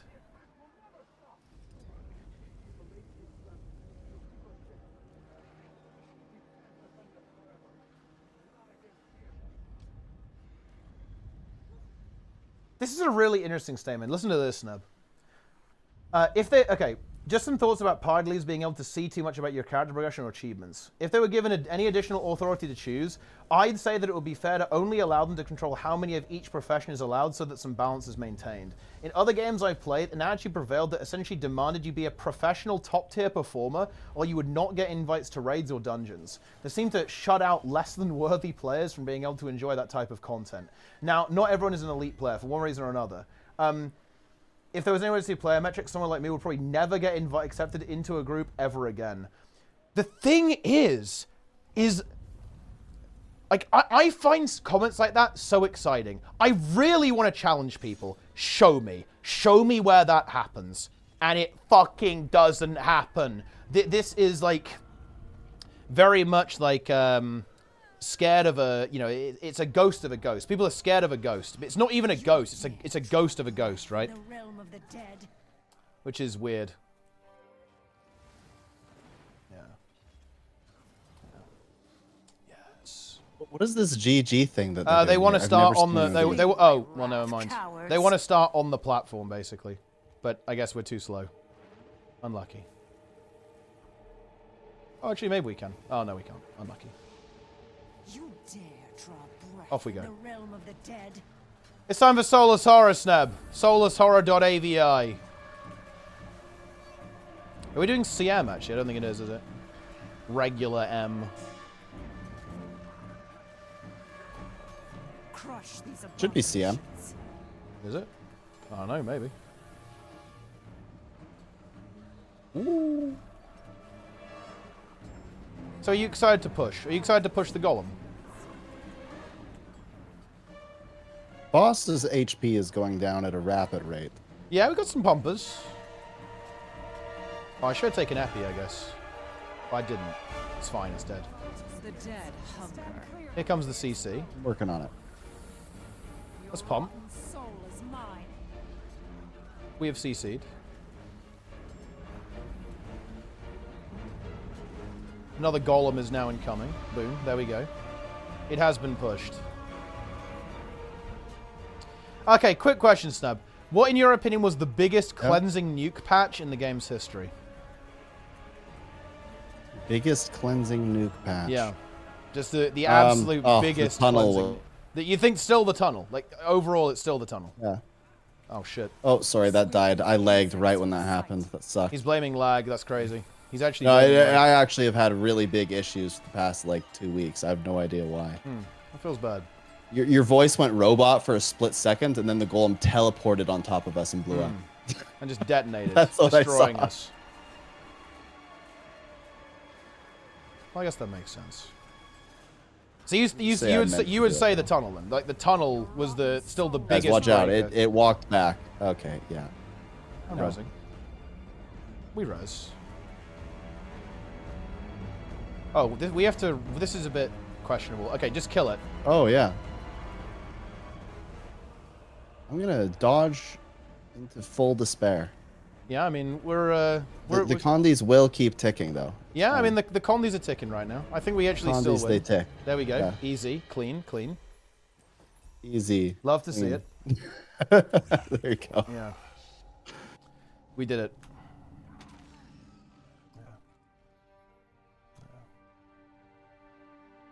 So you would still say the tunnel is the most brutal thing? Yeah, the tunnel is pretty depressing. We did our part. Now who are you? What's happening down here? You may call me Desmina. Desmina. Now be It's time. But My body is too damaged to fight. I'll grant Such you a protection pill I to get can. into. It's kind of interesting about this div rack. I can almost guess like your experience on this. The thing is with Mythic Plus is you kind of have to understand the rules, right? Like if you're applying to like a +6, but you've only done a +2 of that key, people are not going to invite you. Like, that is the reality. Like if you want to get into this stuff, you have to work your way up.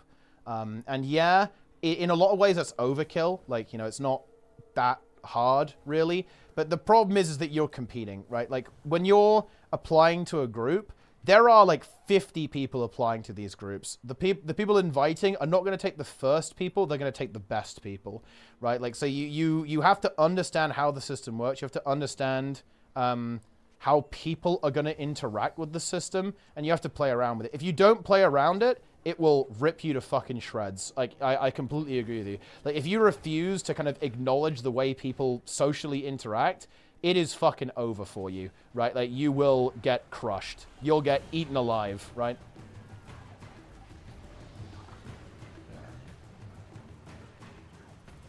But, yeah, it is what it is. You shouldn't have to work up to a +6, that's complete piss. You kind of do, though. Like, if you're on a new account with 0 Raider IO, like, why would someone take a completely fresh account with, like, 300 score compared to someone who's, like, farming it for a weekly with 2.8 score, the 2.8k? So there's, like, absolutely no reason, like, anyone would like, invite a 300 300 score player, right?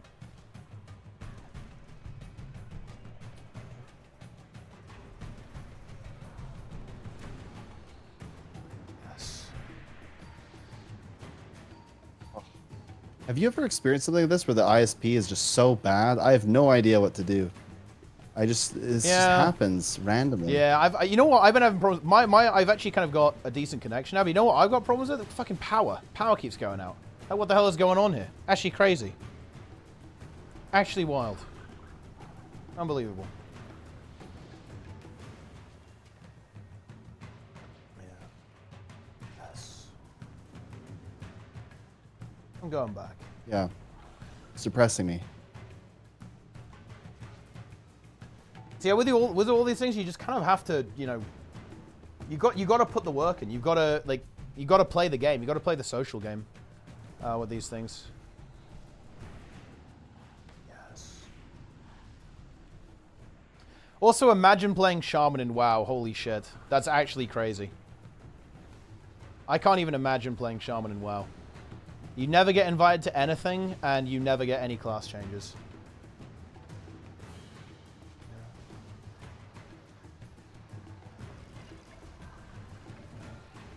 You ever had the Doom Throne drop for you? I've actually never had it drop, no. Today will be the day. He sealed himself I had it drop once. while he gathered strength and Thought that was ways pretty to cool. reclaim the underworld. Soon Doom's power will be great Only enough once, to though. invade the mortal realm. Deplete.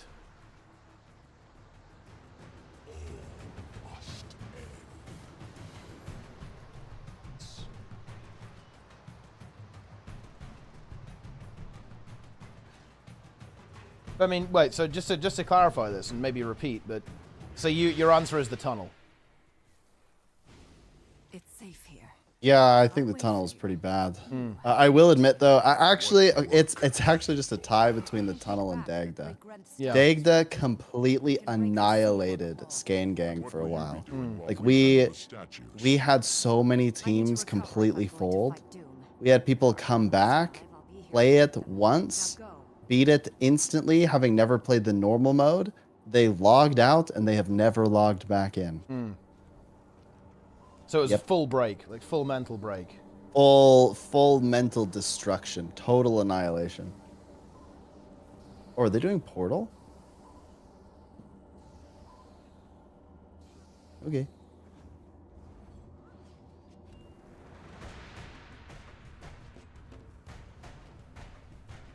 It's Portal time. Who's doing lights? Is it me? Oh well, yeah, it's you. You got the duration trait. I can do the first one though. Actually, you go. Oh, okay. You go. Go. I go? Okay, I'm going. It's too late. It's actually over. Nobody communicated with me. I didn't know if I was doing it. I figured I might be. You're the but... druid, bro. Well, yeah, I figured I might be, but nobody said anything. It's fine. Well, there will still be a portal available for us. Are you stunning? Okay, then. There we go. I've got a light for you there. There's a light. Enjoy. I'm stunned. Okay, the eye's going down. Just do that. You take portal? Yeah, take the portal. We're on the other eye. Oh, I stunned as well, so you might want to re-stun. Okay, going. There we got it. It's free. The eye is down. No problem. I totally meant to do that, and it was all part of the. Did you know that all of these are scripted? Every single one. That was part of the script. Confusing. Even this is part of the script. But what I'm saying now isn't. But I just wanted to tell you all that it was part of the script. There you go. Now back to your regular scheduled programming. Yeah, this is actually pretty interesting, Angels. I actually really like the idea of stuff like this, like adding back, you know, not necessarily like raid buffs, but like something like this for sure. You know, so like you have like a group buff you can apply, like, you know, so almost like giving thief venoms to other things. So you've got like a buff you can do. I really like the idea of like Necro giving everyone like a lifesteal buff that you can kind of do as well. I think making them a bit more active will be fun as well, right? It's like almost like tying them to like a utility skill, stuff like that. I think is it on me? I think it's on me. I'm full Selly. I don't know what you are. I mean, we also instantly killed the Eater. It's over. Actually, it didn't die. We might be good. My flesh golem might kill it. It's not impossible. It's spitting. I actually like the music on the... Oh my god, that's Oh so my gosh, that's actually crazy. It died right as the last one was It's so coming in. cringe, man. Oh. Yeah, I think I will actually admit Dagda broke me. I broke the Dagda. You know what? I'm gonna say it. The tunnel didn't break me. Dagda, dude. I love that there's now an ability in the game called mental collapse, right? But yeah, that was the fucking mental collapse moment. Holy shit, dude. That was like full mental break. The people that keep arguing with me about it being like at a good difficulty level, that is the most extreme copium I've ever heard. Like when they say that, oh, well, you know, it's like a good introductory CM for players. I'm like, what the hell? Are you serious? A CM is not introductory. It's inherently not. It's a challenge. What are you talking about? Like, I cannot understand. I don't know if I'm supposed to go up. Yeah. But I went. Yeah, I think you are. I just think it's just very strange to, like... I don't think the problem with Dagda is really the difficulty, right? Like, for example, I would say that Anka CM is actually really good, right? I think that's a great CM. It's not hard, but it's really cool. Because it's kind of well designed, right? And it's kind of exciting. Yeah.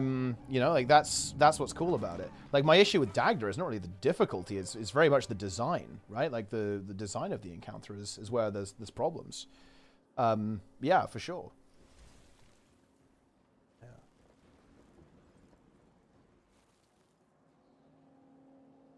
You know, and honestly, you know what?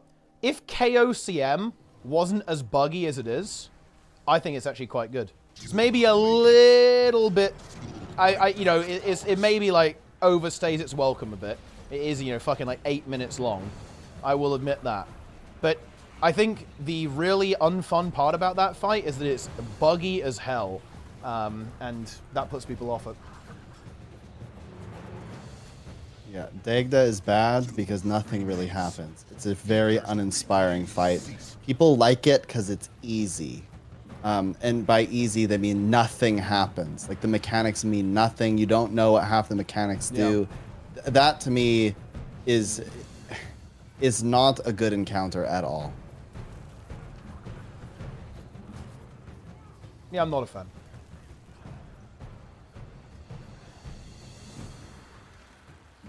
The ender of all. The ender of all, Sneb. The breaker. I'm healing myself. Let's go. Oh no, I'm frozen. Fuck, I have the mount bug now. Sneb, I forgot about the mount bug. Oh no. That will never be fixed. That will never get fixed. It will literally never get fixed, guys, but I've got the mount bug now. Feels fucking bad. We get to show off the mount bug to hundreds of people, and they get to know that it will never be fixed again. Man, this bug is actually really annoying, I'm not gonna lie. This one does not feel It's good. really bad. Yeah. It's worse if you do king first. It is, yeah. If you do it last, then it's not as bad. Well, I wonder if there's a DLL that could fix it, actually. Like mountbugfix.dll, like Sognus is saying. That would be huge. Ooh, 5-minute statues. 3, 2, oh, shit. 1. Oh, I guess we just slacked a bit too much. I think we were just too slow on eyes, I guess. Unlucky. Unfortunate. 5-minute statues. The breaker. What is the mount bug? I'll show you. So now when I go on my mount, I can't move. And I actually, you actually T-pose as well. Hang on, let's look. If I can enjoy it. The influence of the statues overcome Doom's corruption. Behold. Look at that, guys. Yep. This is in the game, guys. It's been like this for years, for fucking years. And it will... and it will never get fixed. Yeah, and then that will not... It's every mount, by the way. How do you trigger it? You get frozen on Broken King. If you get frozen on Broken King, it's what happens. But it is what it is. That's the mount bug. Unlucky.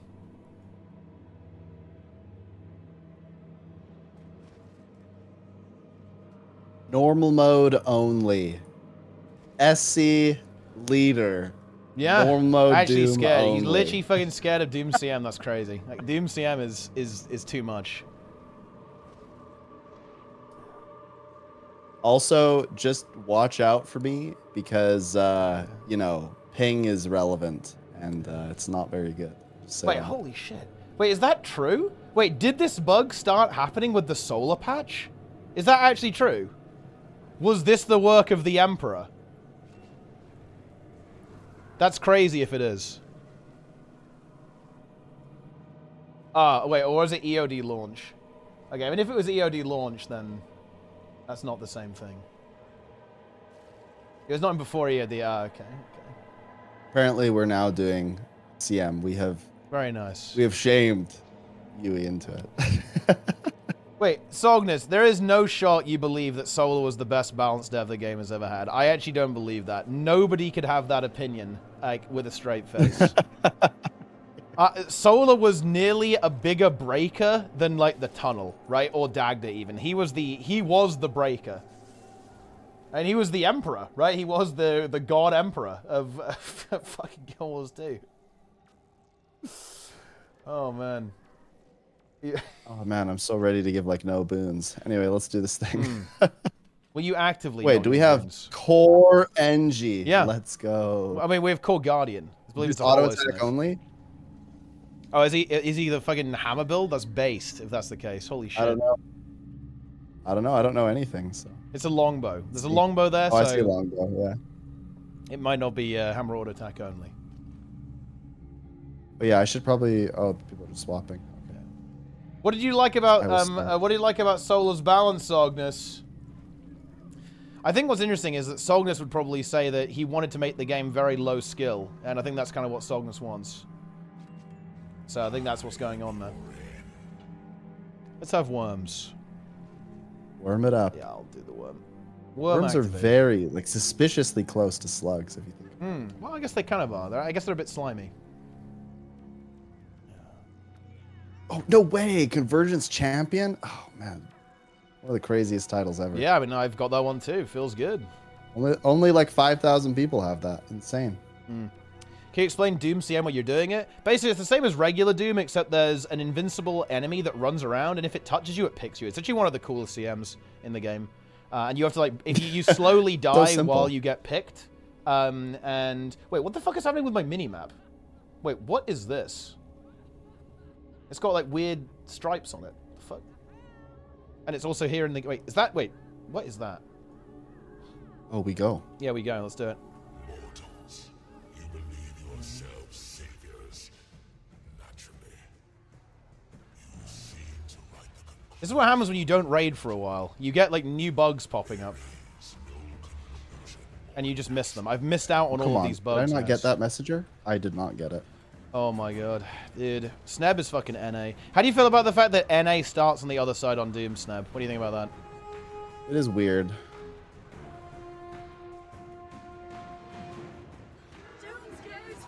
Green one. Somebody doing first G2 for me? Well, I don't know. I wouldn't assume it. Wait, someone just leapt in and immediately got picked. That's crazy. This guy is fucking exposed. I like that. Okay, Flesh Golem, get him. You got him. Oh, yeah. Got it.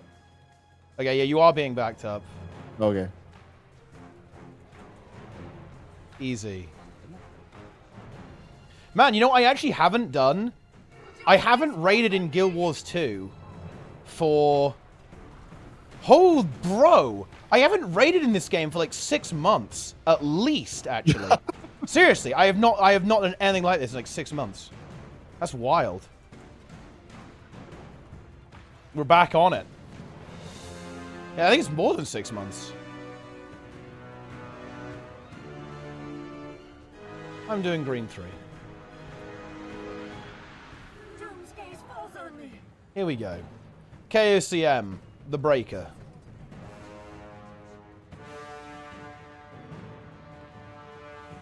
But yeah, for the person who wanted to know about Doom CM, as you can see, it's relatively similar to regular Doom, right? It's the same mechanics. You can't heal the Reapers nearly as much. It's like 1% of the regular healing, so essentially you can't really do it. You have to, you know, basically like prevent them from, the spiders from killing this one in particular, the Star Reaper, by using like a flash worm. Oh, nice. I put my worm in the wrong spot. Actually, I think it's good enough. Tyria will fall to Doom. Bacteria falls to Doom CM. Oh, I should probably not let that messenger do that. Or that one. The Echo's moving 10 in. seconds and I go up. Yeah, you better do it. I'm just gonna I'm literally fucking picked. I'm literally picked, bro. Wait, oh, dude. No way you're Wait, picked. multiple SC members getting picked. What is this, huh? Oh, no. Well, actually, wait. I don't think they were SC members, actually. They didn't have... Wait, did they, like, D-tag there? That's actually based. Holy shit. Yeah, they actually removed the tag while they got picked. That's some fucking APM right there. I respect it. I actually respect that. I do also respect it a lot. That's big. Oh, somebody else has been picked, and they're going to Dude, we're actually getting fucking farmed. What is this? I enjoy this. I also like how I keep getting the bomb at the worst times because this is when I'm supposed to give boons. Also, the Deathlings are feasting on Star. Yeah, they are absolutely feasting. There's no clue. I think we're fucked. I think we have to actually... I think we actually have to not do CM. That's crazy. It's too hard. It's fucking too hard for us.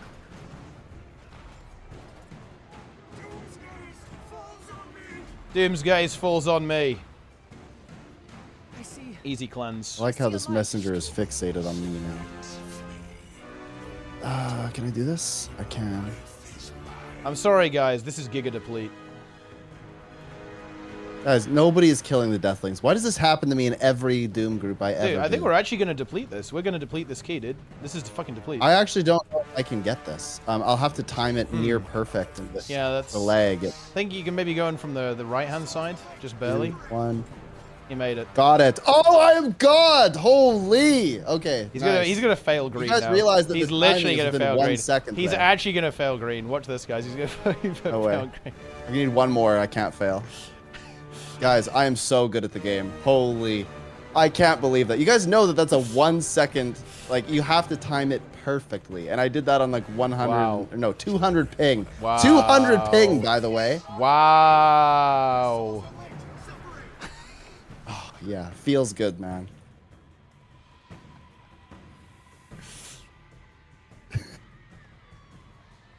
You enjoying yourself, Sam? You had fun with that? I am. I did. I had a moment of great success. Yeah. It was epic. Boom. I see a light. Okay, there is a worm. There's a worm. So it's not fucked. If we play really safe here and we move, if we move to the Reaper and we actually get the phase relatively quickly, I think we should be all right. As long as we just get the cleave going down here, should be decent. And get another worm up. Okay, I've got my worm assembled. There's the pull. Oh, it's broken. Yeah, I see it. I see it. It's your green. Okay, yeah, nice. You got it. Yeah. Okay. Oh, I'll get the messenger. Oh wait. Oh, this is actually good because I had bomb and went up, so that's good for our group. Yeah, I have the messenger now as well. That's actually, I'm not sure if that's really good, to be honest. Oh, whoa. What's going on here? It's a bit awkward. We need to kill these spiders. Yeah, you can't put the messenger past Star. Oh, yeah, it died. That's unfortunate. It's over. I'm calling you out. Teapot's fault. Yeah, that wasn't the best. That wasn't ideal. Yeah. I was hoping it would, like, slide past. It didn't really happen, though. We have 10 people now. I mean, that is a good start, yeah. Wait, somebody left instantly. I think someone like DC'd or something. Oh. Somebody had to leave. I see. Guys, that moment where I hit that green, I'm going to put that in my Hall of Fame moments. Yeah, the Hall of Fame? Yeah, that's it. Yeah. You guys have no idea. But see, the problem is that people don't understand if they never had to do that before. Holy shit. If the thing is covered and you have to dodge with absolute perfect timing. If you don't hit the perfect timing, you die instantly. I've never hit the timing before. That's the only time I have ever hit it. Yeah. Wow. That's crazy. Yeah. Basically, I'm saying I'm bad, but I did one good thing ever.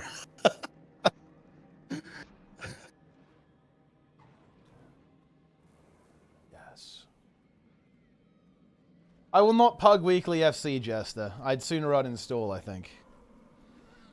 I've seen your pugs. I've seen you pug M+ as well. Like, when fucking Jester pugs M+, he, like, invites rats. Okay, he, like, you know... I get it. Rats can be pretty cute, but... Look, let me actually guys show you. This is like fucking average. Look, take a look at this, guys. This is like average Jester Mythic Plus group. Look at that. It is kind of cute, I will admit that.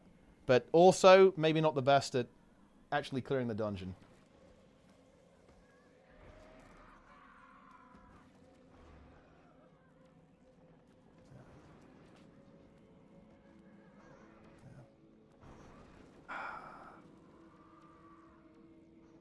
You play the real version of WoW? Why would I play a dog spec, Jester? Why would I do that? Why would I deliberately play a dog spec? I wouldn't.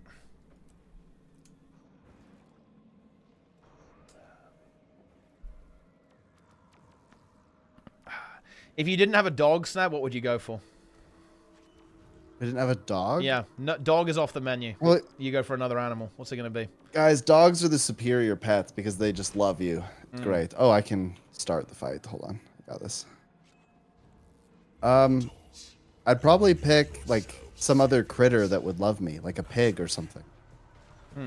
Like a cow. I think a pig's more, like, more intelligent, though. Like, so it might not unconditionally love you. Wait, you're saying that there... Wait, you're saying that there are conditions by which the pig would not love me?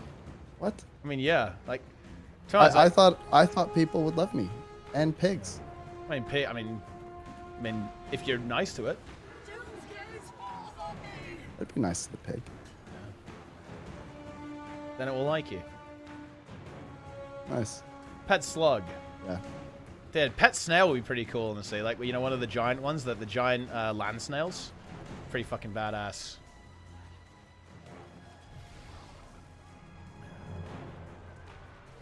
I keep forgetting that I'm probably providing... I'm used to playing basically 3 healers on Doom. Wait, 3 healers? Wait, what's your setup on Doom? You just have 2 stack healers, and then the kiter is also a healer. So the kiter is like kind of irrelevant. They can just do whatever. So I'm just realizing that I need to provide boons every once in a while, and I'm not doing it. Interesting. I'm exposed. NA uses 4 healers. With zero sarcasm, I think that if more groups ran 4 healers, boss win rates would be higher. That's definitely true. But Well, people are at so least 3. shameful they At won't least do 3. it. Well, I think it's actually less the shame. I think it's more the fact that it's kind of hard. Like, healers are, I feel like, one of the less common roles to fill, right? I don't know about that. Like a little bit. I think people are scared of playing healer. You know, they're living in fear, constant terror.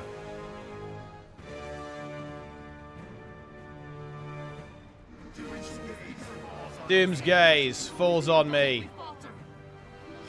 We touch that messenger. I got it. Doom. Doom is here. Would you say it's the year of Guild Wars 2, Snub? Is it the year of Guild Wars 2? No. No, it's not. What the? It's not. Wow. Soto Doom? Soto Jesus. did not. You can't tell me that you believe that Soto made for the year of Guild Wars 2. Soto made for the year of Guild Wars Despair. I'm not accepting Soto being... What the fuck? You're I'm not a Soto accepting it. fan, huh? God damn. No, I wait for... This is a Janthier Wilds waiting room. Wing 8 waiting room. Wing 8. Slug waiting room. Yeah. What if Wing 8 is 3 Dagders? What's how do you feel about that? It's like literally 3 Dagders. It would actually lined up. completely traumatize the community in every way if they did that. Interesting. Yeah, that would actually be worst case scenario for sure. Join one another in sacrifice. Your souls are linked. Separate. break.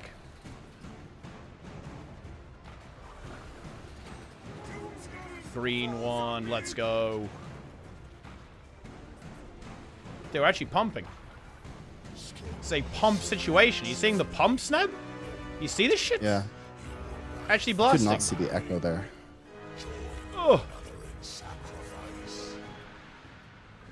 Join one another in sacrifice. Okay, sorry about that. Nobody ignore that. Okay, we're good. The messenger. Feasting.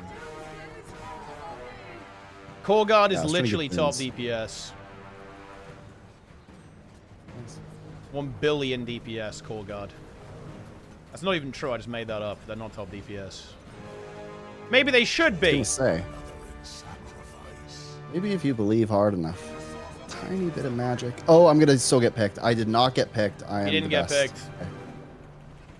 Have you ever seen someone get picked so much that you would describe them as Mr. Pick?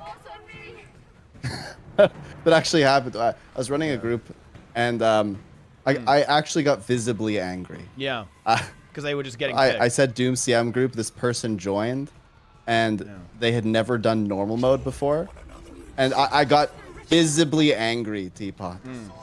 Because they got picked immediately. Picked. Yeah. Yeah. Constant picking. And I had to ask them to leave, and I had to bite my tongue. I wanted to flame them. I like really badly. I wanted to flame them. I didn't, but I really did want to. I just told them they were disrespectful. Yeah. Picks.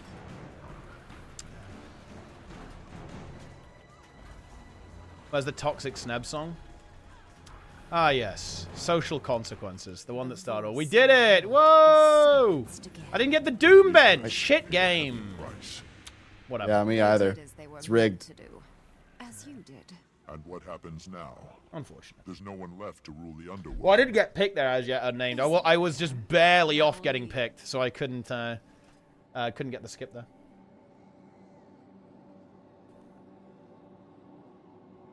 Try getting one that... Well, you know, there's actually a really interesting thing, right? Like, if you had everyone... Well, actually, I'm not sure about this one. I was going to say, like, if everyone ran, like, Selly builds in raids, you'd have a higher win rate. I'm not totally convinced about that, though, actually. Because the thing is about Selly builds is that you kind of need a pretty specialized setup for that. And you also... You need people to actually understand what their build does in order to make that happen.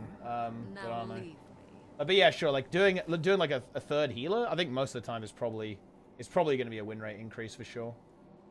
But yeah, you don't want to sack too much damage, though. You really don't. Like, doing more DPS is really important, I think. Well, I mean, it obviously is. Like, you know, you can skip a lot of mechanics doing that. You know about the hidden achievement where you slash sit on the throne? Like, well, that's the Epoch one, no? And the Epoch, what? Well, Sneb's in the throne.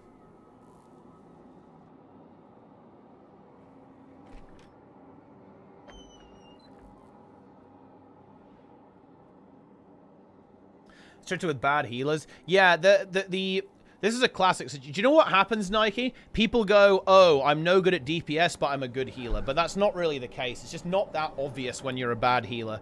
Realistically, people who say that are self-reporting. They're just saying they're not very good at the game in general. And they just don't realize it. It's because there are less situations where the healers are just kind of overpowered as fuck in this game. So it's like less obvious when you make a mistake or when you aren't playing well. But, yeah. Easiest role is Boon DPS. Yeah, I think broadly speaking, yeah. Well, I mean, I think that's kind of because of, like, the builds, right? You know, like, that's because of the builds. You know, the, like, Herald is, like, very comfy, right? It's a very comfy-ass fucking build, and it's also really, really strong as well. I think a lot of the Boon DPS builds are actually pretty comfy too, actually. Like, they're mostly fairly chill.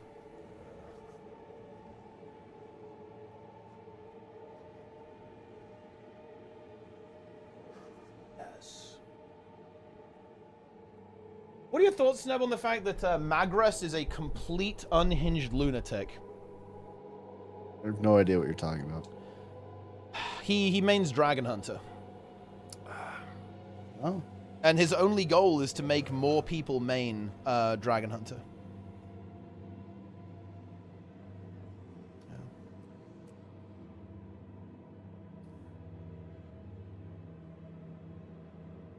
He's trying to deny it, but he actually mains it. Oh boy.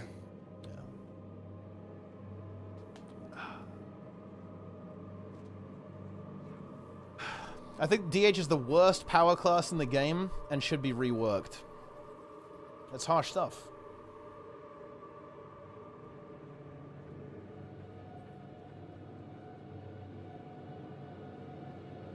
You know, there's a very big cultural event in Canada happening tonight. Oh, really? What is it? This is Game 6 of the Stanley Cup Finals, where the Edmonton Oilers are playing the Florida Panthers. Okay. The Edmonton Oilers lost the first 3 games of the series, and they've clawed back, and in the 4th game, they won by like 8 or 7 or something, which is a lot in hockey. And then they won the other game. Game 5. So now they're in Game 6 back in Edmonton. Yep. And let me tell you that it is a First marketing frenzy right now where I live. Yep. Everyone is just like, come eat at this place and watch the game. And, you know, like I swear, like 80% of Canada is going to be watching this game in 30 minutes.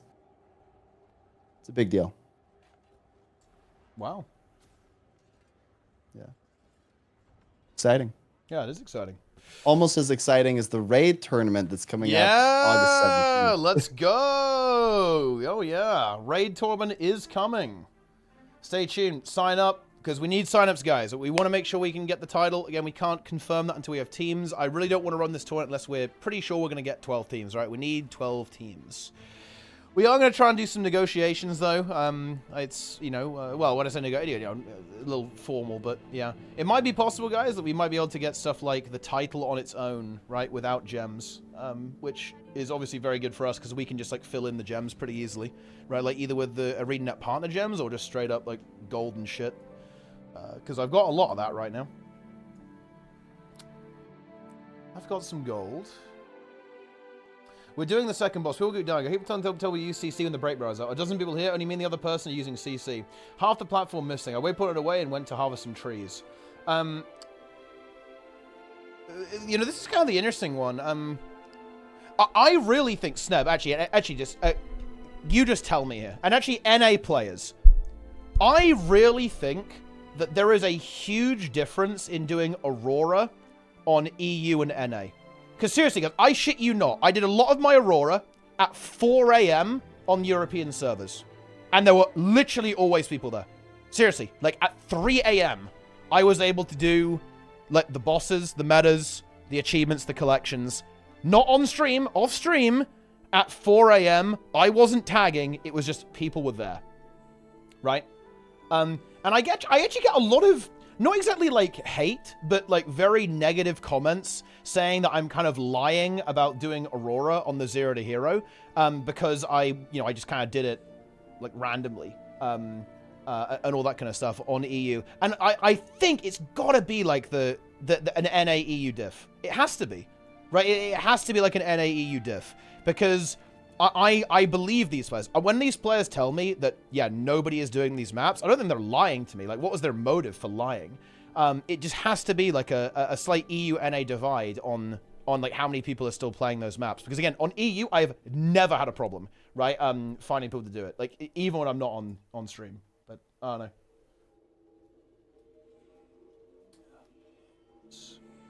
T-Up played his Ellie. I'm going to have to bust out the Ellie, Nitro. I'm going to have to do it. Like, it's coming back. My Weaver is getting prepped. We're going to have to play some builds, not only for the actual Get Good arc, but also I need to bully Elementalist mains. They need to be bullied. We've got to shut this down. We've got to stop this. We have to stop this. If I hear that Ellie is fucking impossible and you have to be an octopus pianist to play it one more time, I'm going to lose my fucking mind. Okay, I can't take it anymore. I'm broken. I admit it, I'm broken. I'm mentally broken. I'm not ashamed of it. I am.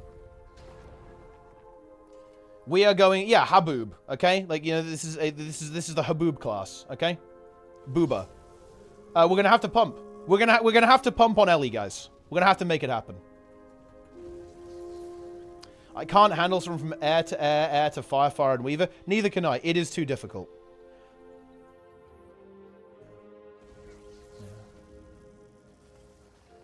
Look at me burrow into the ground, guys, in terror with my earthen vortex. Fire, air, spear weave were the hardest one to play in the game. True.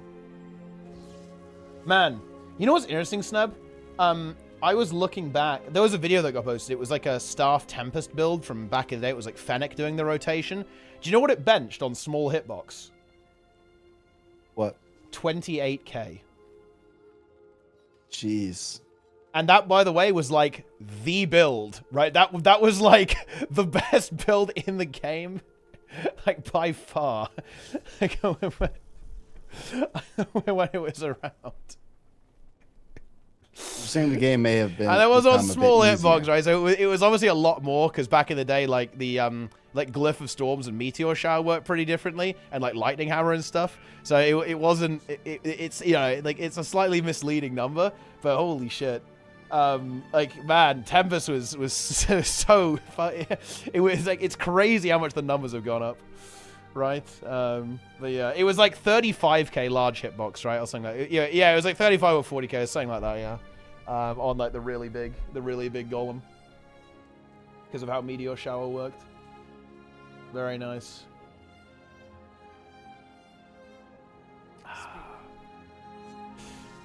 All right, I think I'm gonna wrap these things up. Me and Seb are gonna be selling out this tournament. It's actually it's the monthly tomorrow, right, guys?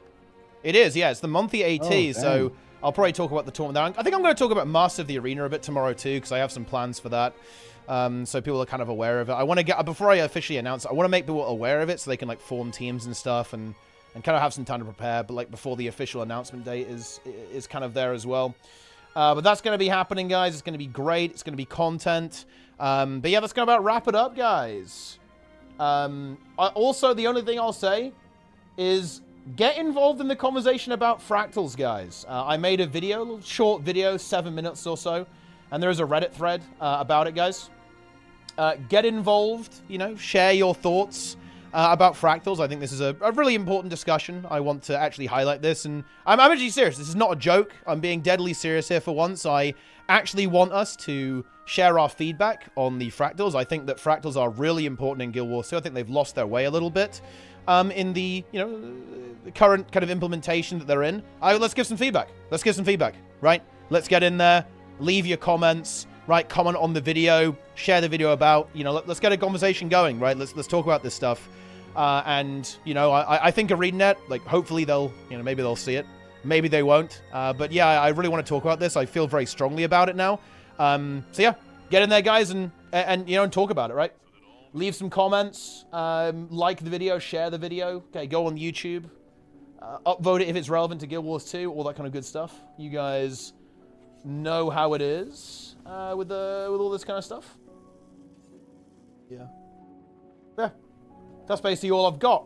I'll be back tomorrow, guys. We'll probably be doing monthly AT and then some Mythic Plus afterwards. We actually need to play on the tournament realm for the Great Push. Man, we're actually kind of out of time. Man, it's actually crazy. I don't have enough time to do fucking anything, man. It's unbelievable. God damn, dude. There is so much going on. It is wild. Gonna have to really go monk mode to make all of this happen, guys. We've got Project Fungo to do. We've got like Mythic Plus. We've got raids coming up. There's we've got the Mythic raid happening.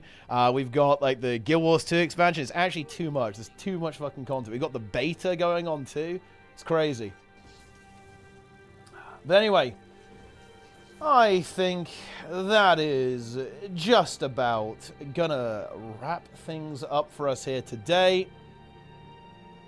Do you know that Vivi averages 8 hours a day of WoW for over a year now? I mean, it actually makes a lot of sense, because he was doing that in Guild Wars 2 previously, right? He was like doing 8-hour meta train daily, so it actually makes a lot of sense. But yeah, no, I mean, look, we've got to get close to those hours, honestly, Nico. We've got to be as much of a grinder as Vivi is. Like, Vivi's where he needs to be. Like, I'm definitely going to be grinding the war within a lot, right? Like, really trying to go hard on Mythic Plus properly. We've been slacking a little bit this season. That's kind of my fault. I've been a bit disorganized and trying to reassemble my life a little bit and reshuffle some things. So that's kind of what's going on there. But we're getting there. I'm nearly ready to go monk mode and, like, actually grind Guild Wars 2 and WoW, like 8 to 10 hours a day, every day. Like we're getting there. We're definitely getting there. Yeah. I have my World vs. World guild set, but all of my guildmates are in a different team than me. Why can't I join them? Because they probably didn't select the guild, unfortunately. Yeah. But I mean, yeah, I mean that's unfortunate. Yeah. But anyway, let's get out of here. I'm going to raid. Let's raid Lara. Let's go. Lara's doing Elden Ring. Okay, let's see if she's encountering Dung Eater. It's probably the DLC though, right? Like, is it the DLC out? I don't know. But anyway, let's go. I'm out, guys. I'm back tomorrow. We've got big content, like I said. We got the monthly. We're going to talk Mota. We're going to talk PvE tournament. We're going to talk fractals as well. Let's do like a proper fractal discussion thing. I'll read some YouTube comments, right? I'll read, you know, all the stuff that people are saying, right? We'll do that and kind of go for that kind of stuff. It's going to be fantastic. But yeah, hope you guys enjoyed the stream. Follow, subscribe, Patreon, give me the money. You guys know the deal. Buy the game using the referral link. Do it now, okay? Buy some merch. Join my Discord. Join the conversation. That's going to about do it, guys. Say to Lara for me. I'll see you guys tomorrow, okay? Good night. I'm out of here. Oh, I can't, wait, now I can't send the raid. Wait, the raid thing fucked up. Okay, never mind, whatever. I have to wait. It's over. It's actually over. It is. Also, shout out to YouTube. Boom.